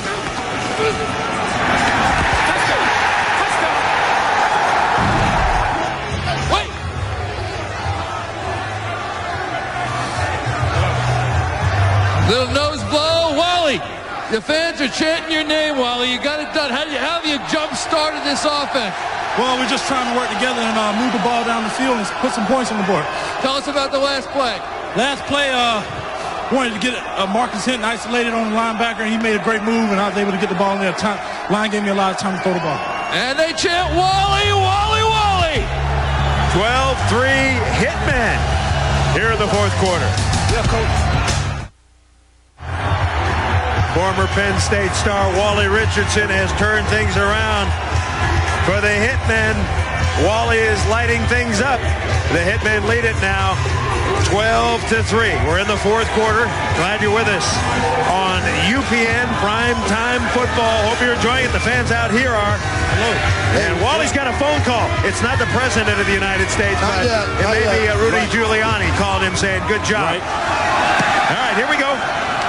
Kick is short. Taken by one of the up men. It's Mike Black. And now it'll be interesting to see whether Orlando can respond. Next Saturday on NBC at 8 p.m., these same New York Hitmen travel to Chicago. That's going to be a bloodbath, boss. XFL on NBC next Saturday starting at 8 p.m. Eastern. Oh, yeah, that guy's been listening to too much Eminem, Buzz. That guy's the freezer. The Chicago field's going to be the freezer. And Dick Butkus loved it when he played in Chicago in the frozen wasteland. And it ain't going to be nothing like that next weekend. All right, what can the Rage do? What can Jeff Fromm do? Can he come back? He throws another bouncer, Buzz. Wow, he is having a very poor second half. He looked good in the first half, but he has not been throwing well. He threw that one on a bounce to Mario Bailey. You know what? He has the touch of the angel when he's down in warm weather. When he's up here, he's frozen as an angel. 5 of his 24 completions before he came into this game were for 30 yards or more. Tonight, his longest completion is 15 yards, and he's 7 for 16 now for 54 yards and an INT. Yeah, but more importantly, boss, he's only 1 of his last 9, so he's throwing poorly, and now he's in trouble. He gets away. We've got a marker down. Brom unloads. Pass caught. And there goes Mario Bailey. And Bailey takes it near the 30. We think we've got holding. Tyree Talton roping him out of bounds. Don't get too excited. That one's coming back. Yeah, it was a takedown, wasn't it, Boz? That was what do you call those? Off the top turnbuckle suplex? Yeah. Let's go. That nullifies a 43-yard gainer. Let's go dime 11 robber again. Hey! Stay on the coverage! Stay on the coverage! 79 in the offense. 10-yard penalty. Repeat. Second down. Yeah, I think Rusty's right. You know, you see the flag and you relax. Guy gets behind you. They don't have to take the penalty. You got to stay focused because you don't know what the penalty is. So you got to stay focused. You got to have it. You got to have it. Lamont Bryant had the pressure. Keep in mind that New Jersey has not won a game this year. They're 0-2. They haven't led this late in the game, yet so far this early part of the season. Rom with a short drop, and the pass is tipped. It's caught anyway. That is legal in XFL football. Diallo Burks. He ducked. Burke did a good job of staying with that. Big Merc. Hey, get there, come here. We got Don Cloud Zone Dog ready. Cloud Zone Dog. Got a dog. That means a blitzer coming on this package right here. Rip. Go. See if Orlando picks it up. 3rd and 14 here. Brom unloads. He's got one-on-one coverage. Pass caught. Diallo Burks may have gotten away with a push, but he's got it, and that is a big gainer all the way up to the 35-yard line. He beat Damon Wheeler. 42-yard bomb from Brom. Well, we just talked about his longest play to date. So far was 15 for tonight. Tonight, that's 42. Diallo pushes off. Damon Wheeler gets better position than Damon does. Referees don't see that. Maybe their eyeballs are frozen. I tell you what, I think Wheeler just lost it. He lost track of the ball, was unable to respond. So the rage cooking now. They run the draw to Clark. And Derek Clark is driving. Hey, he is running hard. Tackled once again by Ron Merkerson. You know, it was funny. We talked about that at the beginning of the broadcast. The defense was calling the offense off. Out and trying to get them to respond. Here the defense has got the back end small, and they got to protect this lead. How quickly the tide does turn. Go. Second and short. Brom with time. Launches it. 2 receivers out there. Wow. That ball just died. Yeah, right in between the 2 receivers. Tony Gator was out there. Kevin Swain was out there. That ball just actually got out to like the 10-yard line, and then it hit the 5-yard line, hit the frozen barrier, and just fell straight down. New York defense huffing and puffing. They've worked hard all night long, and they want to earn the $100,000. They got to earn it in the fourth quarter. That's been their problem. They haven't been able to close games. They got to close tonight if they want the $100,000. He play right here, 3rd and 3. Brom has a man. No! Incomplete. Tony Gator defended by Butler Benote. Gator had it for a moment, but Benote knocked it away. Butler did a good job of staying with that and then breaking up the pass. Come here. So the rage in apparent field goal attempt coming up.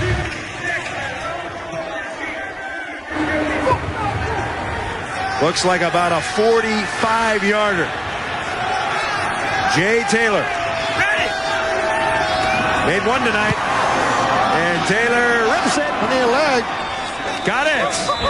Jay Taylor off a frozen field. He could have made that one from about 55. He kicked that giant ice cube.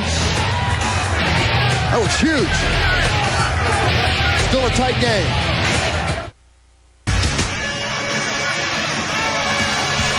This is about as lively as we have seen the New York cheerleaders this year, Boz. They have hope. They have a 12-6 lead. He loved me. What's that a takeoff on, Boz? Your man, he hate me.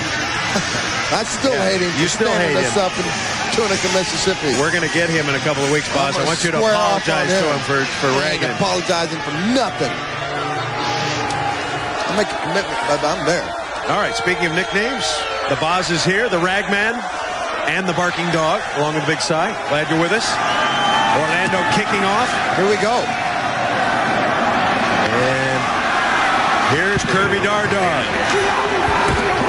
And Dardar bringing it out near the 35. Kirby's done a great job tonight on his special teams returns. He's put the New York Hitmen in exactly where they need to be in the field. You think these guys are having a blast? Wait till you see WWF SmackDown. 2 hours of new action every Thursday night. The #1 show on UPN.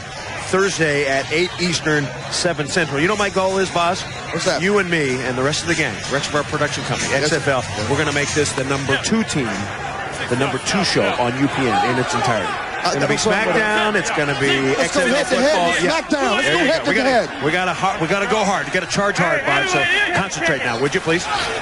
Yeah. Wally Richardson throws a BB, and it's incomplete. The pass broken up by Corey Gilliard. Mike Archie out in the pattern. You know, the offense has really got to burn some time. That last drive was a 12-play drive for 69 yards for 7 minutes and 50 seconds. We got wide jet, flex left, 41 draw, on one, ready. They started this series with a pass would stop the clock immediately. Actually, now it's running. Right. Here we go. Set. 41. Larry watching Wally Richardson run his team. And driving hard is Michael Blair. So Orlando digging in a little bit. Corey Gilliard coming up once again to make the tackle. Orlando really needs to give their offense this ball back in good field position. Orlando down linemen, Cedric Clark, Ben Huff, Andre Purvis, James Roberson. Burgess on the outside along with Banks. On one, ready. And Alexander, that front seven, playing well. Now 3rd and 8. Ready, 8. Blitz. Here they come. Wally's in trouble. They got it. And yes, they do, Boz. The sack registered. Corey Gilliard. Wow, that guy's playing a heck of a game. That's the first sack for Orlando tonight. But the smart thing there by Wally was he just took the sack. He was smart about not just throwing it up for grabs and giving the Orlando Rays the momentum here. Corey Gilliard from your second favorite college, Boz, after Oklahoma. Ball State. So Leo Araguz will kick it. And Skinny Culver. Once again, we got to say it was Skinny. The ball is always live. It's bouncing. That ball did not go 25 yards. So if the ball doesn't go 25 yards, it's a penalty. Has to go at least 25. It has been a night of very wacky punts. Watch this one. Fourth down in the XFL can be treacherous. That one taking a 20-foot bounce on the frozen field. Excitement back in the punt game. I'll tell you what, you got to be careful. That's why you can't get up and go get a beer in a refrigerator, use a John. You can't do any of that in the XFL. You got to sit and watch the game, the whole game, every single play, because it's always coming at you right in your face. The Blue Hairs are out. 25,000 watching the Hitmen lead the Rage 12-6. Back in Giants Stadium, 7:17 to play. Hitmen have the lead. More XFL coming your way next Sunday, TNN, 4 p.m. Eastern, Las Vegas at San Francisco. That will be a dandy. And then right here on UPN, we'll be out in Los Angeles as Memphis travels to meet the Extreme. So now Orlando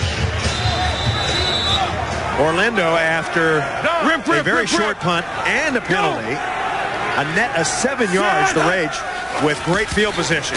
Brom out of the shotgun. Got all day to throw. Now the scramble. There he goes. Jeff Brom. Ooh, he is run down from behind by Israel Raybon. From Huntsville, Alabama, second leading tackler, but Brom gets 20, Boz, and he's shaking up a bit. Man. Yeah. Is he real Ray, New York's wise guy? Tell you what, he's got getting sacked outside in the Meadowlands parking lot. Listen to this. What an effort. You got to come up and check to see if you still got some skin on your nose on that one. That's XFL sound, and interestingly, Raybon, 6'6", 305, and he ran him down. So Brom now on first down. Oh, he's got it down wide open.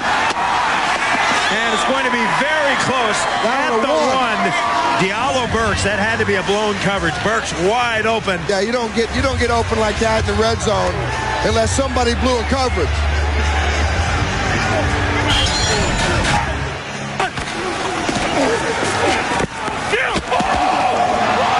Nice throw. Yeah, Joey Allums just let his man go. You got to play as deep as the deepest man takes you. 22 yards on the pass. Burks has caught 5. Rage trying to punch it in. Hand off Clark. Touchdown Rage. The Orlando Rage. And Clark says, in your face. You know something? When you're on the road, you either come strong or you don't come at all. And the rage has come raging back. So don't go anywhere. This one's not over. Especially now that you got to earn this point. Now, Boz, I checked the stats today. In the XFL, you make this just 40% of the time. You got to run it in, pass it in, but it's only a 40% play. So the Hitmen need to dig in. Oh, they fumbled the football! So they're not going to get the point. That percentage just went down. Just like the NASDAQ has hit the bottom. We got ourselves a barn burner here in New York.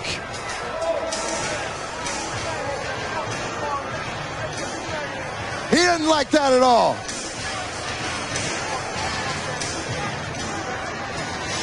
Now, Joe, in that situation, we were ahead by 6. Stop the clock. Jesus Christ.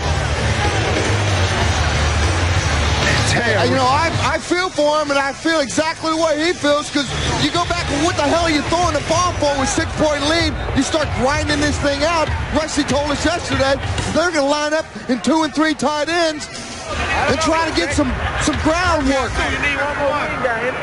82. Hey, Bobby. You need somebody for Rose's. Marcus, get out there. Did they tell you Bobby was hurt? Did they tell you Bobby was hurt? Hey, talk to Marcus. Marcus is over there. Marcus is over there. Jeff, you had one tough play out there. You looked like you got injured. You came back, made a great play on the next attempt. But what happened with the injury here? It'll be all right. We just got to keep scoring and win this game. All right. 12-12 here in the fourth quarter. Less than 5.5 minutes to go. Kirby Dardar. Dardar. Got some room.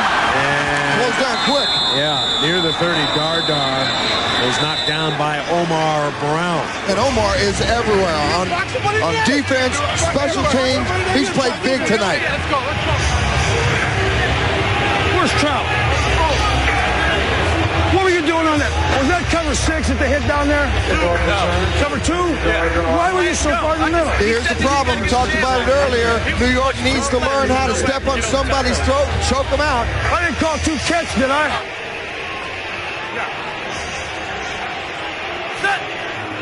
Rusty's going to need a little 3-and-1 oil after this one, Boz.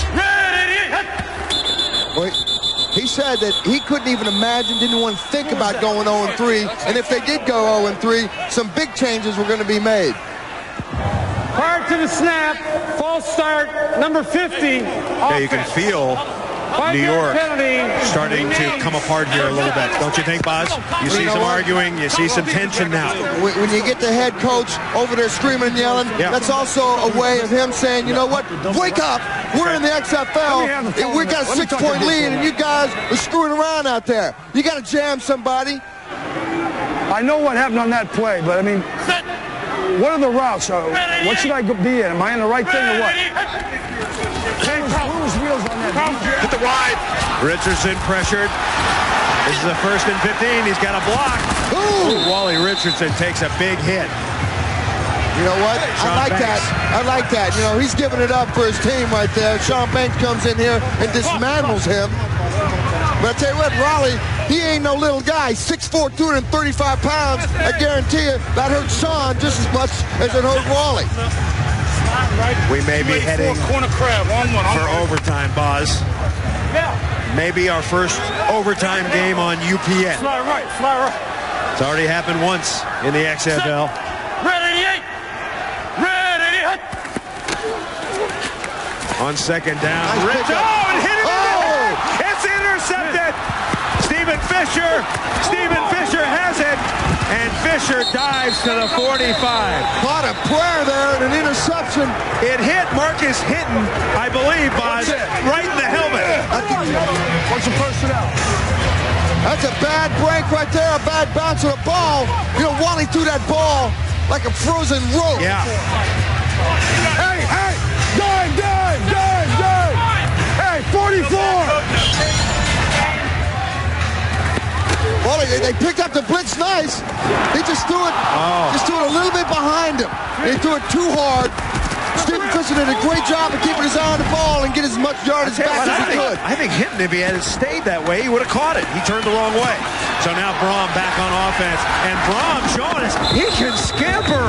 Not only can he throw, he can run. The last two series, he's been able to run the ball and scramble down. That's good. And get the ball moving down the field, maybe not by throwing, but at least by using his feet.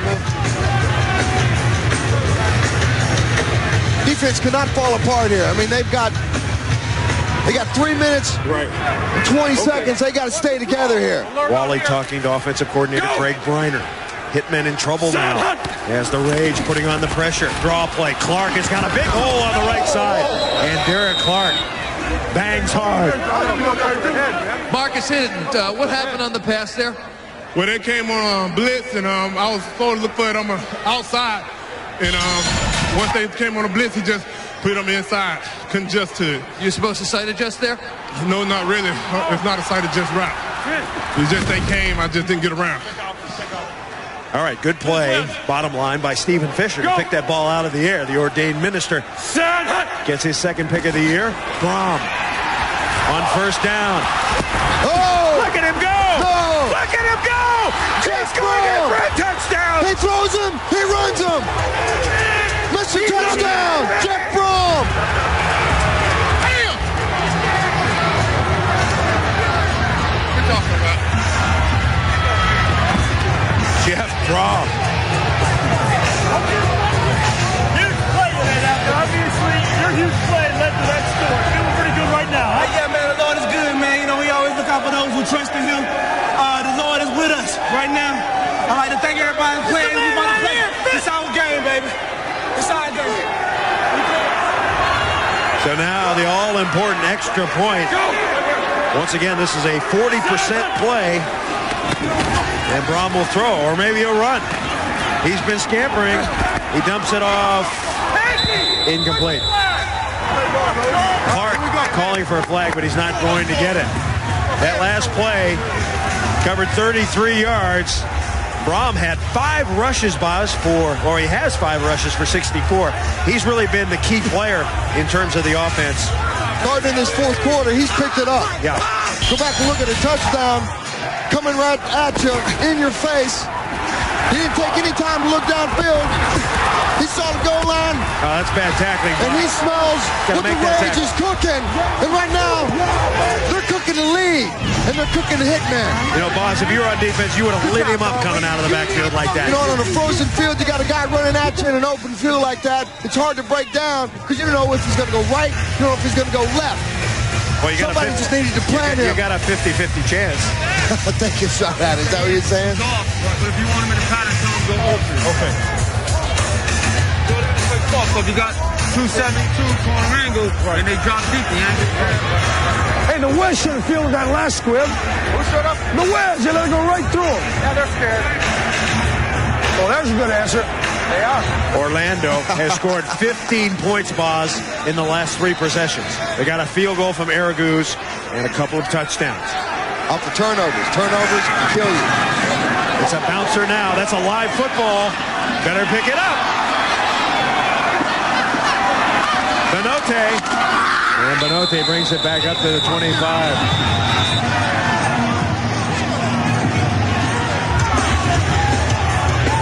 We've got a timeout at the 2-minute warning. The U.S. Army proud to present victories in life.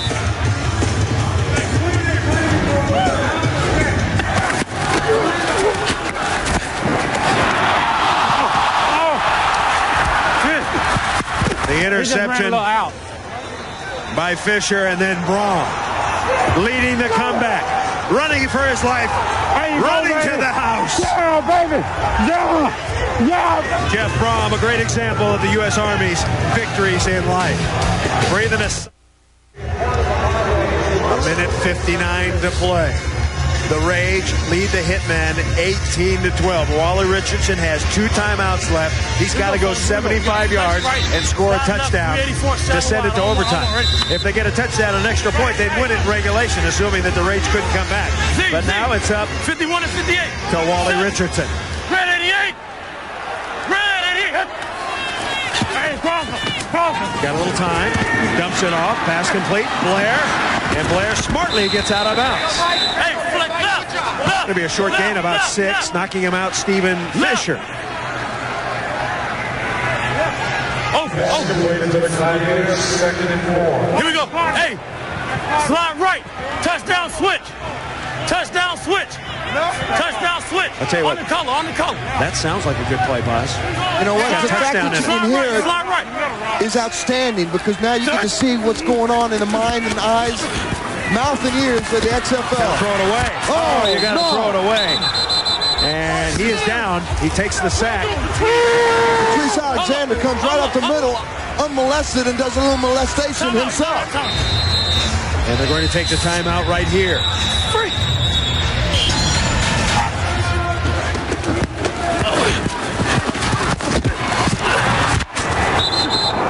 Well, he didn't have a chance on that one. Too many guys coming, not enough guys picking them up. Talk about intensity, man. That's right in your face. Smoke foaming at the mouth. Face, you said?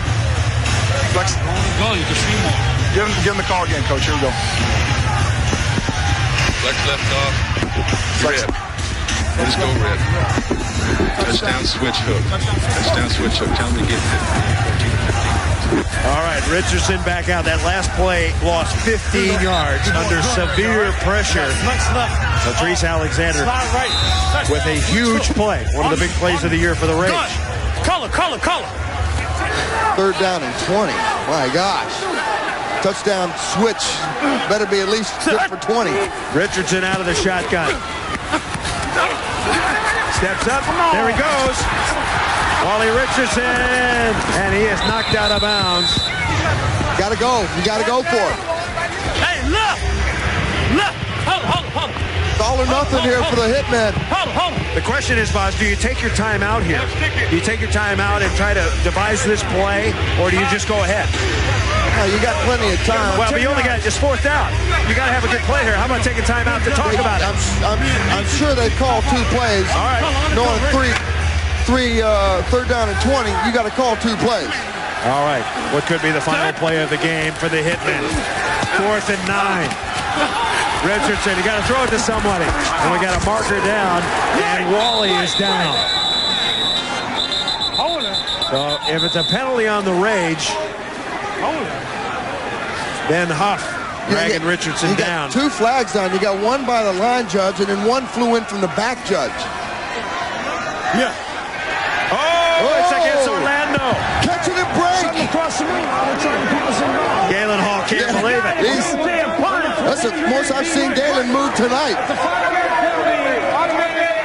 First down. Now, first down.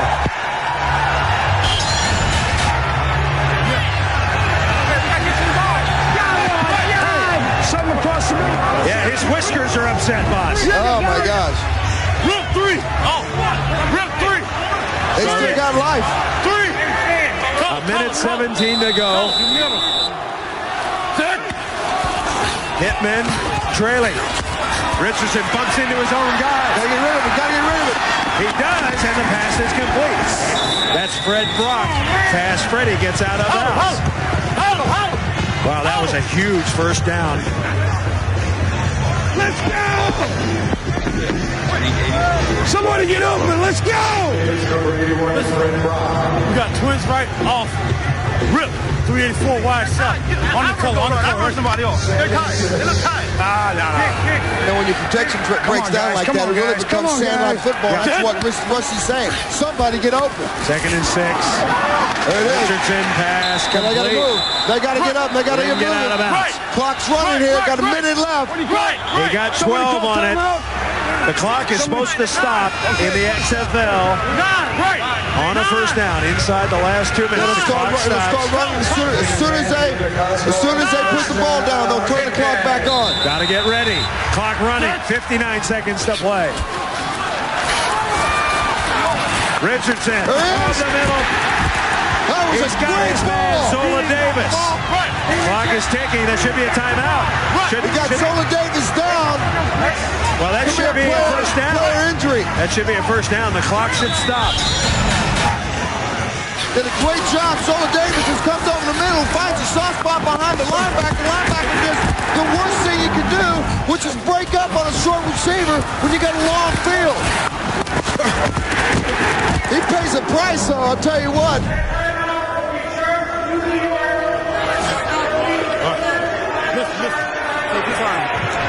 They're going to charge that timeout to New York because the New York Hitman is down. Well, why are they doing that? That's the rule, man. When a player is injured, you're going to charge the other team a timeout? Final 2 minutes of the game.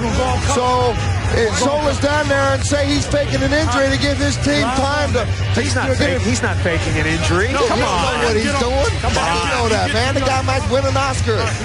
Just for this one. Go ahead. I don't agree with that. You don't take the team's last time out. I think they got to look at that, boss. Drag your ass off. That's come on, man. This guy don't think about that stuff. This guy got nailed on a frozen field, boss. He's hurt. What, are you going to change the rules right now?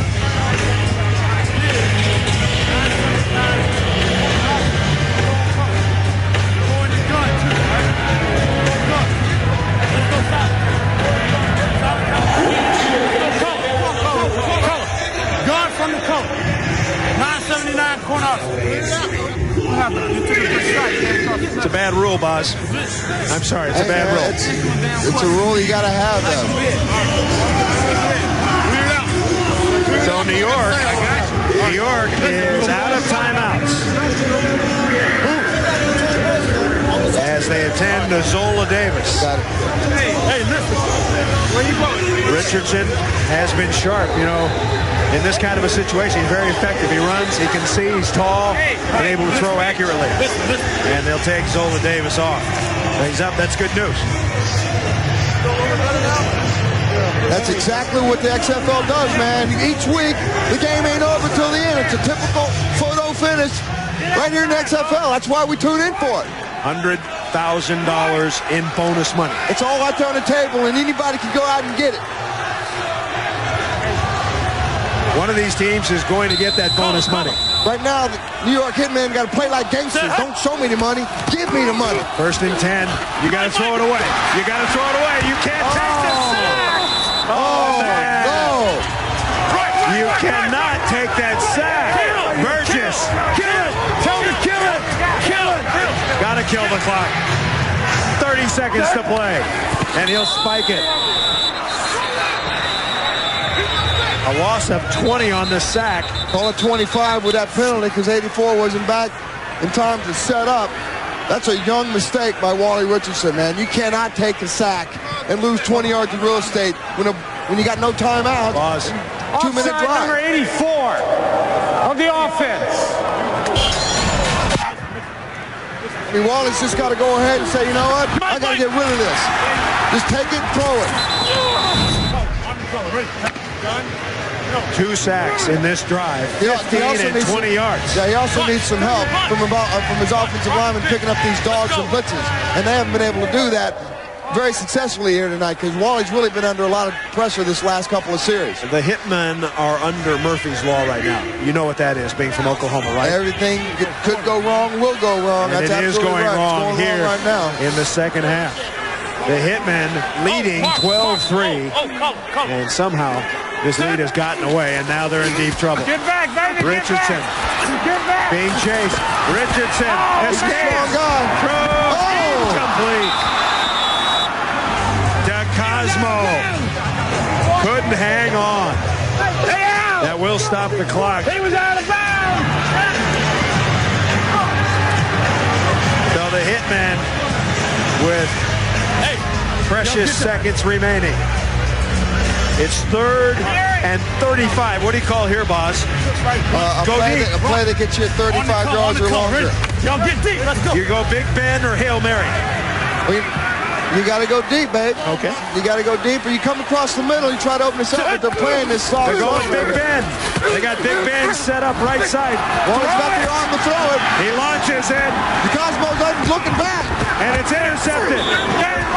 Stephen Fisher, and that should do it. Fisher's second interception tonight. Stephen Fisher makes the big play. And New York York staring at 0-3. And they were so close. 6 points up, 12-6. And this game turned around just like that. And it goes back to turnovers in crucial situations at critical times. Let's go! All out guts like that, throw it away. They only rushing 4 With 13 minutes and 11 seconds, New York led 12-3, Boz. That was in the fourth quarter, and it's just come apart. Set! And Brom will take a knee. That will do it. 5 seconds to play. This one's over. Coach, you said yesterday you didn't want to think about 0-3. Now you are. What are you going to do? Coach, just a little tidbit of what you're going to do. Get it out of my face. Coach Tillman obviously a little upset.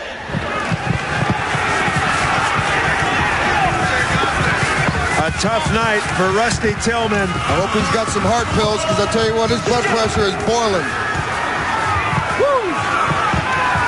You have turned New York on its ear, now 0-3. You talk about a swing in momentum. You guys came back late in the second half, put up 2 great drives back-to-back. Yeah, there's no fight in this team. We realize it's going to be a tough battle. They got a great defense, and with this concrete field out here, it makes it kind of tough to make some plays, but we hung in there and we fought, and that's what this team's all about. People don't realize at home you really got hurt when you got tackled and you scrambled before you threw the touchdown pass, and of course the drive before you ran it in. How bad was it for you? It was hurting, but at the same time, I could make a few plays on my feet, and they were getting the rush. They knew we were going to pass, so I had to run and scramble. 3-0, perfect on the year. Next week, Birmingham.